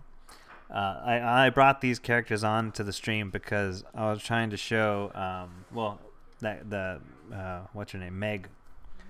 I was trying to show Meg that, I'll answer that question in a second, Hyperlight Grifter. I was trying to show Meg that, you start somewhere, and she said that she had been drawing all of her life and that she still sucked. Those are her words, not mine. And so what I was trying to show is that, like, I've been drawing all my life too, but you can still get better. Like, even if you think you're good way back when, it doesn't really mean anything because you always improve, and it's just part of how it works. And yeah, so these are some drawings from high school. Hyperlight Grifter. I imagined these drawings as part of a cartoon show because I used to want to be an animator and I wanted to make my own animated show. When I was in high school, I wanted to be an animator. I wanted to make animated cartoons. Like I said, I was really big into anime. So these are all anthropomorphic characters for a cartoon show I wanted to make when I was a kid. And I mean, there's still some cool ideas within these. The top mid picture, yeah. I mean, I like the ideas within them. Did you know he's supposed to be a shark? You probably didn't know that because he's looking like a shark, except for the fin on his back. I like the ideas. So what I've got here are ideas that I can draw upon now as an adult, and I could do some cool shit. Basically, that's what I could do now, right? The ideas don't change. Like the technical ability changes. Now, notice the character to the top left right here. This character is special because I happen to have the original drawing of this character from when I was in 5th grade, and I'll pull that up right now.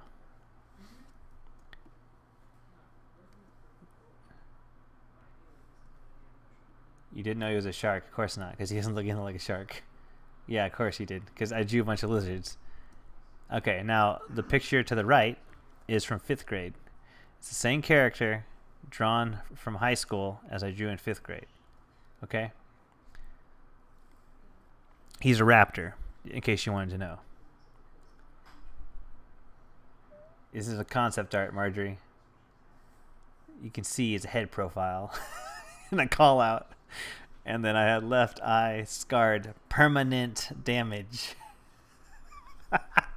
Left hand was cut off. A robot hand replaces it. And I did this thing where I boxed each word in for some reason. Who knows? I was in 5th grade, right? But yeah. This is a character from 5th grade. I drew again in high school, which I'll probably draw him again in the future. I just, I don't know.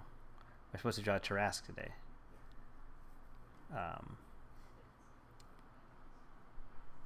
The notes are vital, yes, because the artwork wasn't enough to tell me what was going on. His head is already drawn in profile. And just in case you wanted to know, this is how I used to draw the character. I would do it like this. First you draw the eye, and then you draw the brow, and then you draw the nostril, and you go down, and you go like this, you go like this, and you go like this, and this is how you draw the raptor. And you draw each individual tooth within the gum line, because that's what makes it good. If you draw all the teeth individually, it makes it way more detailed. Man, did you know that? If you draw all the Marjorie, did you know that? If you draw all the teeth individually and the gums, it makes it way more detailed. It makes it way better. And then, like, you know, because of dimensions, this is the other side of his head. This little part, this idea that I drew the other part of the face was always really awesome. And you gotta get the curve of the neck just right. And then he's got his collar on.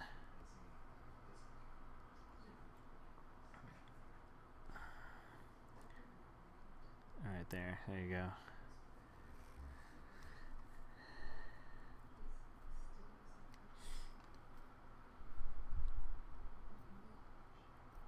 Okay.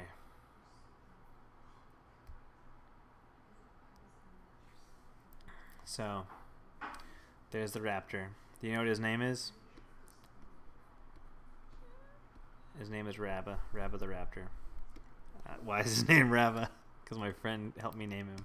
I didn't know what to name him. I could draw a new version of him. You know what? Maybe I'll do that in another stream. I'll do a new version of him, just for fun.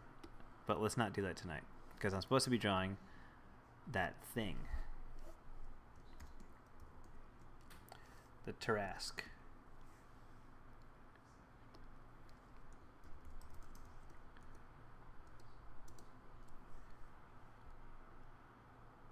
This is Japanese man. Oops, I closed the wrong file. Don't save.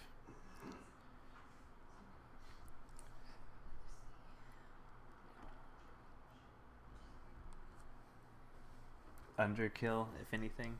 Where's the chainsaw? There's no chainsaw.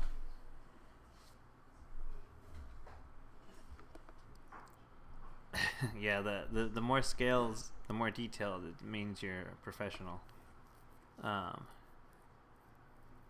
That's overkill. Hyperlight Grifter. He was a humanoid. Okay, here's the original idea. Just so y'all know, the original idea for Rabba the Raptor. If you didn't know this, in 5th grade, the N64 came out when I was in 5th grade, and there was a pivotal game in the N64 called Star Fox 64, and my friend and I got busy designing Star Fox 2 for the Nintendo 64. So we started designing the new Star Fox game. It was him and myself. We were the ones in charge of the design of this game, and we developed many characters for Star Fox 2, including a whole new enemy team, and it was going to be pretty epic Star Fox game. But sadly, Nintendo canceled the development on us, and like so many other small studios, we got shut down in our prime. And we were never able to develop Star Fox 2. But thankfully, I got all those characters from Star Fox 2 saved in my memory bank for my cartoon show I used to want to do when I was a kid. And now I'm an adult, and I'm still thinking I might want to do a version of those characters as a comic. But I don't know. Hello, Jesus, the Glue Eater. Good morning. Jesus Crust, the Glue Eater. Anyway, just a little bit about myself. I was going to be designing Star Fox 2 in 5th grade, but didn't work out. It's a sad thing to say, really, guys, but, you know, it's whatever. Sometimes things don't work out. Let's look up a Tarresque. Back to Fan Art Friday. Thank y'all for that huge detour I just did. I really thought that she was going to stay online longer. And her not staying online really side-railed this for a bit. Damn the man. Yeah, I know. Stupid Nintendo. But you know what really happened, though? They made Star Fox Adventure, and there were dinosaur people in it. So all I gotta say is I totally thought of that first.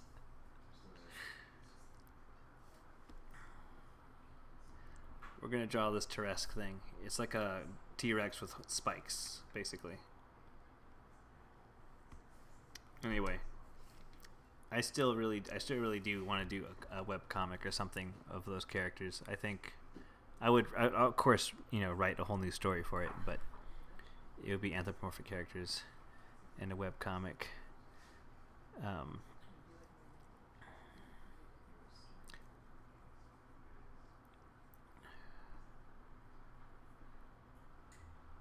Huge detour snagged you 156 viewers at least. Oh, you meant 16. Yeah, 156 viewers. I'm sure. Hello, everyone. If you haven't watched my channel before, my name is Miguel Coronado. I am a concept artist and freelance illustrator. By day, I work for Turn Me Up Games as art director. By night, I draw stuff. Some of the projects we have going on right now. I got to finish this Red Mage. The Red Mage character, I did a dual stream with an artist named Russell Jones. But you know what I should do, Marjorie? If you're still in the chat, you and I should do a dual stream and do some characters together on stream, because that would be really cool. Russell and I did that, and it was really fun. Let's see here. Dual stream, Marjorie. The other thing I got going on here, other projects. I'm working on this Venom piece. So if you catch me online, you'll see me working on this Venom piece. I'm kind of chipping away at this slowly. I'm going to really work this one up to look pretty realistic. But it's something I kind of come on randomly and do it on here with just music. Wednesdays and Fridays, I normally go online and actually chit-chat. But normally I just play music and we just kind of watch, well, you watch, I just draw. Yeah, so those are kind of the projects going on right now. I'm going to draw a Tarresque. It's like a Tyrannosaurus Rex with a bunch of spikes. And it's got like big arms, basically. It's a D&D monster. So if you don't know what it looks like, I'll pull it up here. Basically, Marjorie, we'll get info. We'll get a day worked out. We'll do it probably on Wednesday. We could also do like a 3-way stream with Russell Jones, and all of us we'd all draw an idea from like either the chat or something we all just want to draw. This is what we're drawing, guys. It's like a T-Rex with a bunch of spikes and fat big arms. It's like a massive monster. It's basically Godzilla without the fire breathing. Okay. But I'm doing my own take on it, so it's a bunch of pictures of Matt Mercer, because we were drawing Matt Mercer. For now on, the protocol is I draw Matt Mercer at the beginning of the stream. Josephine tags him and says, "Michael's drawing you," and I get a bunch of viewers, and I stop drawing Matt Mercer immediately and draw a giant monster from D&D.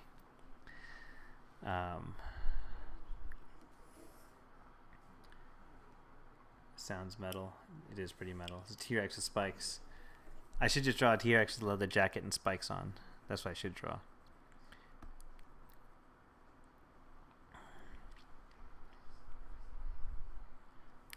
The weird thing, so when I was telling the chat originally when I first started with this, was that I think that's the way to go.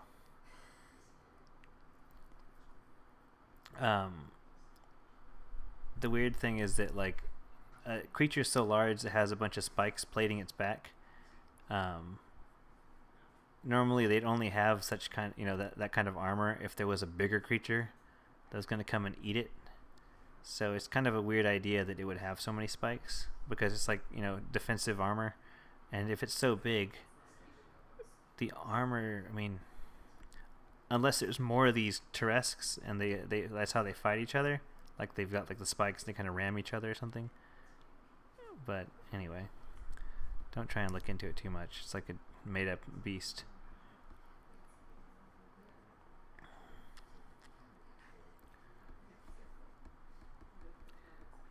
Let's see here. Touch comes out to usual quality. You can tag.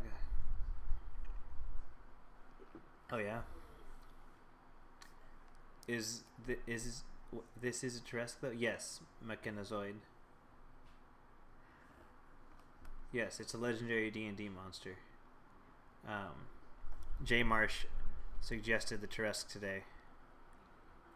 So I'm doing my own take on it. So it's not necessarily like the D&D version of it, but it's like my version, right? We'll kind of speed through it a bit. I don't want to spend like days on this. You know.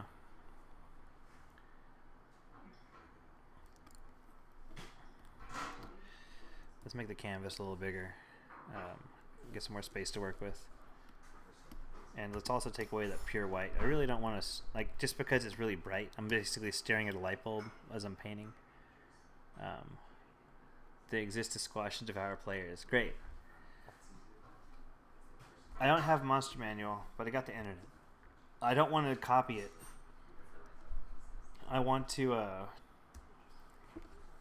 don't want to copy it. I want to do my own take on it. So, like, it's not going to look like a traditional D&D Tarresque. It's going to look like my own take on it. And we looked up some information. These creatures are loosely based on the French mythological creature that has the head of a lion, the body of a dragon, and like it's combined with a bear, a dragon, a turtle shell on its back, and like whatchamacallit. It's got like it sounds stupid. This is that, you know, to sum it up, the original legend describes it as a stupid-looking derper creature. I don't really want to draw a stupid-looking derper creature. I need to draw like this, you know, monster guy.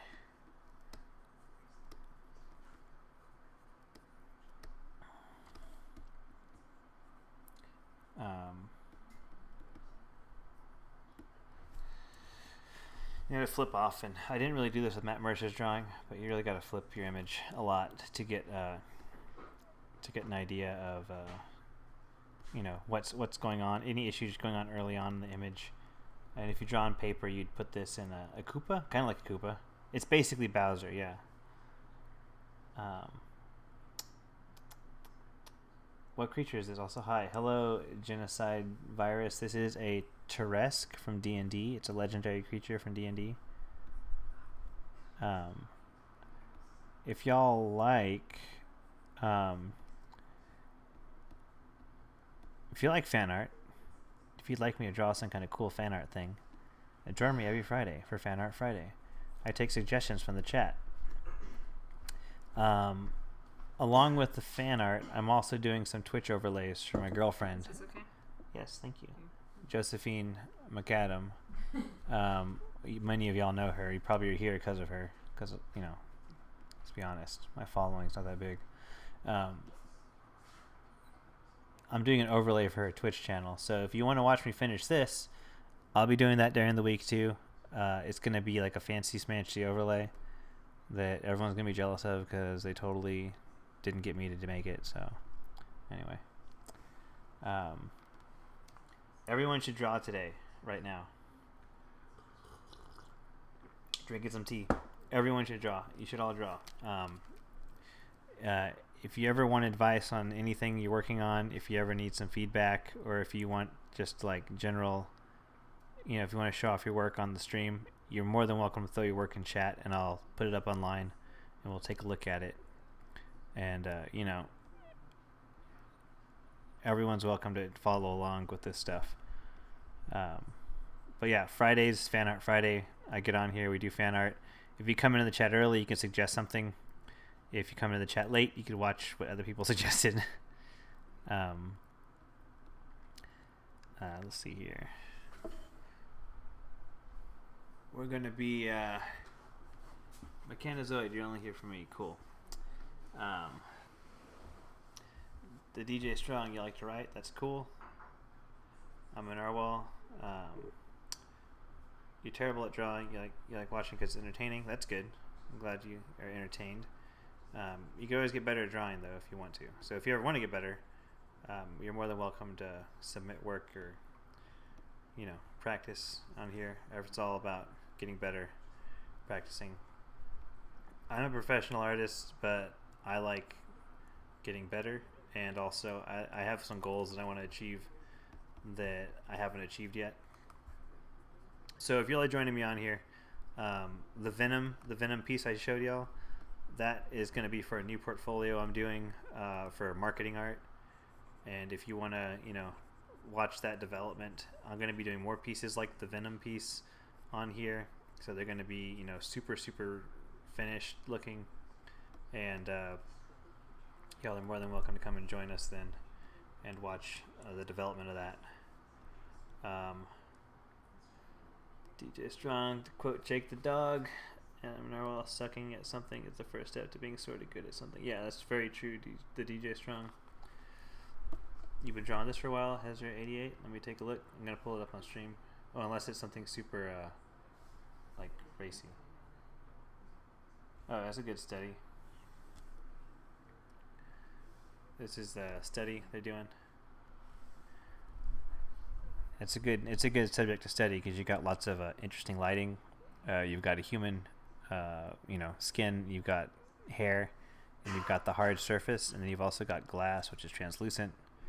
It's a good thing to study. Alec wants to see a full set of Final Fantasy 1 sprite pieces. Okay, I can do that. I think that's fun. Maybe Marjorie would be interested in that. Marjorie, would you want to do your own take on the Final Fantasy 1 sprites?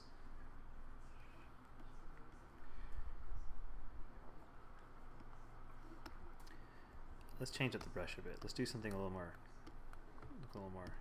textured. I'll use this number 1 brush.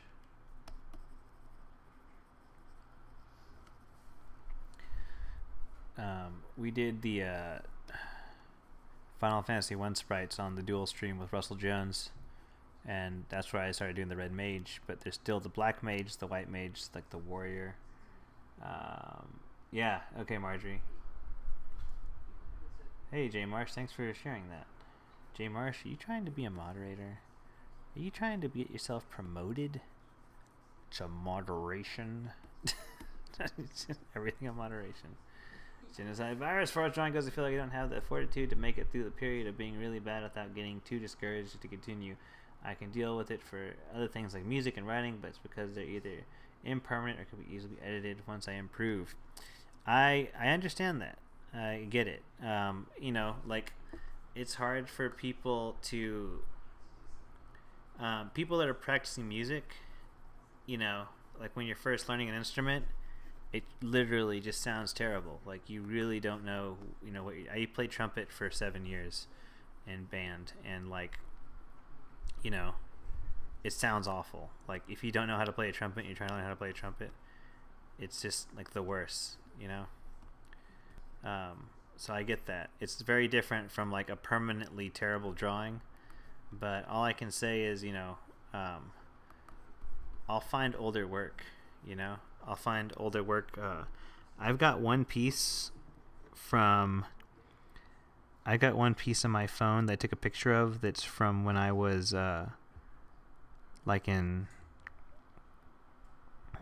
it's a piece that's so old I don't know when I drew it. You understand how old that is? It's such an old piece that I really don't remember drawing it. It's like I know, actually, let me rephrase that.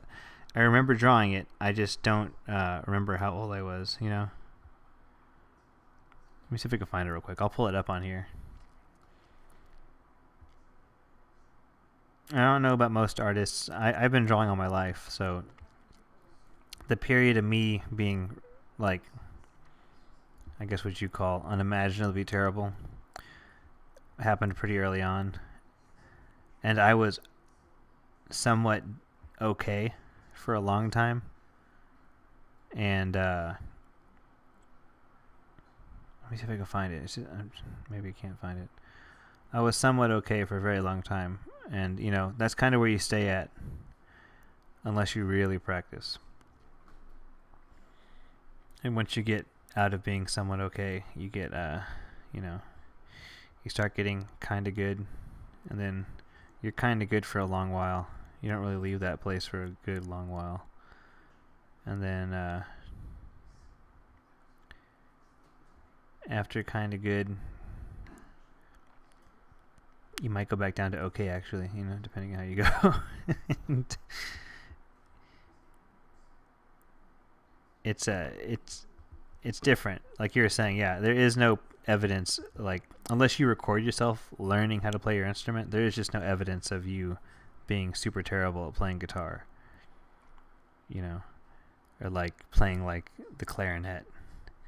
And also playing the clarinet, if you're like learning how to play the clarinet, like you do these terrible squeaky noises that are like the worst. Just like a super high pitched whistle. Oh, here it is. I found it. Okay, I'm gonna send this to myself, and I can show all y'all a picture that I did from when I was possibly in the first grade, possibly kindergarten. I have it on my phone though.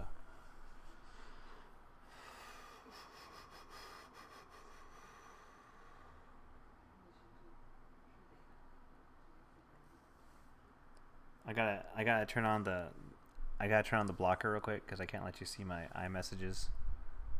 But I'll pull up the. This is a piece from, like I said,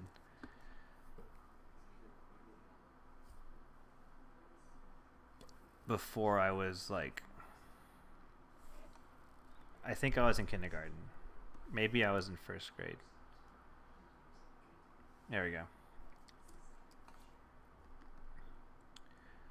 Do you notice a theme of animal people with weapons? This is a binder of these drawings, and they're all part fish, part they're part fish, part human. Good night, Kruazar. White Wabbit.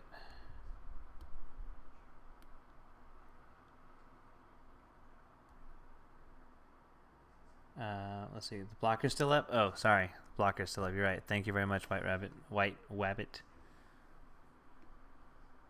There we go. Here we go. It's a shark man with a mace and a knife, and the mace has blood on it. So I'll wait for y'all. I think the stream needs to catch up, but I did a series of part fish, part human people with weapons, and then I drew their spaceships because they were all like aliens or something. So there's a turtle one. There's a stingray one, there's a shark one, there's a lionfish one, there's like a Godzilla one, there's like a robot guy, and each of them has an alien, and then there's their ship, and then it's their little sidekick.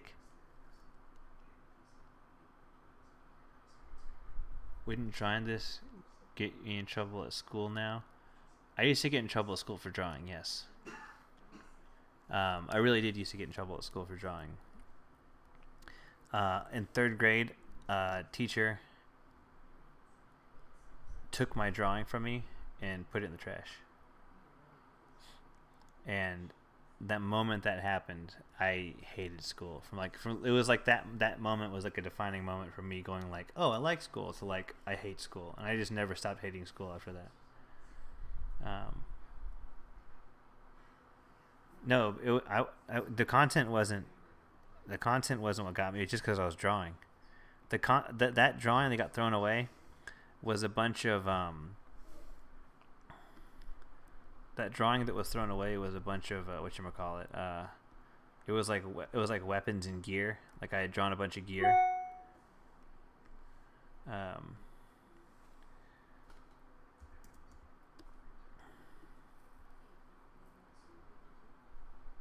Cthulhu Hoopster. Yeah, so what I'm showing you right now are these goblins I designed about a year ago. And they're like goblins of the ocean, and they're basically goblins of the water, so like they're kind of like shark people.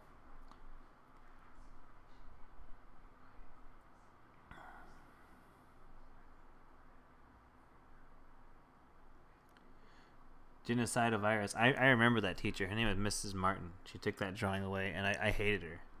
I'm 30 years old. I'll be 30 years old next Saturday, and I still remember that. Like that really stuck with me. Like I don't think people understand what that kind of stuff can, little moments like that could affect somebody. But the moment that happened, I told myself I'm never gonna let anyone like take one of my drawings and like throw it away again. And it was very much like a thing that like I'm telling y'all right now, I still remember exactly what happened. I remember how angry I was that she took that away, and then like she just threw it away. Anyway, it really made me mad. Like I never let anyone like mess with my sketchbooks again. Like if people like were joking around that they were gonna like mess up my sketchbook or something, I always got really angry. Anyway, let's see. The chat's going. It would round out my portfolio. Drawing guns and weapons just get you in trouble. That's dumb. I used to draw girls' butts in class. Cthulhu Booster. Did I see Blue Submarine #6? I should redesign the characters. Yeah, Blue Submarine. I saw some episodes of that. That guy looked really cool. He was kind of an inspiration for that, actually. I never really watched it, but that one character was super crazy. Like he was awesome. That bad guy. He was like a shark man. It's kind of pervy. You were 14. Hormones. Yeah. It's okay if you draw butts. I follow plenty of artists that just draw porn, basically. Like straight up draw like hardcore hentai. But the artwork is amazing. But also, it's hentai. So, I'm gonna be honest, guys. There's all kinds of good art. I mean, I like Giger. H.R. Giger. This stuff super sexualized.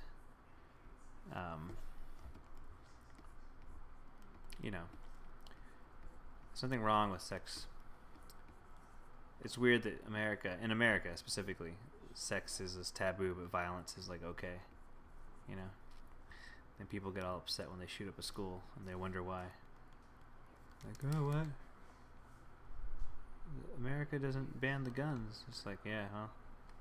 America doesn't really care about violence the way it cares about sex. Anyway, getting too political. I'll stop talking about that right now. Marjorie, yeah. It was in Texas. Yeah, the new James Jean feast is just like a bunny orgy. And it's all done in Procreate. Like, well, it's kind of funny, right? Because the app's called Procreate and it means sex. But it's all done on an iPad. Like, I think the initial drawing's done on paper, and then he paints the whole thing on an iPad. That's pretty crazy. We're gonna do some like speed painting techniques for this guy.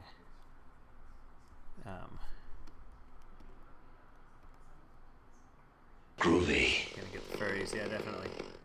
Uh-oh, guys, Necrozao has followed me. Thank you. And the Larks followed me. Thanks, Real Lark. Follow me, Larks. I don't know if I said thank you earlier. The most beautiful furry porn you've ever seen. It's funny because Procreate, yeah. Politics, the next Twitch trend. James Jean, yeah, I love James Jean's work. Anyway, if any of y'all are gonna become teachers and you see someone drawing in class, don't go throwing away their artwork because they'll hate you the rest of their lives. I mean, like it's partially I'm joking, but like I'm totally being serious. So it's such a shitty thing to do.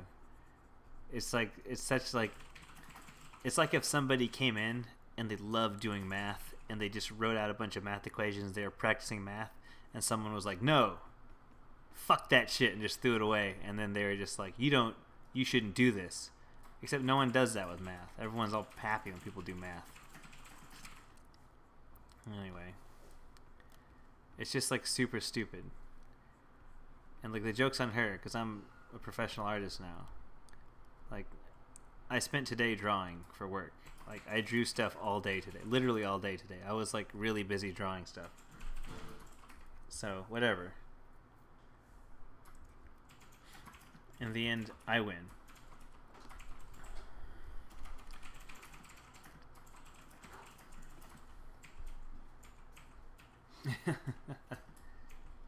Cthulhu Hoopster. The DJ Strong. Her name is Miss Martin. We can call her by name. I don't care. Suck it, old teacher. Yeah, suck it, old teacher. Here's the deal. What was I gonna say? Cthulhu Hoopster, deep hatred right inside him. Hate's a good motivator to do stuff, though. Yeah, I mean, look at Hitler.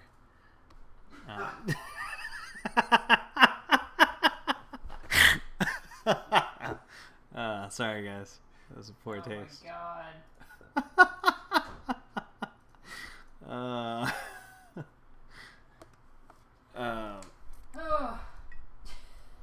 Come on, I knew Margie would laugh. I don't know. Nick laughed. Of course, Nick would laugh. I feel like it's anyone that was in the Crimson Daggers is gonna laugh, and everyone else will be like, "Whoa, man." Yeah, Nakura Lazao.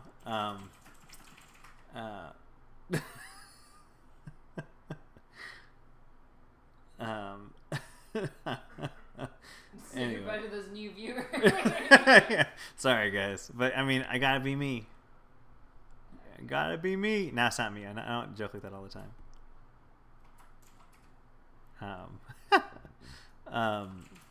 What was I gonna say though? No, but seriously, like later on in high school, here's another story. I was in the cafeteria one morning in high school, and a friend of mine, like an actual like good friend, I sat with every morning in high school. Like in the morning, we'd sit and chit chat, before class started in the cafeteria. And he came over, and I was drawing in my sketchbook, and he had like a cup of water. And when he came over, I said, "Hey man, be careful with your water. I don't want it to spill on my sketchbook." And he took the water and like tipped it towards my book and was like, "Whoa," kind of like, "Watch out." And I instinctively, without hesitation, punched him in the face. Like it was like immediately, like my fist went straight to his mouth, and I stopped myself because we were in the middle of the cafeteria, like right before school started, and so I pulled the punch. Like so I went to punch him, but I pulled it, and like the knuckles, like basically they stopped on his lips. Like it was like a sudden stop right there, and it was it like he got upset. Like I could tell, like I really like upset him because I punched him, but it was like I hated it when people would be around my sketchbook and would like joke around about like messing it up or something, because that someone had literally done that. Like they had thrown away my stuff before, and I hate that idea that I was gonna lose something. Like my sketchbook was like my diary kind of, except I didn't write in it. I just drew stuff, mostly animal people.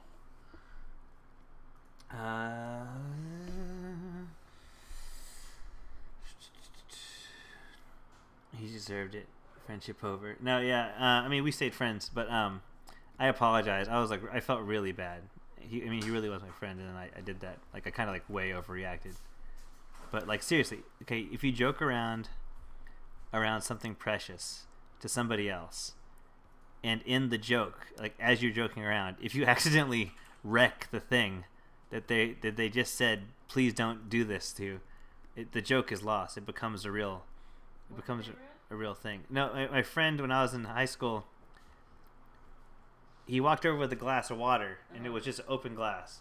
And I had my sketchbook, and I said, please keep that away from my sketchbook. And he went, whoa! And as soon as he did that, I just went up and went like that. But like, the fist stopped like right here, so it was like, it kind of like hit him like that, like. Yeah. And he was like, it shook him. He was like, he didn't realize I was gonna do that, and I was like so mad that he had. Like, I thought he was really gonna spill it, and then. And I felt really, really bad. And I was like, oh my God, I'm so sorry. Like, yeah. I didn't mean to do that. And like, it was in the middle of the cafeteria. Like, I'm surprised like a teacher didn't come over and just go like, hey, you just punched that guy. You almost punched him. Anyway. He didn't apologize to give him a knuckle gentle kiss. No, he didn't do that. People are understanding that things mean others important. Yeah. Anyway. It's like a weird situation where like you can joke around about something, but then if you accidentally mess up and you like drop stuff everywhere or whatever, like if I joke around with like let's say there's a snow globe that's precious to like Dustin, and I'm like, whoa, I'm gonna just throw the snow globe, and I accidentally drop it and it breaks, then the joke becomes not a joke, and I just ruined the thing he loved. Guys, I broke Dustin's snow globe. That's what I'm trying to say. You broke Dustin's snow globe? No. Favorite? What? He has a snow globe? Not anymore. I broke it. Anyway. Coffee stains add character to my sketchbook. Coffee stains are different. If I spill stuff myself on my sketchbook, that's just me being stupid. You painted miniatures, you had the same. Yeah, miniatures are cool. I should eat first because you should eat fish because you are what you eat.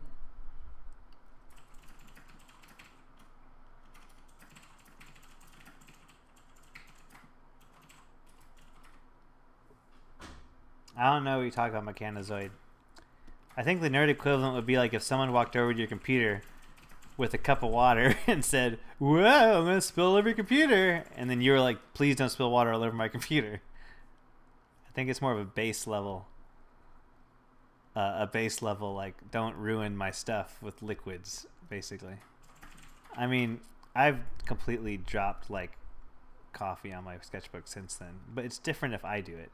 If I do it, I'm an idiot, and I'm just stupid for like not paying attention. And then I've got like a weird stain, and I remember later on, that was that time I spilled coffee all over my sketchbook. And it's very different. But if you're just like an asshole and you just come over and I say, "Hey, please watch what you're doing," and then you jokingly try to go, "Whoa, watch out," then it's like, okay, whatever, you're just a jerk. Anyway, I mean, long story short, me and that guy, I mean, we graduated from high school, and along with everyone else from high school I graduated with, I just don't speak to any of them again, so it doesn't really matter. He was my friend then, but if you're in high school right now and you're watching this and you're not a senior yet, I'll tell you right now, you're not going to see any of these people for the rest of your life. It's okay. You don't need to be best friends with them. If you don't like the people you grew up with, you can move away, and you're going to go to college and meet new friends. It's just how it works, guys. You're not going to end up being stuck with those people for the rest of your life, unless you stay in the small town forever and ruin your life somehow. You decide to just not go. You're like, no, I'm going to stay here forever. In which case, yeah, I guess you're stuck with them. You're that guy that stayed behind. You're that guy that everyone's like, "Oh, you're still here?"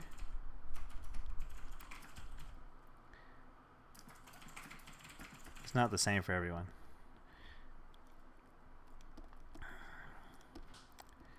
For me, it was important to leave the town. My town was really small and conservative. And I'm not conservative. As you can tell with my Hitler jokes. Is that a dog saluting us? You're filled with envy.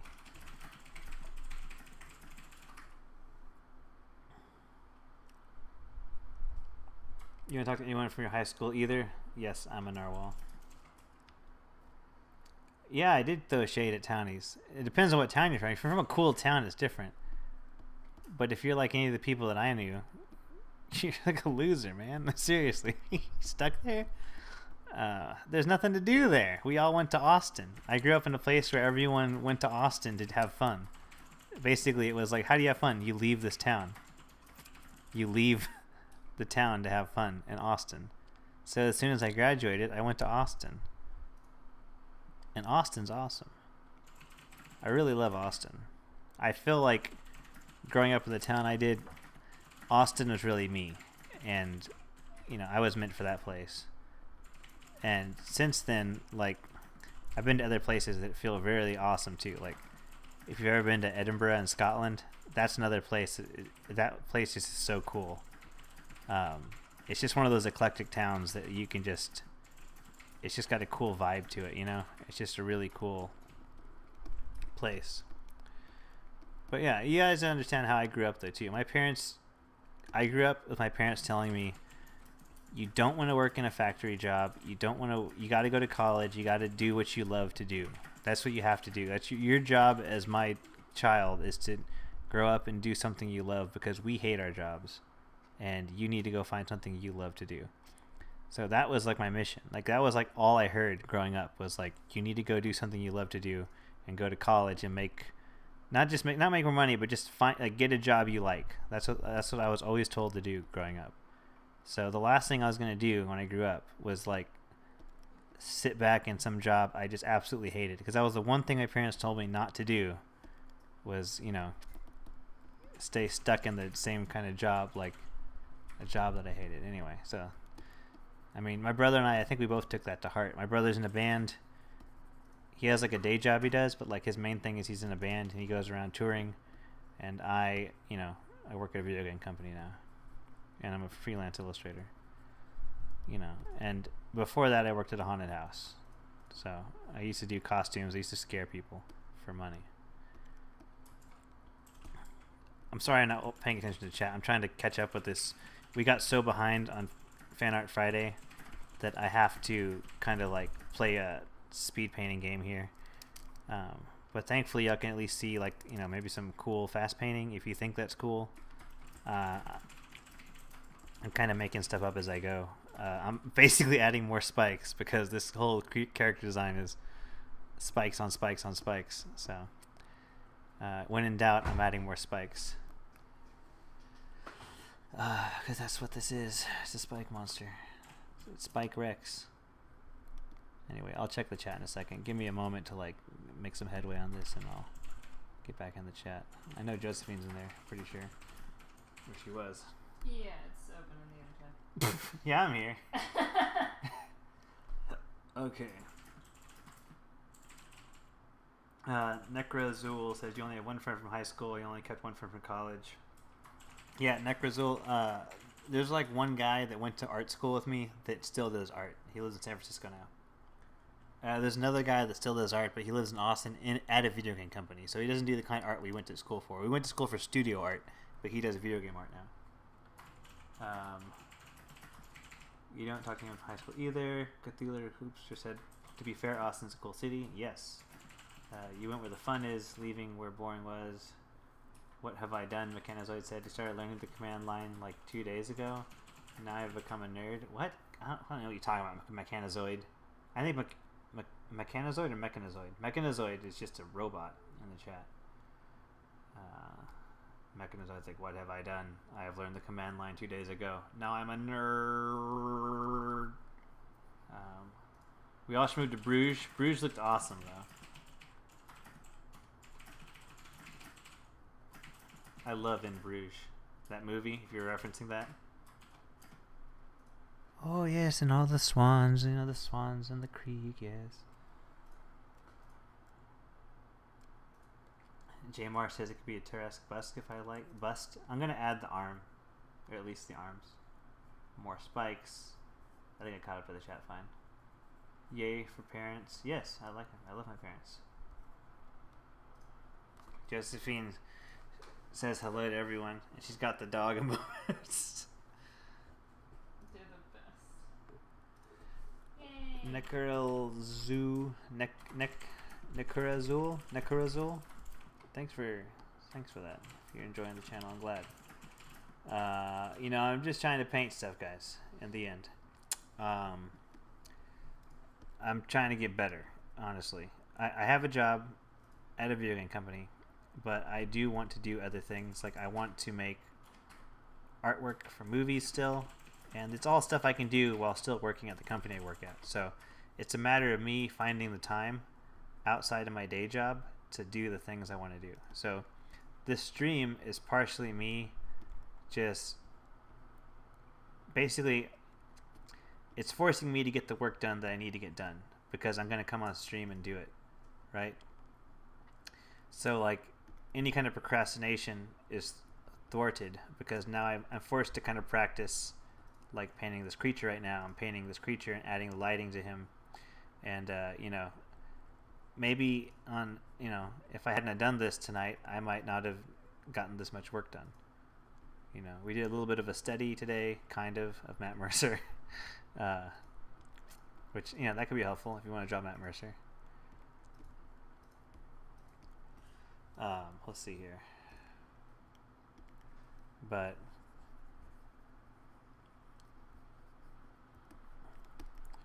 you know, that's part of why I'm doing this on like the Venom thing and the Red Mage. There's just stuff I want to get finished. It's like extra. Basically, it's like extra stuff that I wouldn't be able to get done if I wasn't streaming. Like it'd be harder. It would be easier to procrastinate if I didn't do it on stream. That's basically what I'm trying to say. I gotta make sure the spikes kind of look the same, because if I don't, it's gonna not look like it matches really. I don't know. This is super loose though. It's not like it's big of a deal.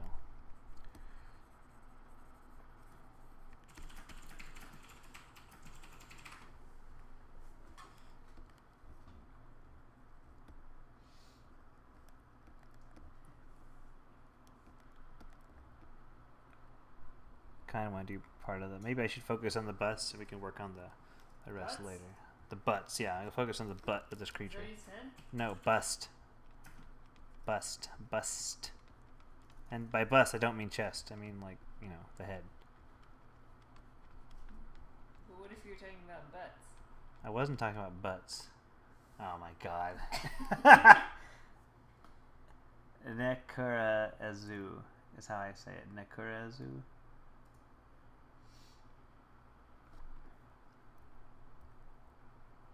That merger tactic worked. Yes, it was all a plan. It wasn't a tactic at all. I know it wasn't a tactic.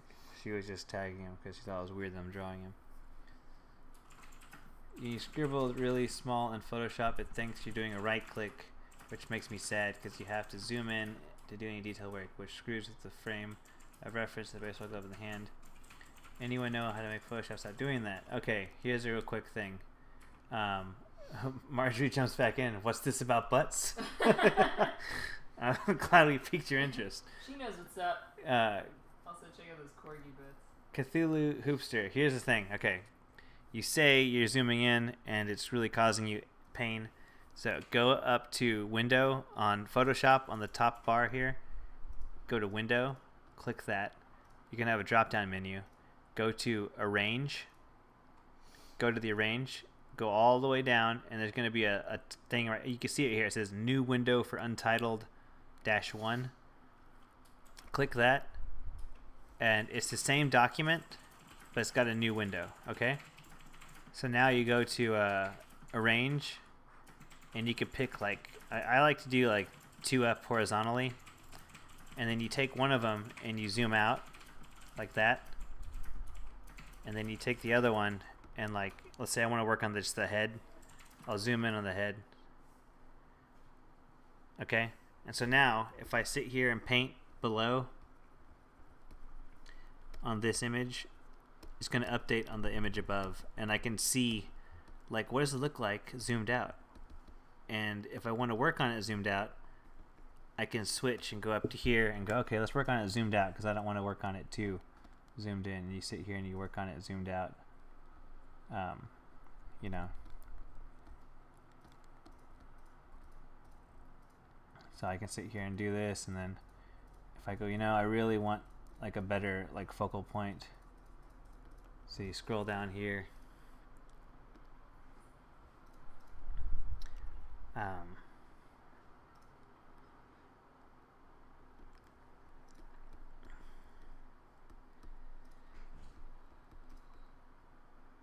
yeah, so it's really helpful because like I use it a lot if my document's like really big, because you do get lost in the details if you too zoomed in, and you need to see like if I zoom in way too much, like if I zoom in like right here and start working on the eye, go, okay, I'm gonna work on the eye, just like sit here and paint, like you don't know, like what if I'm putting way too much detail in, like what if I sit here and go, okay, I'm just gonna adding in this eye and like put like this in. You might be adding so much detail that like you can't even see it. So like some of the shade, and then like I don't know. Maybe I want to zoom in even further and go like I'm just gonna zoom in like right here and go just add these lines in the eyeball.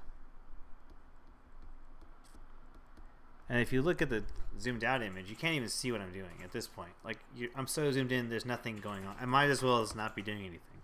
So it's something that it really helps for those cases. Like, if you do need that bit of detail. Anyway, that's pretty helpful for me. I really, if it's like a big document and it's got to be really detailed, I always do that.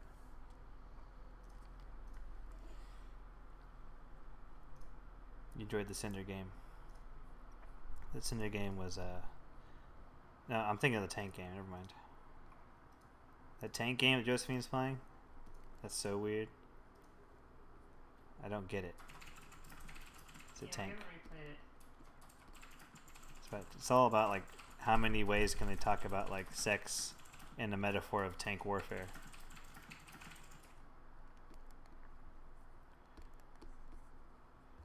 That's what it is. That's all it's about. Seems to be. Too spooky, Mike, says Alk. That is totally awesome. Thanks for showing. Mechanozoid, thanks. You're welcome. I'm gonna zoom out. I guess I'll keep this open actually. Oops.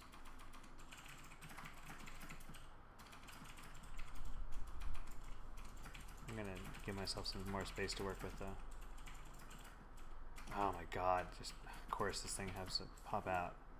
So stupid. Window. You can also do it vertically if you want. You don't have to do it horizontally. Like, sometimes it's better to have it up like that if you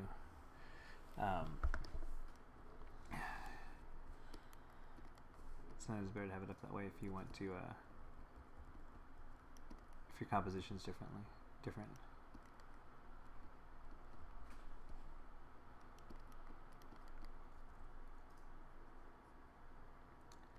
I don't watch Critical Role because it's like so much footage. I'm so behind. I heard the story is really good though. I mean, Dustin told me, and everyone on the internet thinks so. What? Critical Role. What about it? The story is good. Yeah. I don't know. I don't watch it, but yeah, it's a very good storyteller. I'm glad you said something. Yeah. I'm talking to the chat. Oh, whatever. You answer me sometimes. Oh, yeah, that's true. I talk to Josephine all the time when she's not all the time, but there's sometimes I just start chatting with her randomly. She's on stream. It's like a thing I do. I have this thing where I don't like to go on her stream at all because I don't want to become like a thing on her stream. You know how people know who Dustin is, how he's just like a behind the scenes guy. At like, he's like become a thing on. I mean, he gets on there now, but when he first started, he was supposed to just be like a behind the scenes guy.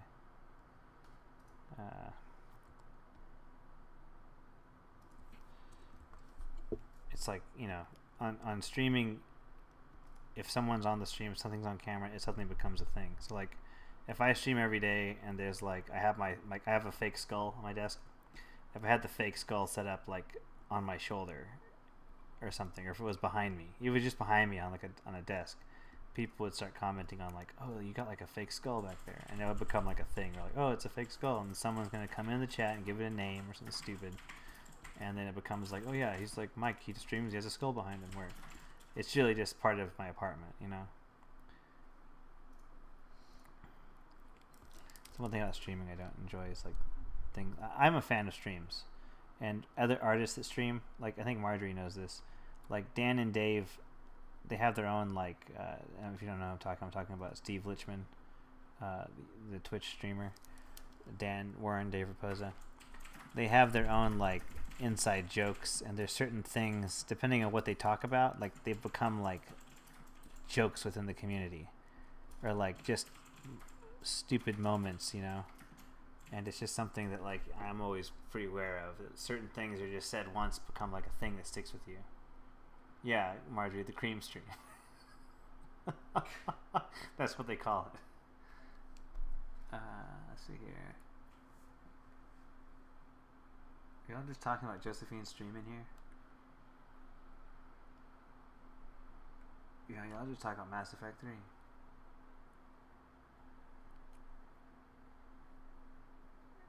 McKenna's like, go get dinner. I don't know where you live. You eat dinner. Go get dinner. stream today. Just heads up.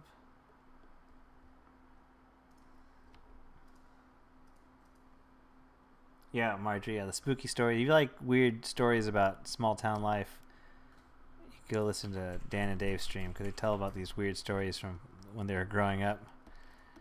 And my life growing up is not nearly as crazy as theirs because I just had like a super normal life. They had like Dave's had like some trauma in his childhood. I mean, he talks about it now jokingly, but it's pretty weird stuff that's gone on with him. Nothing like that's happened with me. The only thing close I can think of is like when I was working I have a bunch of stories when I worked at the haunted house. Because I used to be an actor manager there, and I was also like, we were kind of like security in a way, like unintentional security kind of thing.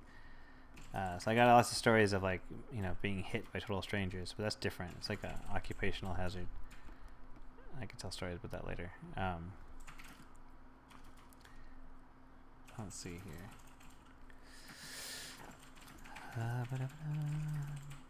If you don't know what Steve Lichtman is, Steve Lichtman's a really awesome comic book. They're going to have a Kickstarter this October. You should back it if you don't know what it is. If you like D&D, if you like RPGs, you will love Steve Lichtman comic book.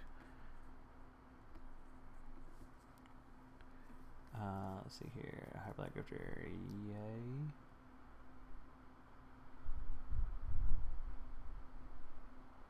Bye, Mechanozoid.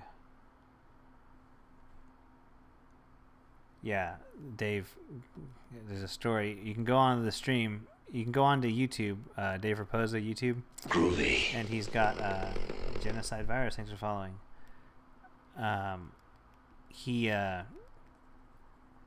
posts all the videos to YouTube. So you can go on to YouTube and listen to the story where he was exorcised, not like the gym. You should just listen to it, though. I'm not going to tell that story. It's someone else's story. But, like, it's like, you got to listen to it. It's really great. It's really great in that, like, way to, like, when you hear about the story of how a child is traumatized growing up or something.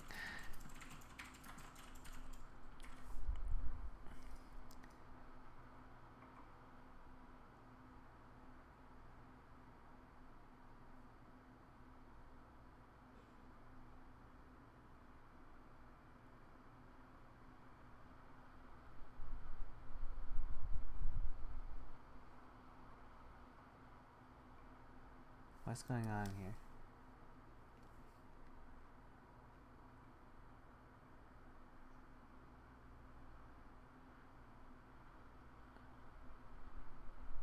Mikato? You're handsome. David? You're handsome? I don't know what's going on. Being handsome is a curse, Cthulhu Hoopster? I don't know where that came from. I don't know what the handsome stuff is. Something with Nick. He's from the Nick. He's from the Crimson Daggers group. I don't know what he's talking about. What are you talking about, Nick?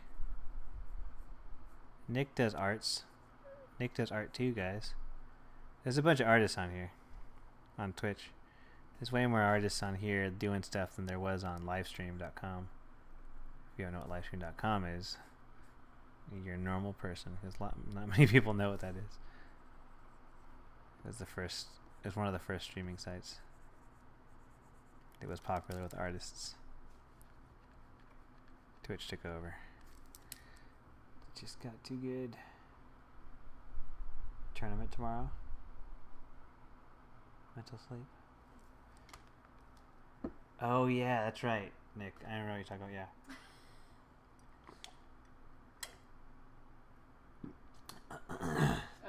Just watching a few Romance Garrus. Oh, okay. In Mass Effect. It's a great tango scene. It's a tango scene.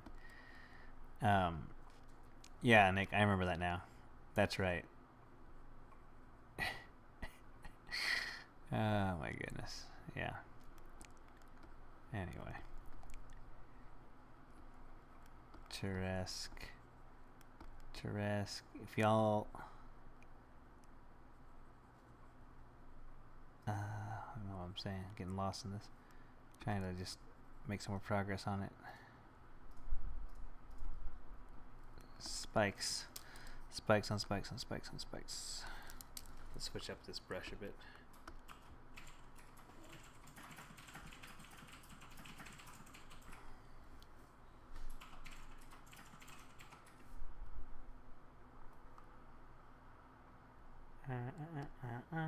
Okay.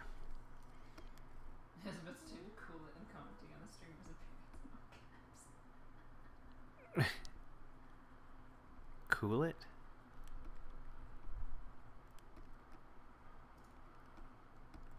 I gotta finish my alerts. There's still more alerts I was gonna make for my channel. I want to make a new follower alert GIF and a new whatchamacallit, like hosting alert GIF. There's some, I think his teeth are way too big. That looks stupid. Oops, I just erased all that. I have some ideas for like a follower alert GIF that I want to do. But it's going to be a little more complicated to animate, so I'm going to have to take some time to do it.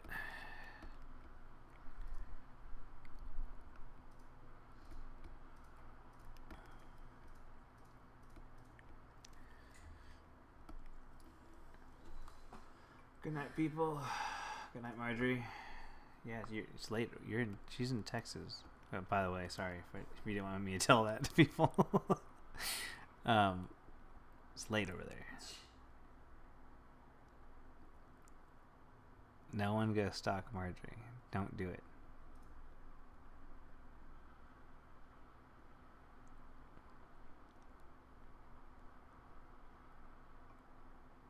I like how the butts thing brought her back, though. Like, what about butts? Should someone say butt stuff? The girl's smart. What'd you say? Said the girl's smart. Marjorie? Yeah. About butts? Yeah. The girl's smart. The girl's smart. Very intelligent. She is interested in these butts. Yes. Yeah, especially corgi butts. I mean. Corgi butts. Good night. Nick. Chucky the Clown. Who here likes horror movies?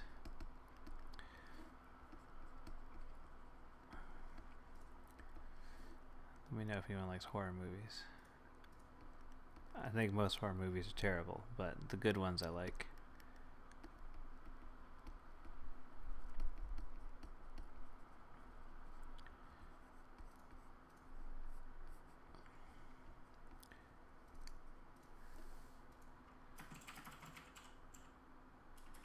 Chucky the Clown. This is Corky's. Did you go to her channel? She's got really cool work. Oh, you did? I'm looking at her Instagram. Yeah. Looks cool. I like that she posts pictures of her sketchbook. Yeah. She would join me for the daily study group back when I was doing it. Her and So Russell. Did she come to the sketch group? No, she lives in like Houston or something. Oh, sorry. Yeah, you're just not specifying more. Stop. Okay, cool. Russell and Riley from the sketch group. Yeah, her art's so cool.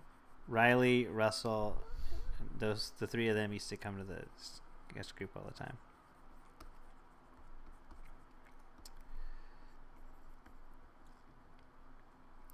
Sorry, Marjorie, if you're watching this later. Giving away where you live.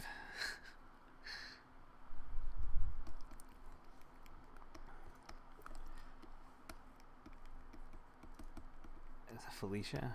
Hyperlight Grifter. It's Felicia. What's Felicia doing in the chat? It's just the creep emote. That's the creep emote? Yeah.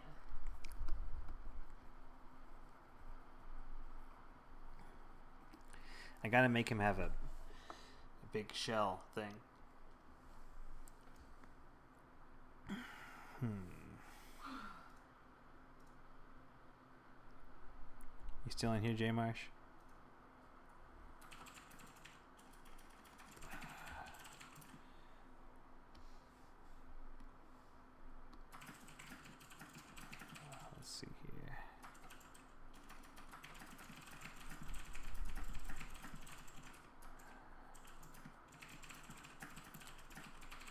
You are cool. We're gonna do the big shell. I just felt like you need to know that. You just need to know that right now. I should make his teeth smaller and his eyes a little smaller. If you make him, generally, if you make like the teeth, those features like, if I make him smaller, he's gonna look bigger. Like if I make his eyes a little smaller and his teeth a little smaller, or like more like detailed, it's gonna kind of give his scale an increase. So let's shrink. Oh, actually, I'm just gonna copy and paste it because it's Photoshop.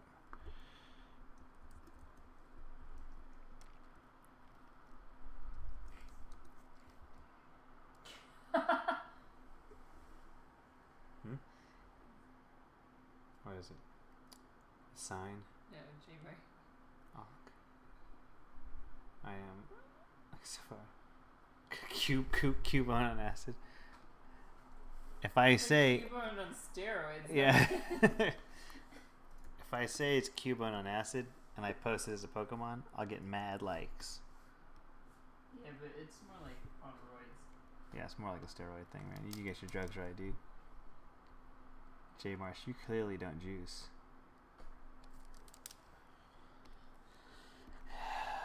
It's clearly not a juicer.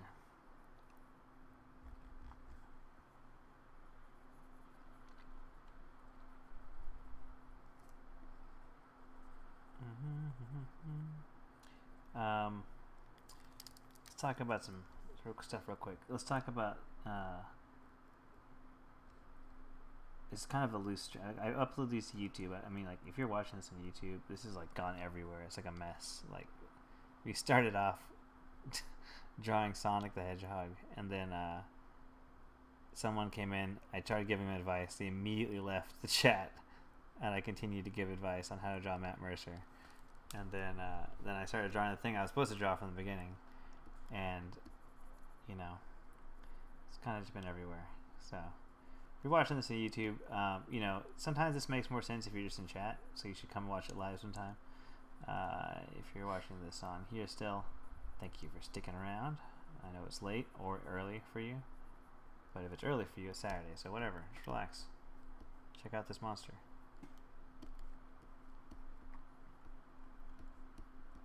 Let's do, I'm trying to think of how this, okay, so it's going to be like this. It's going to be, yeah, I know, J Marsh. You're such an idiot. Get your damn drugs right, man. 1, 2, 3, 4, 5. 5 spikes. 1, 2, 3, 4, 5. So I'm gonna run with this theme of 5 spikes. It's like a basic little thing to do, right? So there's 5 spikes on each row of these. The shell is gonna have 5 spikes, and then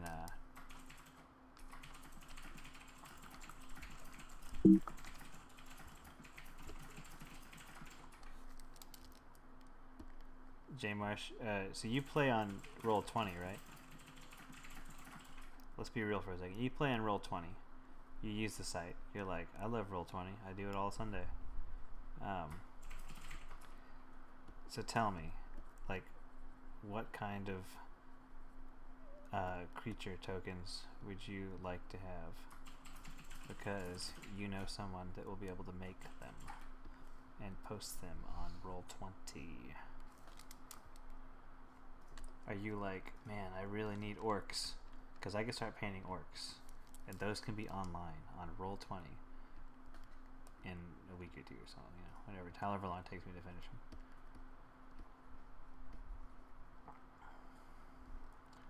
Or if you're like, man, I need mind flays, I could do mind flays. So, you know, Super Saiyan Cubone. Yeah, that's what it is. Super Saiyan Cubone. If anyone else uses Roll20.net, what kind of monster icons are you looking for? Do you need like NPC icons? Need like the Tavern Wench portraits? Let me know, because I'm gonna start doing work for that site. But if y'all could tell me now what you're looking for, I can start making some stuff you might need specifically for your games or your modules.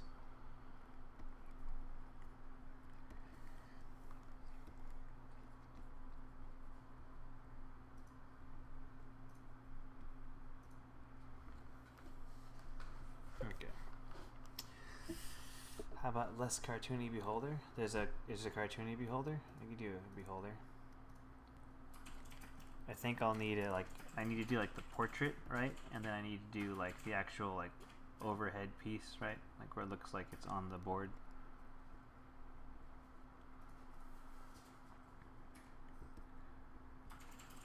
That's what I gotta do.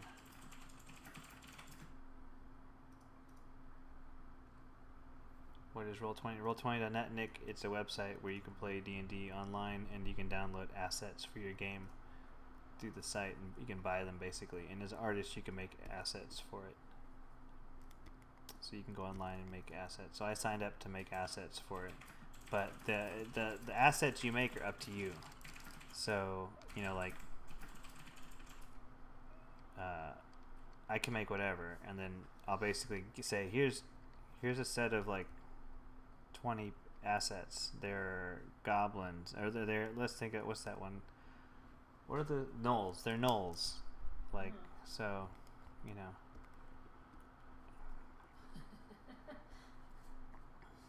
What's going on? Are you just doing corgis? No. Yes. Drinking a coffee in the morning.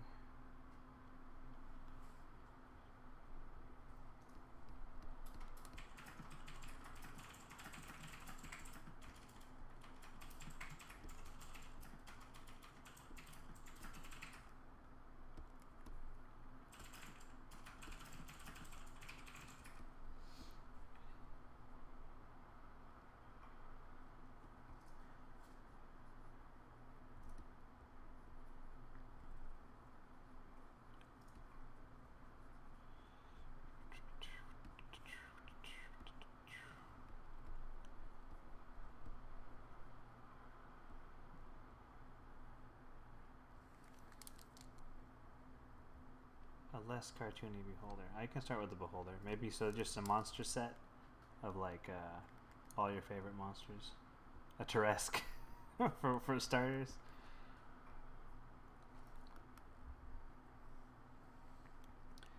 He's got spikes in his elbows, I know that much, so he's gonna have like a spike. This guy's he's just spikes. Let's just say it. His name in the cartoon on Nickelodeon is Spike.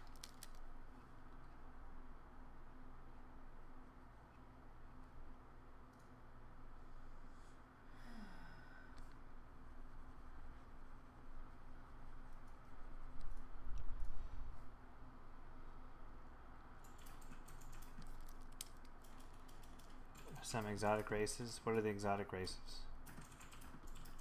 Seriously, you let me know what it is you're looking for. I can start painting it. This is how it works. You're like an inside connection. I'm your inside connection. Jesse K92. Mike, how do you find your freelance jobs? Do you contact companies or do they contact you? Both, depending on the situation. So my first freelance jobs I ever got were from BoardGameGeek.com, and they didn't pay too well, but they were a good start. So I posted on the BoardGameGeek.com forum, and I just said, "Hey, I'm an artist. I'm looking for work. I'd love to work on a project. Let me know if you need somebody." And I kept posting there. And I got like a job doing like a history game and like this like weird sci-fi game.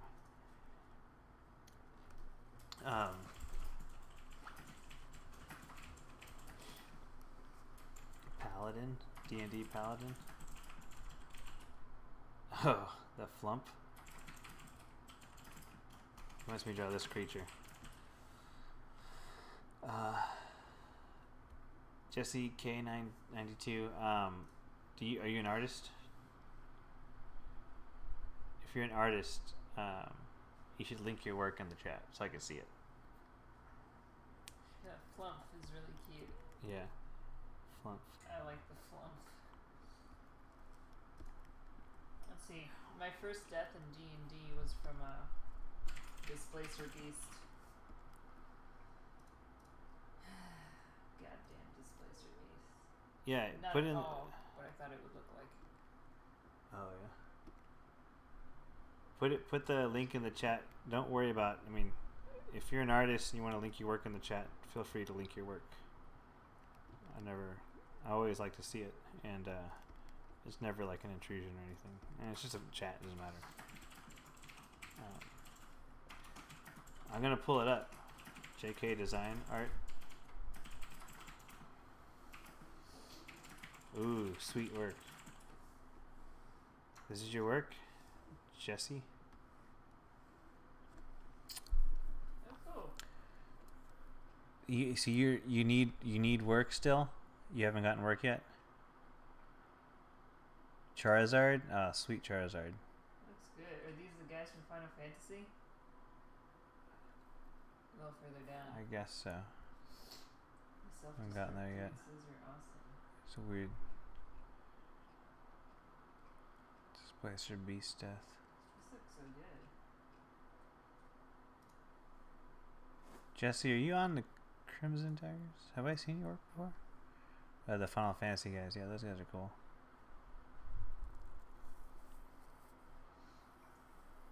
You haven't contacted any companies. I think you're gonna be fine to get work with them. You should contact Pathfinder.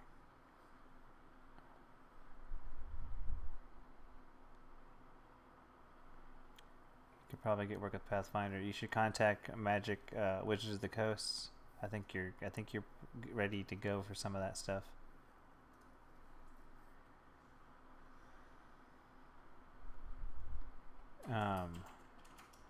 These black and white comps really sweet. This the robot guy, that looks really cool.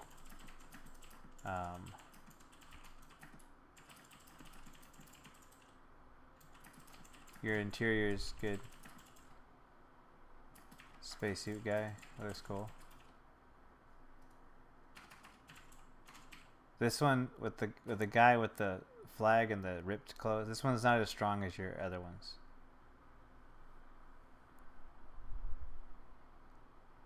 Goblin looks good.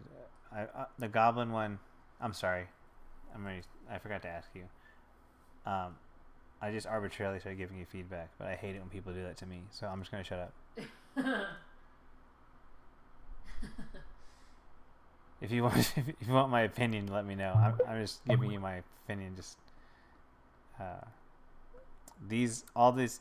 I think you can easily get work with this one at the top. I like that subsurface scattering a lot. It looks really sweet. Charizard looks really awesome. All these monster ones look really cool. This one looks like a Magic the Gathering card. You know, like if you want me to let you know. If you want me to let you know what my opinions are, I'll give you them. Otherwise, I'll keep my mouth shut.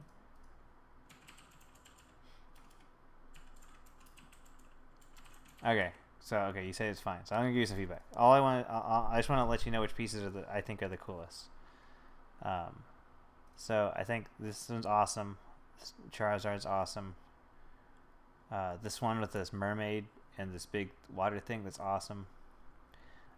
This one where the warped face, I think you should finish it. It doesn't look finished. It doesn't look like the circle doesn't make it look finished. I think you should do. Like a magic card. It looks like a magic card, but you need to add some like magical element to it. So you need to like make that circle something. Like maybe make it like a galaxy or some stars. Like it's like falling into time and space or something. Here we go. Oh, I can close one of these windows.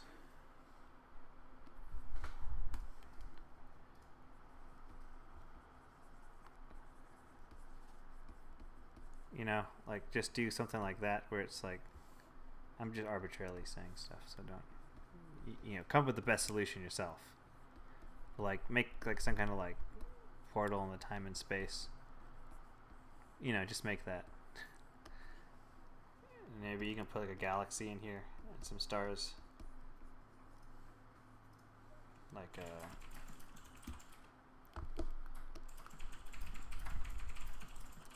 it doesn't look complete.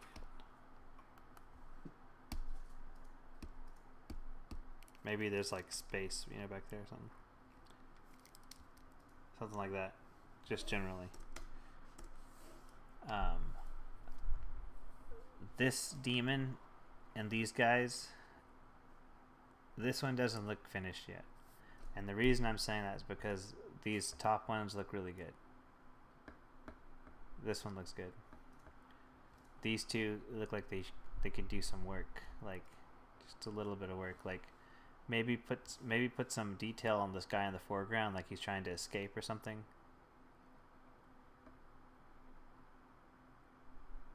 This guy looks cool. He still looks a little rough too, but I think you should just finish him. I think he looks a little rough compared to like this stuff at the top.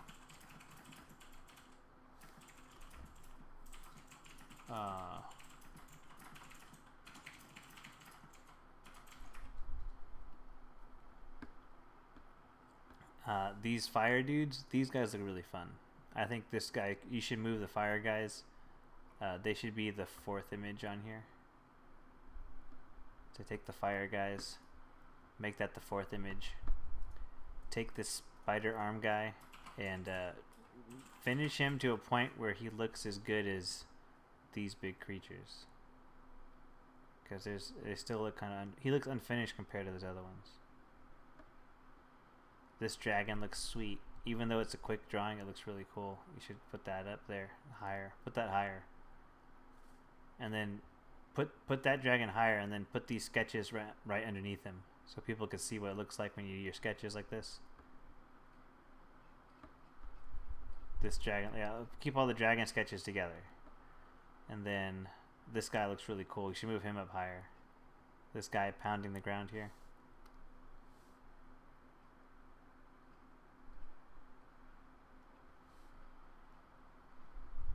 These two black and white comps I like. This environment I like.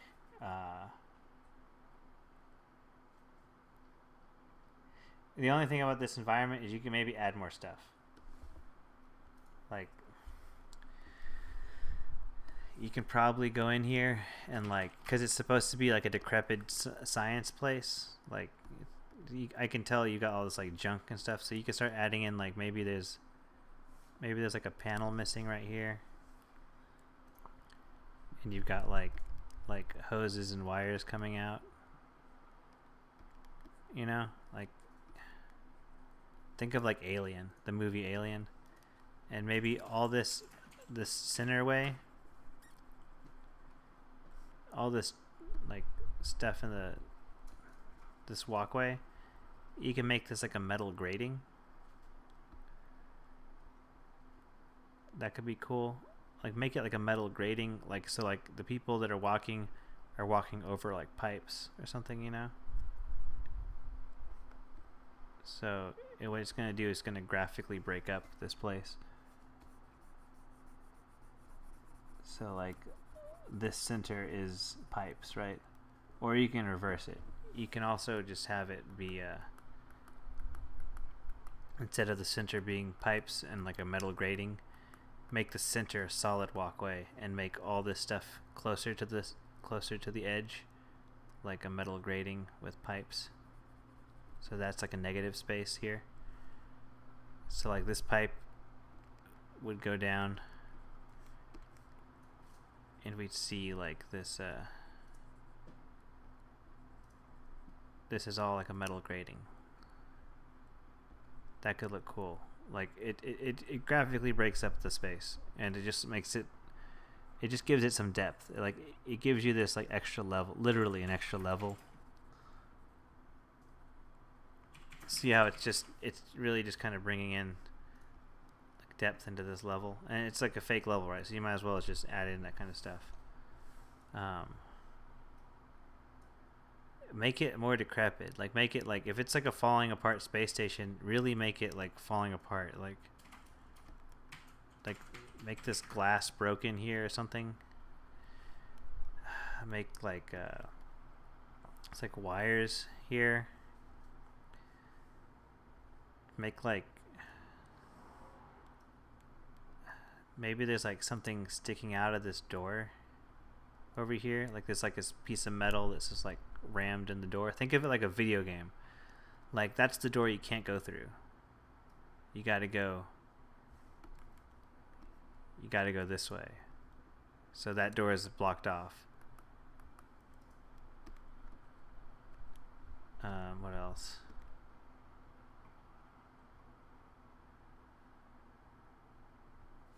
Let's see.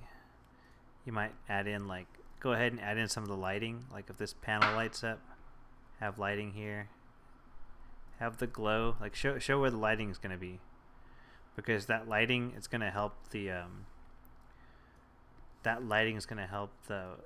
the guys making the level. They're going to have to understand how much work they're going to do on that lighting, and it's going to make a big difference on like how fast they can create this place.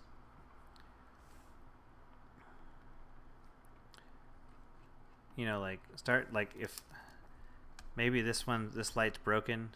Maybe these lights are broken, but this one's still on over here. And then like this light here from this hallway is still on. This is still on. This one's broken. You know?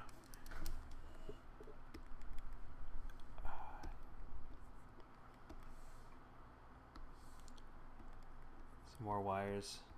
Some hoses or something. Like that. I don't know. You know what I'm saying? It's just a moment so you can like, you can just add some extra.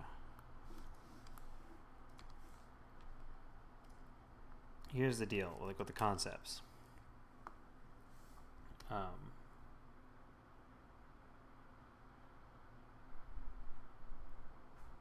do the same exact thing. Well, it seems like it. Okay, so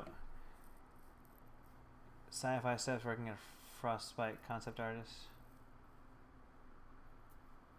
You took steps. Oh, so this is finished concepts. Well, like I think you can add in some more to this. And I know you said you don't feel like doing that, but and that's not the mic. I know you said you don't feel like doing that, but I think you can revisit this. In the future, when you're doing these kind of concepts, like you probably had a brief that was pretty specific, but like generally as an artist, as a concept artist, you should add in as much as you can to these concepts, because the people building the levels, they're going to take stuff away. They're always going to be like, we don't have the budget for that. We're not going to be able to do this. But if you don't show them the possibilities of how cool like a level like this could look, they're not going to let you. They're not going to think of it themselves. So like add in everything you think will make this level like the coolest possible looking level ever. Like you got to just keep adding in everything, and like it's going to be like you add in like basically add in way too much, and they're going to knock it back. They're going to say like, well, we can't do this, that, or that. But let them say that. Don't limit your ideas until they come back and tell you. But little things like that, like all these other little ideas, you know, for the future, do your first pass. Like you did these doors, and you did this concept, and you did this final one with like kind of like the tone, and then spend another hour or two and just flesh out the details and get everything in that you want to get in before you submit it. That way they can see what you did and go, oh wait, you have some really good ideas here. Like we need to really kind of consider some of this stuff, because like there's some stuff we never thought of.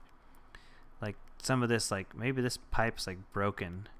If it's like a decrepit space station, maybe this pipe's broken and there's like, you know, fog coming out right here, some kind of steam coming out, and your character's got to like, you know, it's hard to see now because there's fog everywhere because of the steam, whatever. Like all those little things, you add that in at the beginning, and you add in all these details and give them more than what they want. And then, oops, I didn't mean to delete that, but you had full freedom. You're just close to 3D artists. See, yeah, you get it. I mean, in the future, though, even if you're close to the 3D artists, like I've met plenty of 3D artists that just, they don't put as much effort in. Like they know how to build it really well, but they don't know how like to come up with the ideas and, throw in everything you've got, and then they're gonna parse it down for you anyway. You get it. I'm not gonna talk about it anymore. These suits are kind of cool.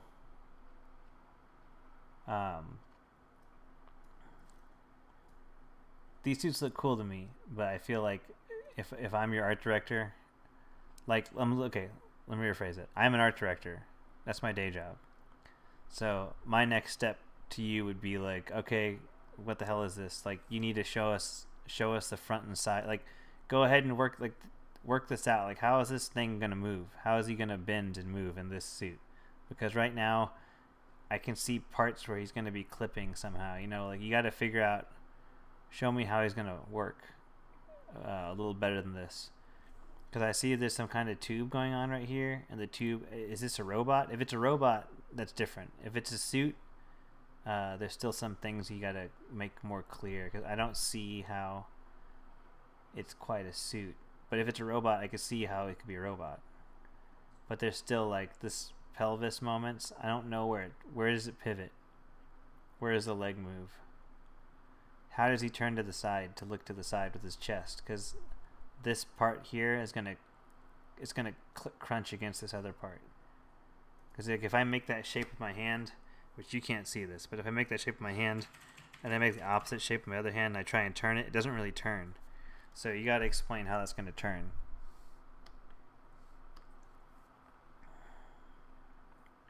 This piece with the guy with the flag, that's probably a weaker piece. You should probably just remove that one.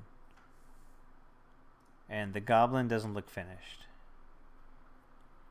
There's some lighting stuff going on with him that you gotta just make the forms turn more. He basically gets too dark on like this arm here. It's dipping a little too dark. And the anatomy is off in his shoulder. I know he's stylized, but like the shoulder is like really kind of wonky.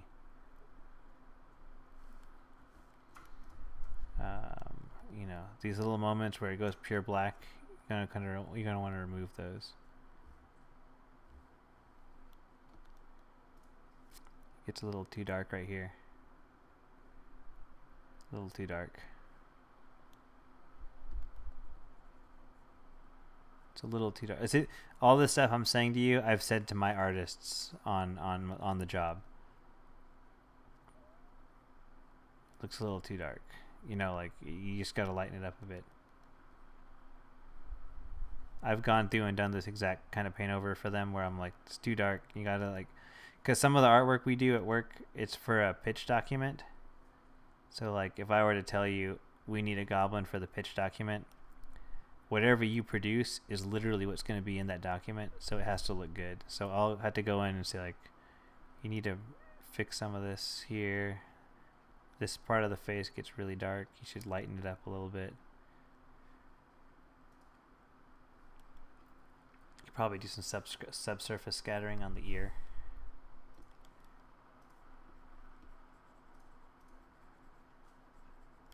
Just tone it back a bit.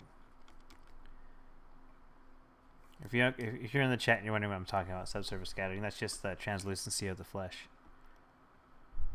Or not just the flesh, but anything that, like leaves have it, anything that's kind of partially transparent when light shines through it. Here's like,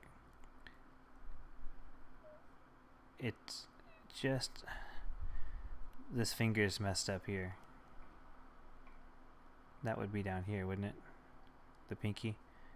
I guess it's kind of going backward in Z space. I understand that, but it's looking kind of wonky. So it would need to be somewhere right here.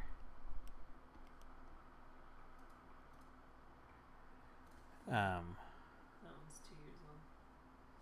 See in the chat. 2 years old? Yeah. Okay, you should just take that one out then.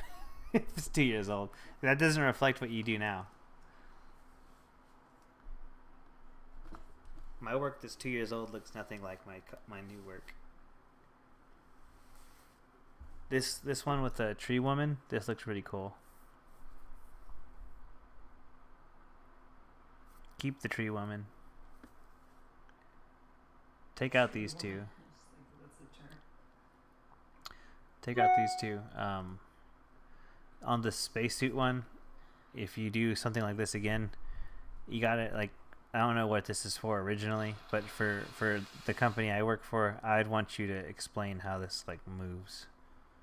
Like, how is that shoulder gonna go up? If these plates are where they are, he has really limited range of motion. Unless they really kind of like retract underneath and it's got this really complicated mechanism, it's hard to see how it's gonna move. That's just an issue. It might not be for concept though, right? It might just be an illustration. So if that's the case, who cares, you know? If it looks cool, it looks cool. But yeah. You know, I mean, if you're gonna apply to fantasy stuff too,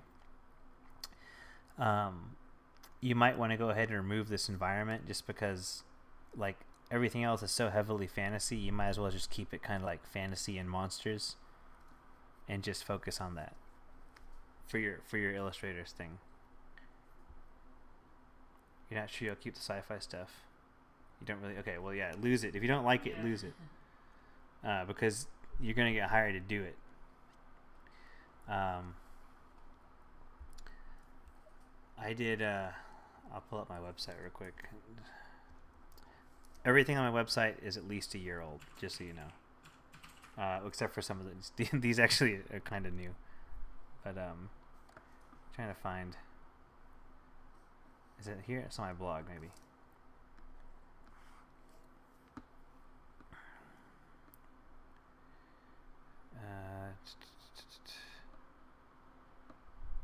Trying to see if I can find. Oh, here's some other. If you go to my blog, guys, you can see some old artwork of mine.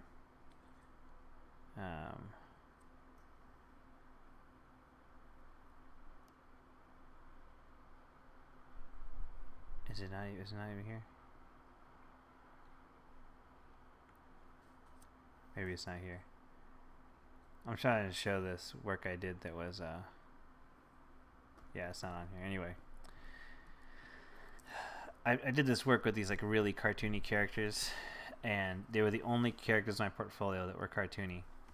But like literally the only characters in my portfolio that were cartoony. And then before I got my job, like the only characters that my current boss, like the first job I did for them was like the super cartoony stuff that I don't normally do. And it was because he saw it in my portfolio and he was like, "Oh, could you do this for us?" And I was like, "Yeah." At the time I really needed the work, but like I immediately removed that stuff because I was just really surprised that he picked the only cartoony thing for me to draw. And I was like, really? Like, it couldn't be a monster or something? It couldn't be something I really like drawing? It was just something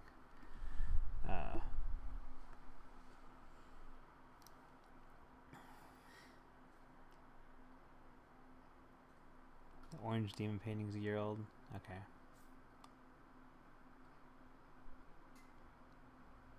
Jesse, I say follow what I said.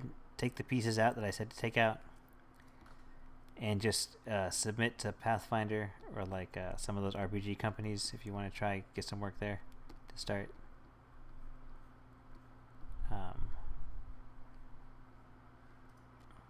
I'm not in a place. The company I'm working for is not in a place yet to hire freelancers like here and there. It depends on the project when it comes up. But you got some cool work. We work with a company in the Ukraine, and so I had to talk with artists in the Ukraine. I've yet to be able to work with an artist that I've actually hired, but I've had to work with artists that they've already worked with.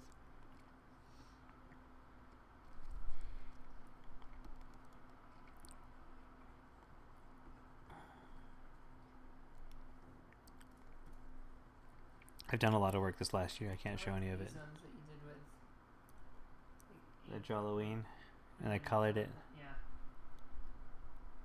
I'll do more of those this year because we're going to be in Europe. I love the style of these. Like these are some of my favorites. Just like that they were colored after. Yeah, I'll be able to do that on my iPad really easily.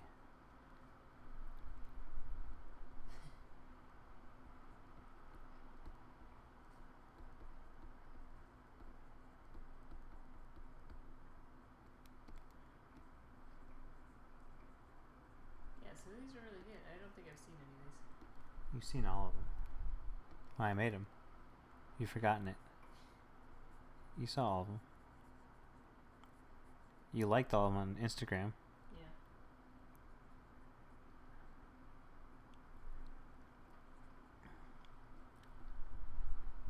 Let's see here. Get more focused on personal stuff after a while. Trying to get better at hard. Trying to do Magic the Gathering like illustrations. You have 5 illustrations you're happy with. You'll send stuff to work on. Yeah, you should still send some stuff to some other RPG companies first too, just to get some extra work in. Jesse.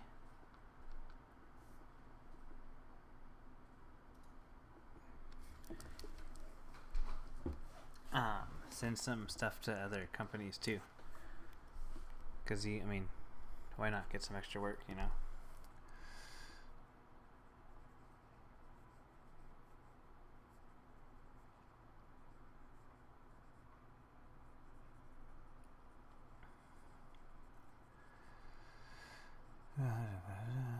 Just working on this guy. It's late, guys. I did the thing I said I wouldn't do. We're up here late streaming still.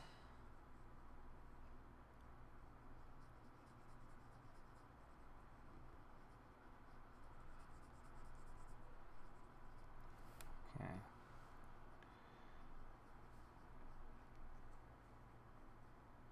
Here we go. I was just gonna start using any of your HUDs for the stream yet, Mike? No, I haven't finished them. I'm gonna work on some. I'll probably work on one of the overlays this weekend if I got some time. Otherwise, I'll probably work on them next week before we go back. Oh, no fan art Friday next week, guys. I'm gonna be in Austin. I won't be at my desktop, so I won't be able to stream because I'm gonna be in Austin, Texas. I did not see all of these. Hmm? I did not see all of these, especially that. They're all posted. No, you did. They're all posted online. You saw all of them. I guarantee it because you liked all of them when I was posting them.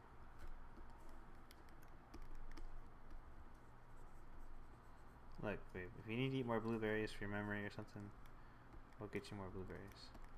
Oh, and somebody was asking the overlays, yeah. Overlays, yeah. No fan art Friday next week.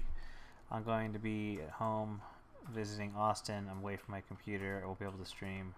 I'll stream before we go on Friday. I'll stream like some other time during the week.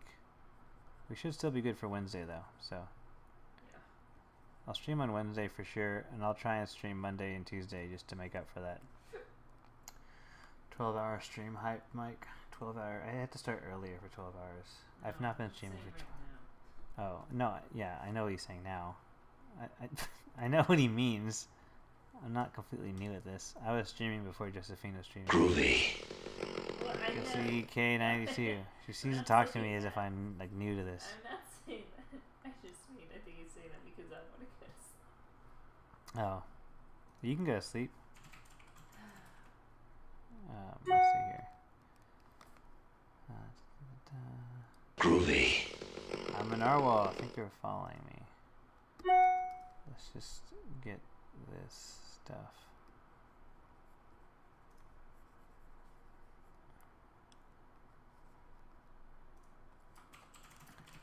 I think maybe we can take this part of him and trim it up a bit.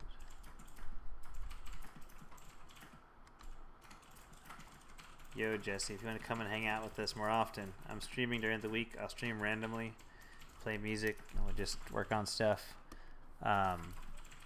Fridays I talk on the mic. Wednesdays I talk on the mic normally, and then the rest of the week I just play music and just get work done. I'm working on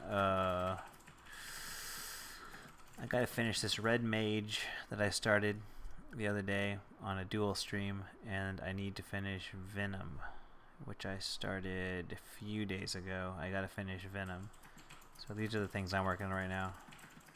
Besides my actual day job, which, you know, I don't stream during the day normally because I'm working during the day. I can't. I gotta do work.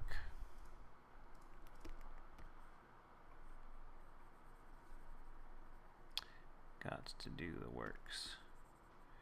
So that's why I stream in the evenings, and I stream after dinner because I don't like to eat dinner. I don't like to have to stop. You know, I wouldn't want to start streaming. I have to stop to eat dinner. You're watching that stream? You know Russell? Okay, cool. Yeah. Yeah. So we're gonna keep doing some more of the. Final Fantasy 1 sprites, I think. I think that's the plan. And I think Marjorie is going to join us on a triple stream. So if you're going to watch 3 different artists redesign sprites from a Final Fantasy 1 game. Thank you, Jesus Crust the Glue Eater. That's a funny username. If you want to watch us do that stream, like, you know, all 3 of us do a take on these sprites, you should come and join us. I don't know when we're doing that yet, by the way, so don't, you know, we'll post it. We'll all spam it out all over the internet, so just keep an eye on Russell's thing or mine. We'll keep the link of the multi-stream in the chat, the description of the video.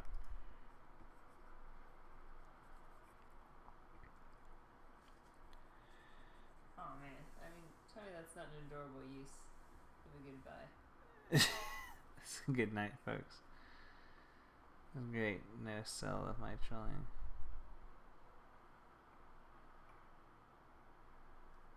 Well, if a 12-hour, I mean, you say that, Alk, but then, like, those long form streams have happened in the past. You say that, but Alk is like 3 hours ahead of us. Why is he up?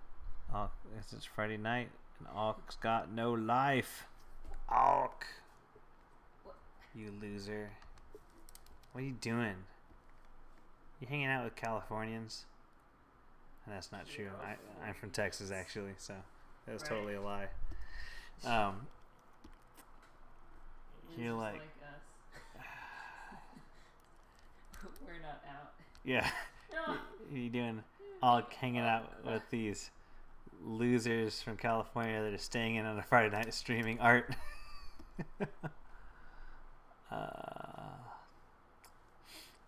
It's cool. Alk's gonna become a moderator. I gotta do the moderation ceremony. I gotta figure out what that is first. I gotta do it.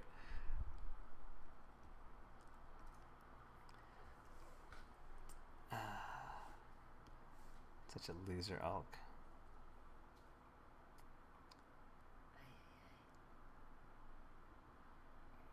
Just here, watching me do this. I'm the cool guy staying up late in a Friday night drawing a monster. I did a demo for a person that left the stream 5 minutes into the demo.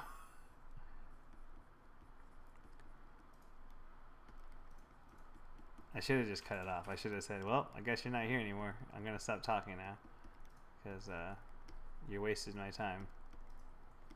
Anyway. You should have at least said, I can't stay for this demo. I got to go.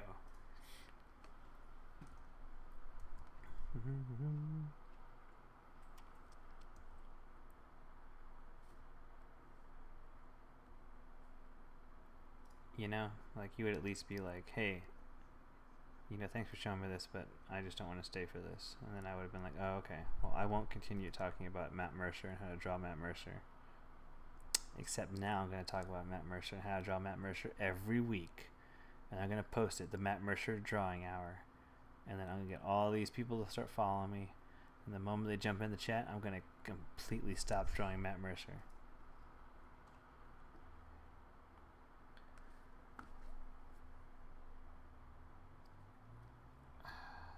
burn myself to burn you all the time. Mike, you're surprised you managed to paint my ex realistically. Yeah, whoever you are, Sarkon 132. Yeah, I got the likeness down.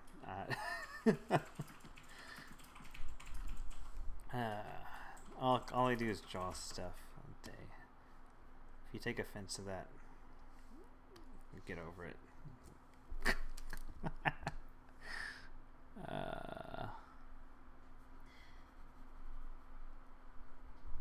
Seriously though, I started doing that demo and like she left. Like how fast did she take her to leave? You know, like she was just gone so fast. It was like what the. Like I just started doing this for you. Anyway, I hope the rest of y'all got something out of that. That's what I'm trying to say. I hope it helped somehow. Somebody. Losers are never cool and nerdy septors became mainstream. Miles gonna keep painting. Miles? Who's Miles?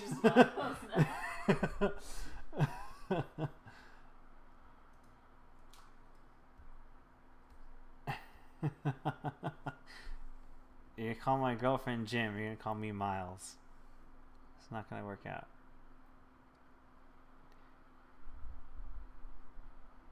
Always the Tails, never the Sonic. Y'all don't even get that joke if you didn't know that Tails' first name is Miles.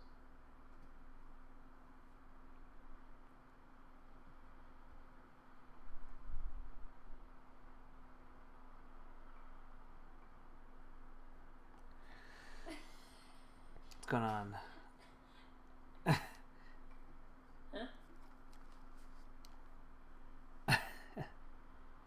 You never called it Jim, actually? Oh, yeah, I know. I mean, I didn't know that, but everyone else calls her Jim, which is a weird thing. Miles per hour. I forgot how funny Flight of the Conchords is. You were the little brother? Yeah.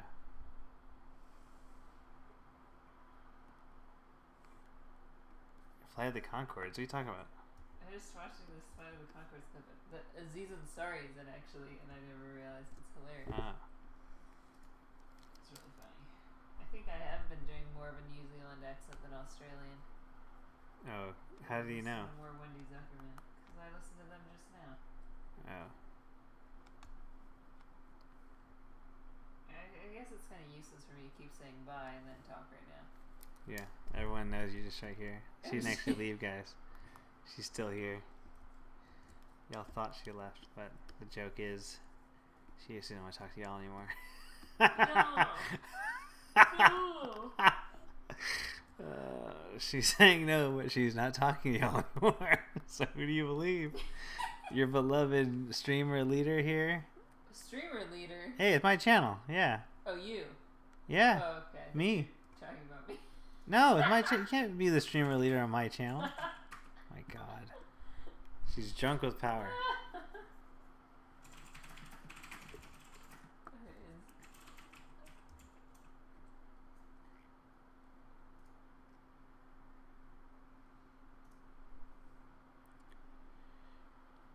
Oh my gosh. So that's the plan from our fearless leader. Just sit here on our butts. Okay.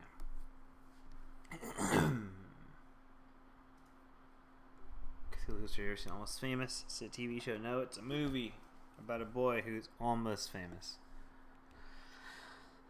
He doesn't quite get there. It's so good. Okay,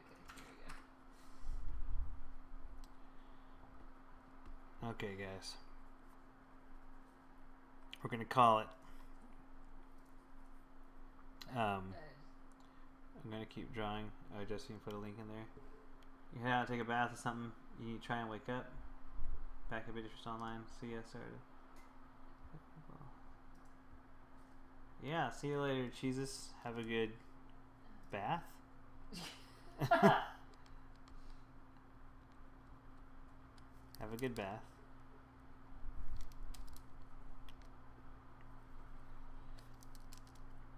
Okay, J Marsh. I'm gonna probably spend another. I'll probably do another half hour on this tomorrow sometime, just because I do want to get it closer to like a finished sketch to post. Because I like the way he's looking. Jesus So, Christ, the glue eater. we're going to. Is that from? What? Wait. What? Did I post? Racism? Oh, okay. It's really funny. I'm gonna make you watch it afterwards anyway. Okay. All right, guys. So I'm gonna probably spend another like hour on him tomorrow sometime, just with music on. I might put on the stream, just play some music, and get him to a point where I could kind of post him up as like a sketch, or like not a sketch, but like a whatchamacallit. Matt Mercer always comes first. Yes. Matt Mercer, yeah, that. If there's anyone to blame, that Meg girl just came in and left. Anyway, thanks for joining me, guys. I'm gonna get offline now. I'm gonna, like I said, I'll do another hour or so on him, and I'm gonna throw some color on him and like maybe just frame him out to look kind of cool. But J Marsh, let me know what kind of pieces you're looking for that roll 20, because I'll start making them. I'll start painting them. Okay. So I'll finish him up a little bit. I like the way he's looking. Thanks, all. Thanks for joining me. So he's goes a little late in these Fridays, but I'll stream during the week before I go back to Austin. So yeah, we'll do some streams during the week, and we'll have some fun. What don't you know? Yeah. Alk, thanks for hanging out. I gotta figure out what the ceremony is, but when I do, you'll be a moderator. I'll post this onto YouTube most likely. I gotta probably cut out the beginning with the music, because I don't want to get it muted, because that would be a waste of my time to have it all muted.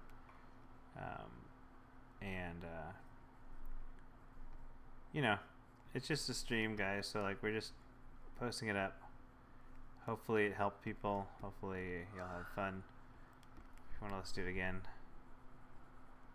do it. I don't know. But yeah.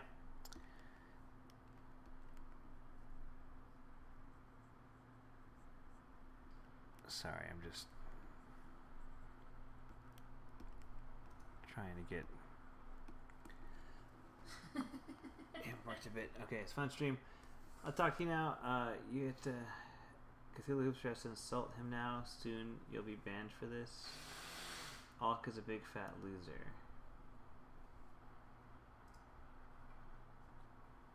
Cthulhu Hoopster. What? Honored to waste my Fridays. Yes. Thank you for coming and wasting these Fridays. I'll talk to y'all later. Okay, let me get offline. I just keep talking and keep drawing. I'm gonna end it. I'm gonna stop it. Goodbye.